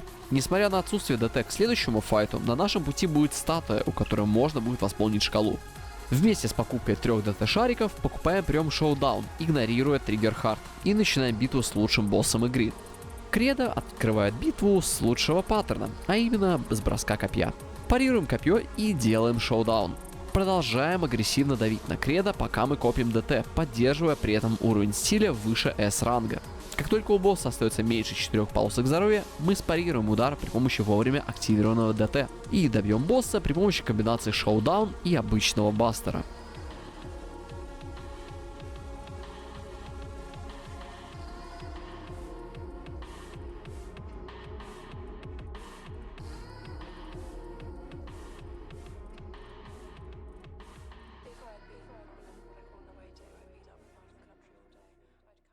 Девятая миссия зачастую является ран-киллером. На этой миссии умирает очень много спидранов по разным причинам. Чтобы дать себе возможность чуть чаще доходить до маршрута, Рен использует альтернативно настроенный цикл с перчинкой. Разворачивает камеру от противников, чтобы заставить противников подойти к себе. После чего стреляет третьим чаршотом и отменяет свой выстрел очень быстрой активацией ДТ, которую в свою очередь отменяет в комбо из хайроллера и бастера. Оставшихся рыцарей Рен убивает чем попало. Второй файт проходит как обычно. Рен получает шар, и за счет шара мы выходим к лифту с полной шкалой ДТ. Подбираем секретные шарики в лифте, делаем лифт-скип и делаем цикл с фростами. Цикл получается более чем хороший, и мы можем спокойно перейти к ассаултам, которые умирают от старого цикла Сейфера, который зарекомендовал себя за все то время, что используется.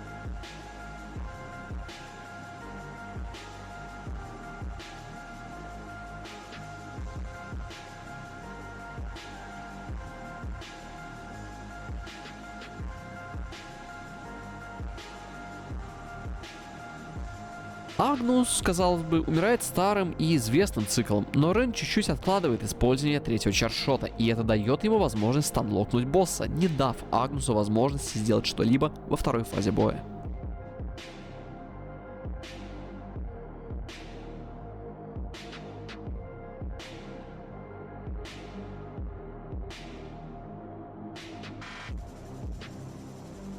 Легкая 9-я миссия, которая оказывается на 2 секунды быстрее любых других попыток, сделанных Реном за все это время. А 10-я и 11-я миссии проходятся без каких-либо новых идей. Фауста и Мефисто не делают плохих движений, Данте не оказывает сопротивления и дает хороший цикл. Не останавливает и обычный страж кнопки, как и Санктус, который умирает особенной вариацией 11-го цикла. Данная вариация возможна из-за техники Snatch Cancel, которая используется повсеместно в ране начиная с 2019 года, а точнее небольшой особенности приема Snatch. Если активировать ДТ во время действия этого удара, либо же во время действия обычного бастера, то вы пропустите анимацию активации и не получите обычной неуязвимости. Но ваш персонаж сохранит возможность атаковать, что и используется в данном цикле. За счет этого мы можем сохранить ровно столько времени, чтобы вставить 4 рулетки вместо 3, как обычно.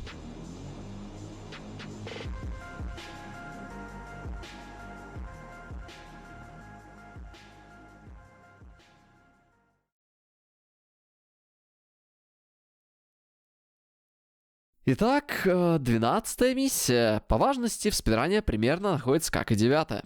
Не то чтобы циклы здесь были очень сложными, они не меняются здесь уже как 2 года. Вся суть этой миссии состоит в последнем файте с Энджело, которые могут просто вам не дать шар. И конкретно в этом ране Рен получает шар. Это сохраняет Рену минимум 15 секунд. Зная это, Рену просто надо покорить цикл Ехидны, 14-ю миссию и 17-ю, так как остальные миссии являются автоскроллерами и обычно не создают проблем в ране. Открываем сезон охоты на таймсейвы интересным циклом на первых ассаутов 13-й миссии. Отбрасываем при помощи дробовика ассаулта и создаем себе время на заряд овердрайва при помощи приема проб, после чего убиваем 2 ассаутов сразу через ДТ Стингер. Оставшегося ассаута убиваем комбинацией обычных атак и дробовика. Следующую комнату стараемся оптимизировать при помощи ранее упомянутого овердрайва. К несчастью, последний ассаут улетает на камень, и Чикл приходится чуть-чуть адаптировать под реальность таймлоссов 13-й миссии.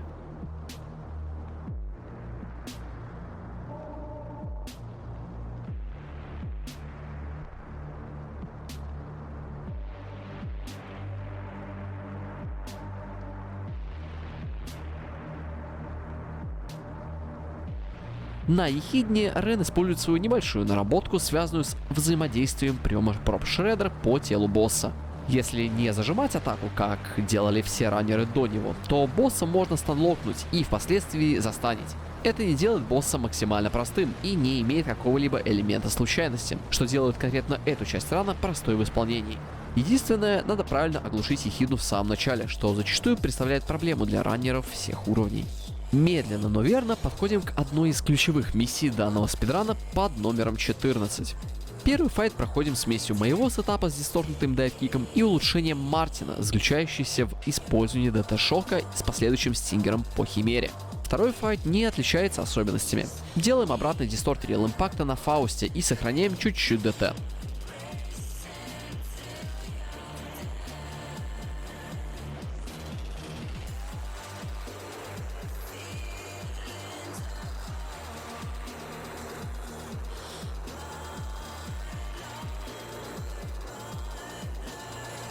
Следующий файт с ассаутами идет как обычно. Стабильный цикл, начинающийся с вовремя нажатого проб, показывает свою эффективность далеко не в одном поколении спидранов. Тут ничего особенного не происходит, так как... Извини, что? Последний файт в этой миссии содержит сразу несколько важных элементов. Для начала Рен использует ДТ дайвкик для быстрого убийства пугала справа и щупалец неподалеку. После этого Рен дожидается ассаулта, чтобы сетапнуть его при помощи комбо Stinger Real Impact, который мы джамп-кенселим, и используем наше положение для убийства еще одного пугала при помощи дисторкнутого дайвкика. Количество Devil Триггера, которое мы получаем в бою, хватает для убийства последнего пугала и ассаулта без каких-либо проблем. Данная миссия заканчивается голдом, и это делает этот ранг как минимум легендарным. 2 из 2 действительно сложных миссий оказываются самыми быстрыми, чем какие-либо попытки до этого рана. В 15-й миссии нет абсолютно ничего сложного. Не. Старые идеи, старые автоскроллеры, новая тряска и нервы. Рен начинает постепенно сходить с ума, ведь Энджело не дают ему один из самых ненужных шаров в ране, но который конкретно в этом ране мог дать Рену идеальную возможность поставить ран с цифрой 53. Да это не шар, мудак ебаный, блядь.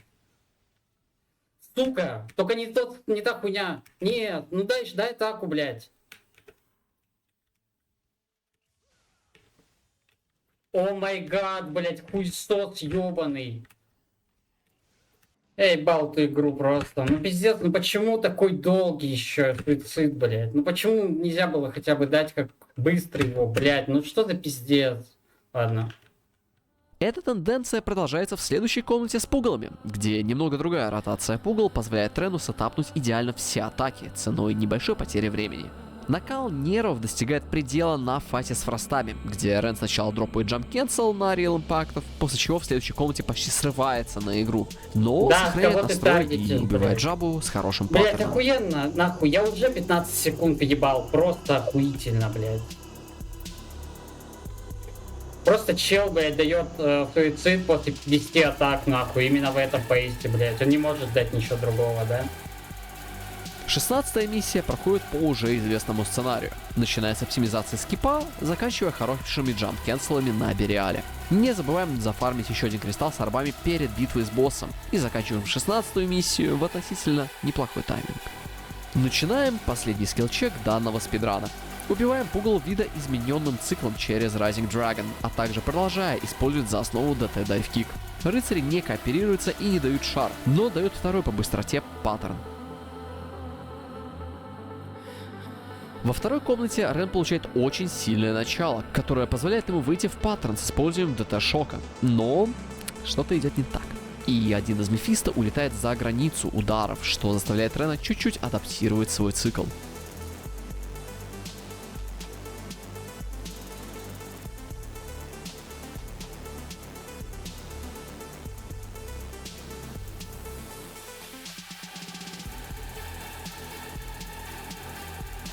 Следующие два файта пройдут по уже известному нам циклу, и нам остается только Агнус, который может либо засейвить данный спидран, либо его похоронить. Посмотрим, что у него получится.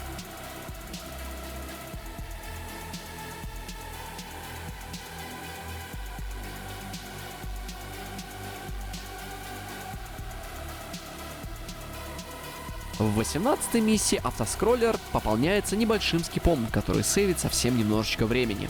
При помощи небольшого количества прыжков можно пропустить задержку между фазами и приступить непосредственно к босс-файту. Сам файт особо ничем новым не отличается, поэтому перейдем к 19 и 20 миссиям.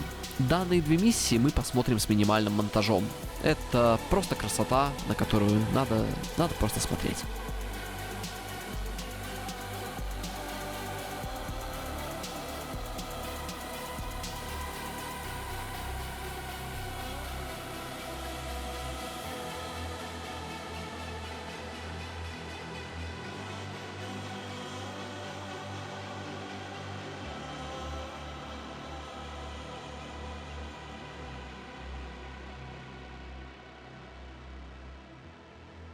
Блядь, ну я могу тут все въебать сейчас, я чувствую. Без рофлов. Мне жаба дает хуйню, блядь.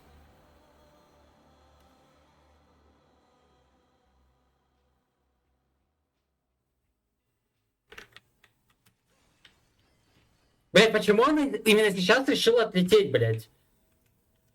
Ну почему?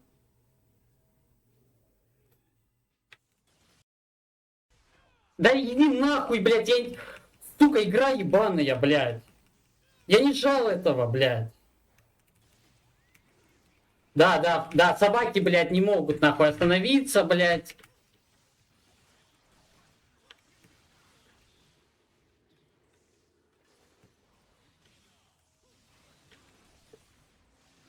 Блядь, что за пизда, сука? Давай уже подохни, блядь, мудак.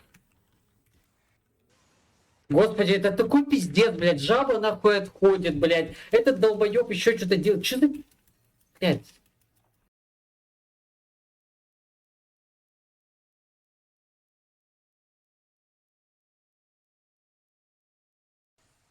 Я долбоеб, блядь.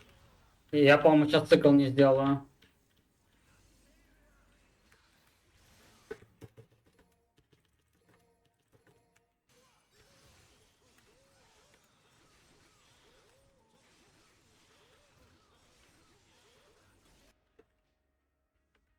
Это не 53, короче. Ой, блядь. Ёб твою мать, этот босс-раш, блядь.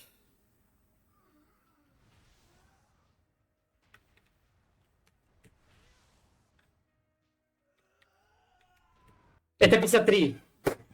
Ох. Ох.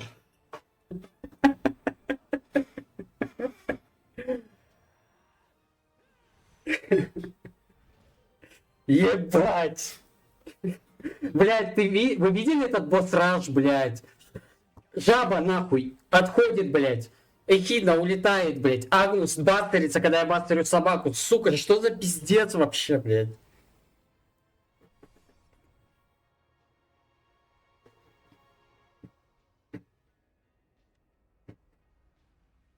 Ебать. По-хорошему, ну да, это минус 50 шоу, блядь. Ну нет, сам 53 это пиздец.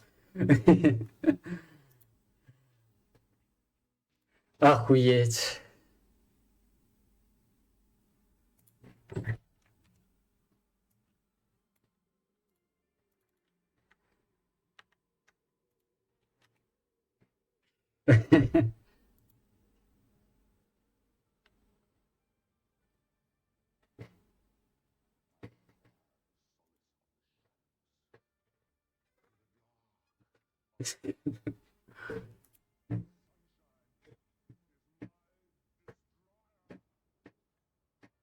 Ну, категория даже. Блядь, тут старт плюс 15. Ну, тут пиздец. Тут потом середина хорошая вся. Типа, ну и концовка. Вот, блядь. М15 дерьмо и М19. Да, что пиздец. Да я пиздец нервничать стал на 19-й миссии. Меня аж хуёво стало, блядь. Ну там реально такой кринж игра выдала. Вообще отборный просто на каждом боссе. Ну кроме Бериала.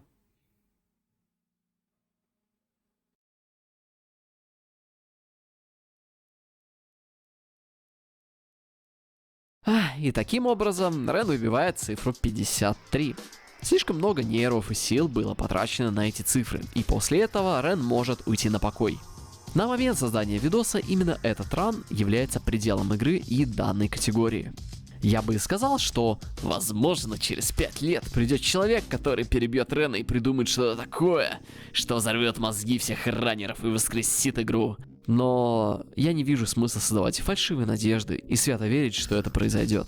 Если что-то и произойдет, то скорее попытка Рена взять последний минутный барьер на цифре 52, либо низкую секундную цифру с 53, в районе 53.10 или 53.20, с последующим затяжным тильтом вселенского масштаба. И перед тем, как я закончу видео, хотелось бы немного поговорить про прошедший 2023 год. Несмотря на то, что в 2023 году в категории Nero Dante ничего не происходило, игра получила крайне важное развитие в двух других категориях.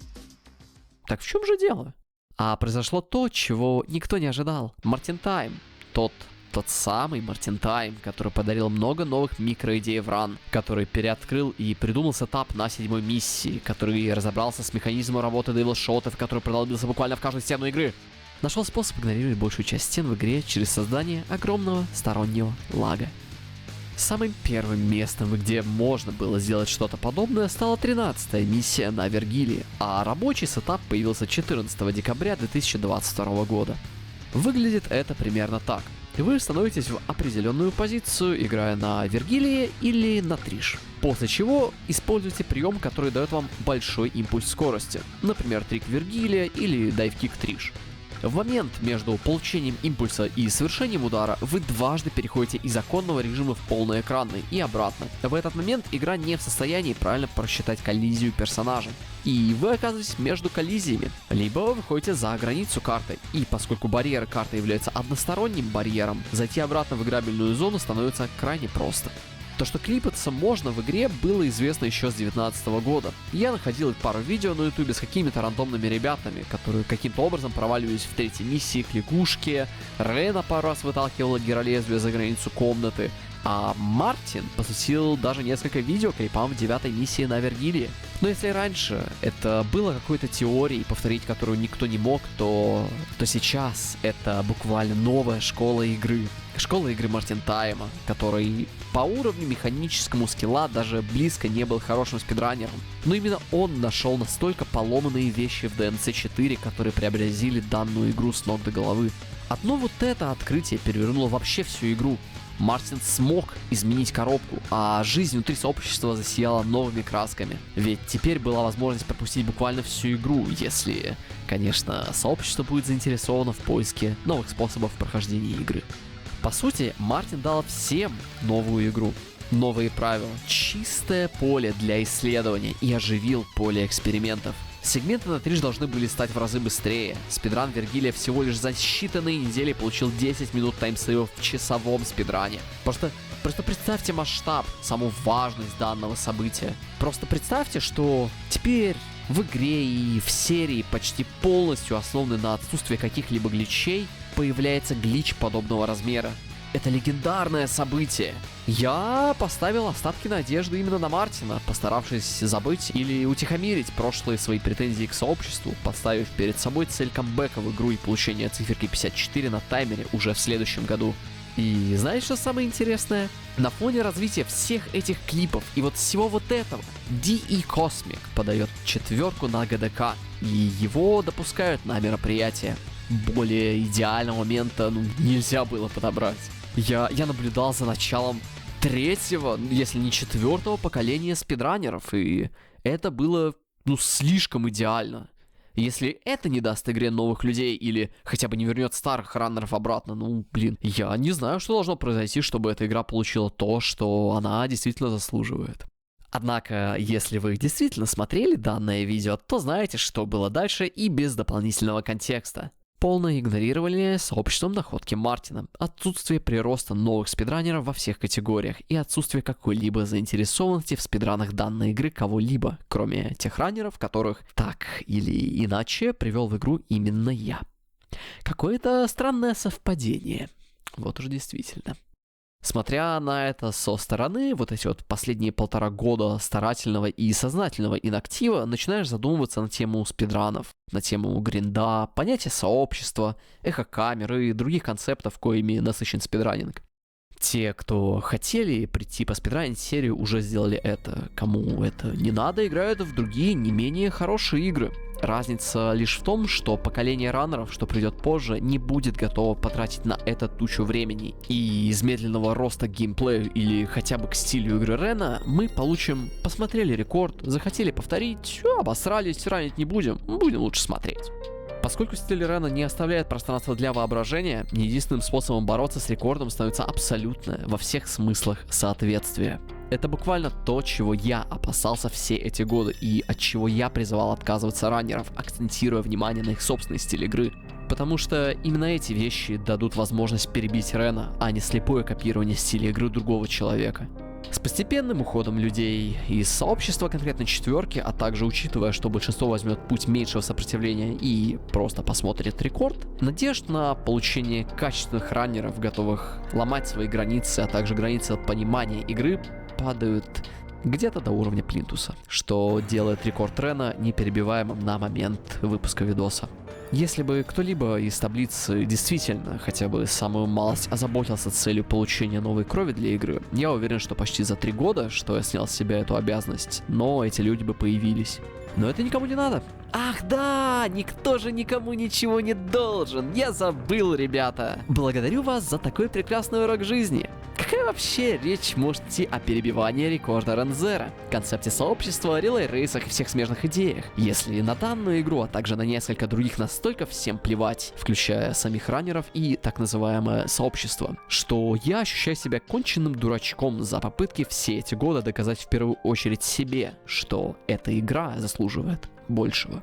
Я до сих пор пребываю в шоке от нескончаемого количества игр, которые не получают раннеров, хорошие эти игры или плохие. Такое ощущение, что весь спидранинг это просто какой-то фарс, подверженный странной и сломанной версии закона Парето, где процентов 90 игр никогда в жизни не выберутся из болота и не получат той смены поколений, ради которой я убил так много времени и сил, и за которую мне сейчас стыдно. А может быть, появление всех людей с 2020 года это просто случайность, и я вдвойне дурачок, что пытался из этих случайностей вывести формулу, которую хотел использовать для поднятия онлайна других игр. Ах да, спидранинг это развлечение одиночек. Спасибо за еще один урок. Мне было очень весело тратить бессонные ночи с мыслью, как лучше донести те или иные детали новым людям. Учитывая, что я безвозвратно сгорел в процессе спидранов именно этой игры со всего спидранинга в целом, я не знаю, что должно произойти, чтобы у меня появилось самое минимальное желание высказать новые идеи где-либо, не только внутри четверки. Но валидна и другая точка зрения. Раз спидранинг по большей части доминируется одиночками, то и сообщество этим одиночкам не требуется. Мой подход к четверке по своей сути сработал, хоть в итоге я и не могу сказать, что результатом могу быть доволен. Вы можете сделать много гайдов, но требуются ли эти гайды в первую очередь человеку, который эти гайды написал, или же людям, которые уже имеют раны? Здесь я веду речь скорее про документацию, которая в большинстве игр напрочь отсутствует. Наличие гайдов — это лишь часть того, что можно было бы назвать документацией. В идеале это должна быть некая база данных с перечислением циклов, идей, теорий, записей, может быть, сегментов и прочих наработок. Существуют игры, где новые наработки не могут быть вставлены месяцами, или неделями, или годами в ран. И несмотря на достаточно негативное, возможно, повествование данного ролика, я считаю, что четверка как спидран двигается не сообществом, а отдельными людьми, которые под понятие сообщества не попадают. И это достаточно уникальный случай, ведь общая трактовка популяризаторов звучит как «сообщество двигает спидран игры дальше», где в случае конкретно этой игры сообщество было сформировано, но в конечном итоге выброшено за борт сообществом.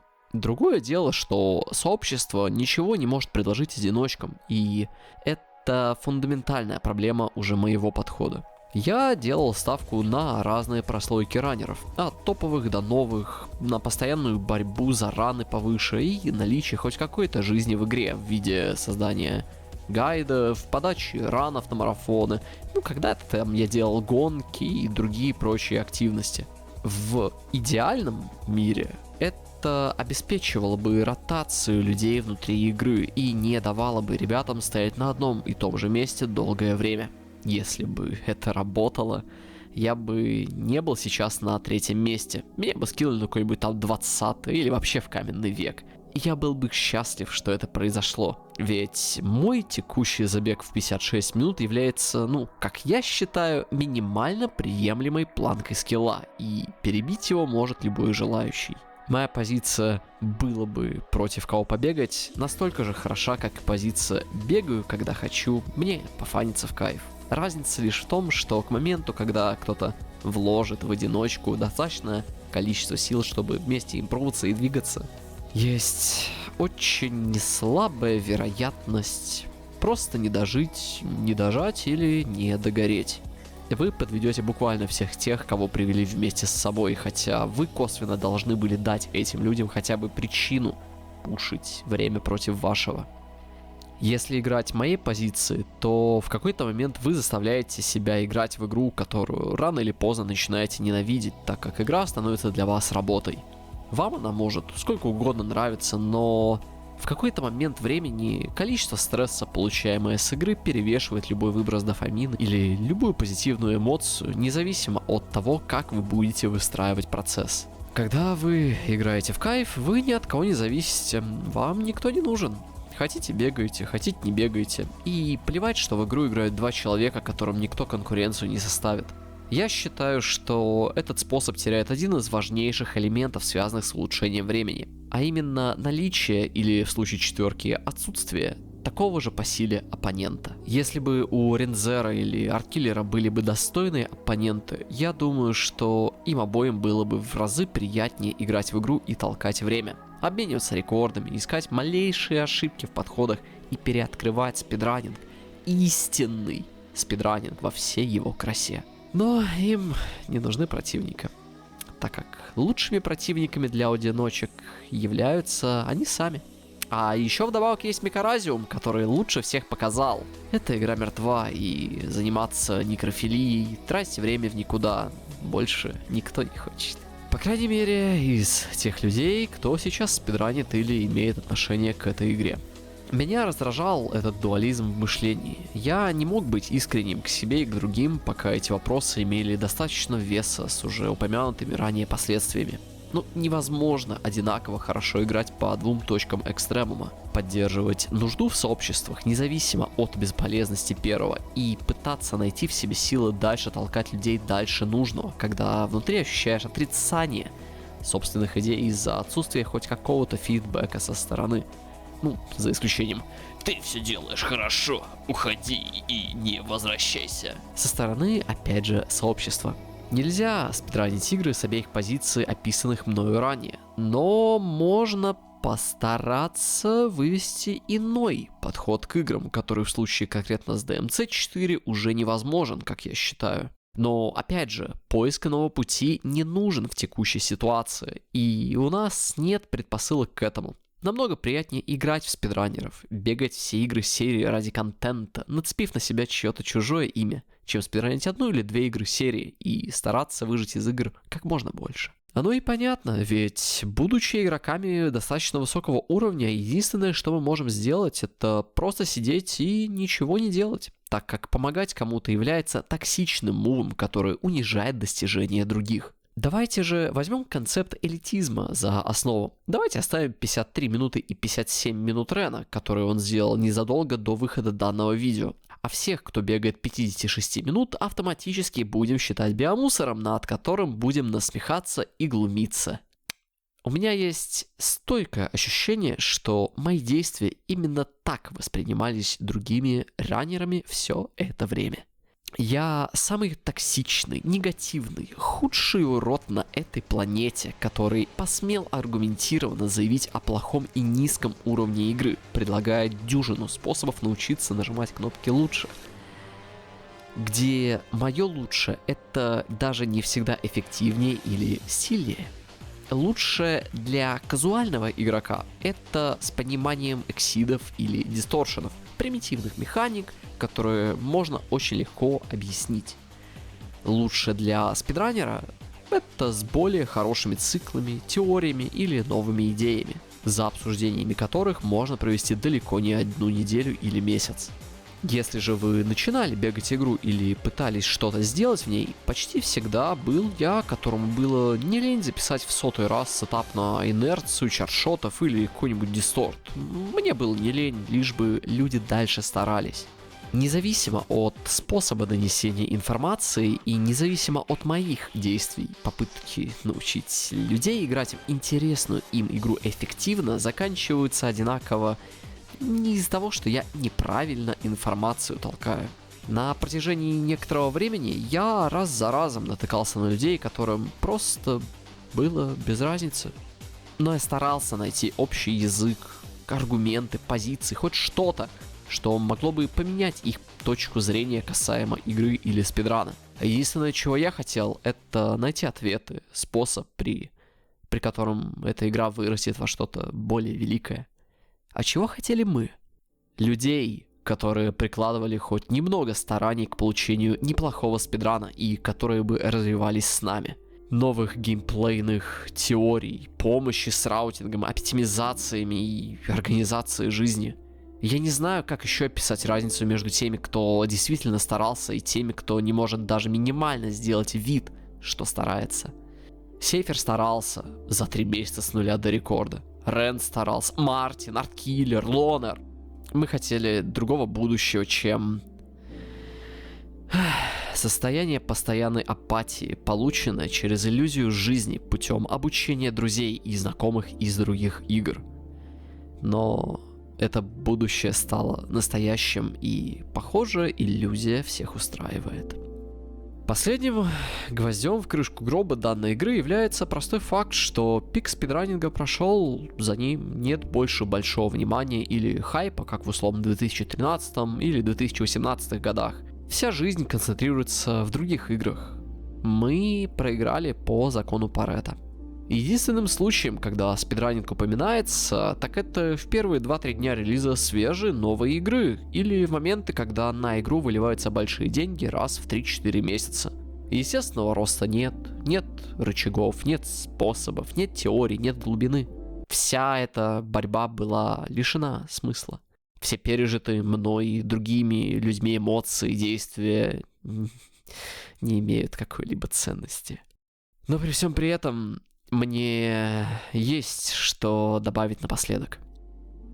Я хочу сказать, что DMC4 SE — это один из лучших спидранов длиной около часа, живущий по принципу «вопреки всему». Само существование этого спидрана, подобного развития и вся эта история буквально кричит об этом прямо в лицо. Эта игра объединяет в себе великолепную кривую сложности, безумный потолок скилла, количество сложных для исполнения техник и циклов, некоторую щепотку рандома и, что самое важное конкретно для меня, возможность показать свой собственный стиль игры. Независимо от того, играете ли вы на геймпаде, на клавиатуре, на руле или на батуте, как топовые раннеры, эта игра не делает поблажек ни к тому, ни к другому типу устройств. В эту игру приятно играть независимо от вашего начального уровня скилла, несмотря на то, что многие почему-то предпочитают бесконечно сравнивать себя с текущим рекордом и останавливаются даже не попробовав. Ну, или находят какие-нибудь отговорки на уровне «Ой, это сложно, тут какой-то псих ненормальный на 4 часа ролик сделал, я точно не буду это спидранить». Данными 2 роликами я призываю вас посмотреть на эту игру иначе и призываю посмотреть на спидраны под другим углом, отличным от создания бренда или получения статуса. В случае, если вы все-таки видите в спидранах в первую очередь именно эти 2 вещи, и кроме как места на таблице рекордов вы ничего не цените, стоит искренне пожелать вам не сколько удачи, сколько терпения в получении цифры 55, не говоря уже про цифру 54 или 53.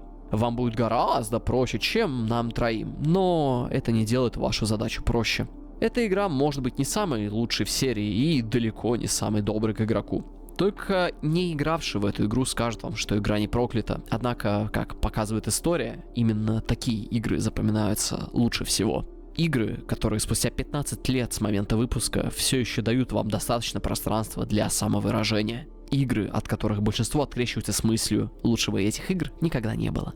Игры, которые доводят людей до крайней степени отчаяния и эйфории в точке одновременного начала и конца. Такие игры, как Devil May Cry 4 Special Edition.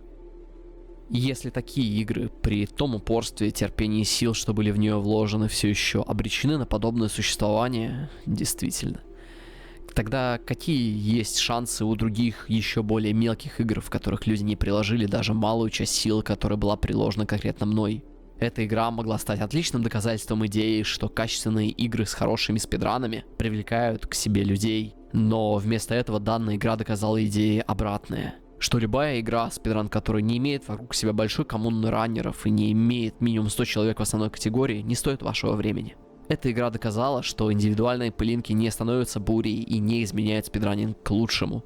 Доказала, что надежда и время ломают людей настолько сильно, что прошлые победы в настоящем пахнут только позором. Но, возможно, все так и должно быть. Старые идеи уходят, новые приходят. И это нормальное явление, которое сопровождается смесью гордости и грусти.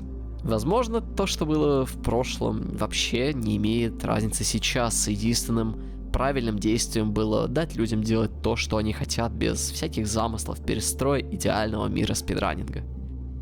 Давайте посмотрим фактам в лицо. Помимо механических оптимизаций Рена и Арткиллера, гораздо большим импактом на игру в целом произвели находки Мартина в 2023 году.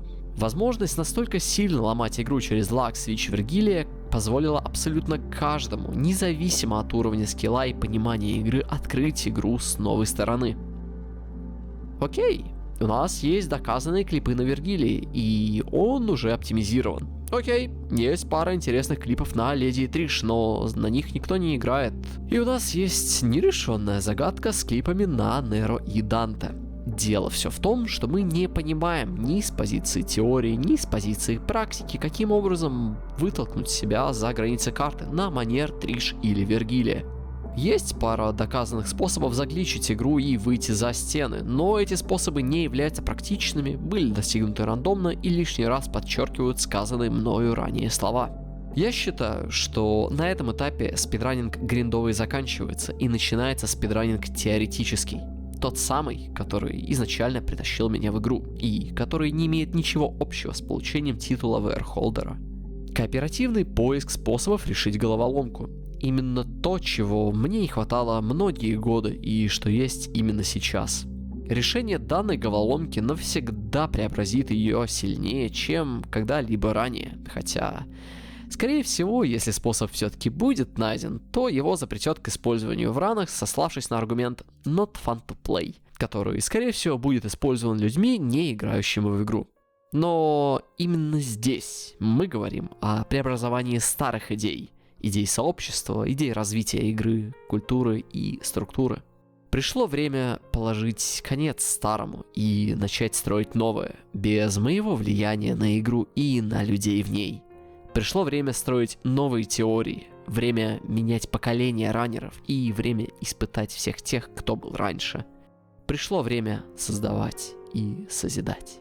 Если кто-то из вас после просмотра этого видео хоть что-то понял или нашел внутри себя, если кто-то готов дать игре еще один шанс, то лучше шанса влиться в игру с целью найти способ клипаться на Неро и Данте, чем сейчас, уже не будет. Нам не сколько нужны советы, как сделать или как сыграть правильно, сколько нужны дополнительные руки, которые готовы долбиться в каждую стенку этой игры. Кровью и потом, но найти последнюю часть недостающего пазла, чтобы в конце концов совершить еще одну революцию, которая положит начало новой жизни данной игры. Стоит добавить, что мы не копались в коде игры, нам нечем это сделать, у нас нет знаний в области движка игры, тем более что движок закрытый, а все остальные игры на этом движке не имеют гличей подобного плана, как и игры серии. Не просто так DMC4 является лучшим спидраном в ней. Если бы у нас были инструменты наподобие тех, что есть в тех же самых соусах, возможно, прогресс пошел бы чуть быстрее. Поэтому, если вы хотите помочь Мартин Тайму с помощью решения, думаю, что Мартин был бы очень признателен. И если вы смогли досмотреть до конца этого ролика, то я вам могу сказать огромное спасибо. Возможно, для большинства из вас это останется обычным видосом, о существовании которого вы забудете через пару дней. Но для меня последние 5 лет были чем-то очень важным. Я мог бы рассказать больше и показать намного больше, но я считаю, что сделал достаточно для сообщества, которое сейчас больше напоминает скорее дисфункциональную семью. Я выстроил данный ролик в первую очередь для того, чтобы поставить точку на достаточно сложном прошлом, в котором было очень много неприятных моментов, большая часть из которых не была показана. Можете называть это самоцензурой. Во-вторых, данный ролик делался с мыслью показать вам, что один человек может сделать достаточно много вещей, как полезных, так и нет.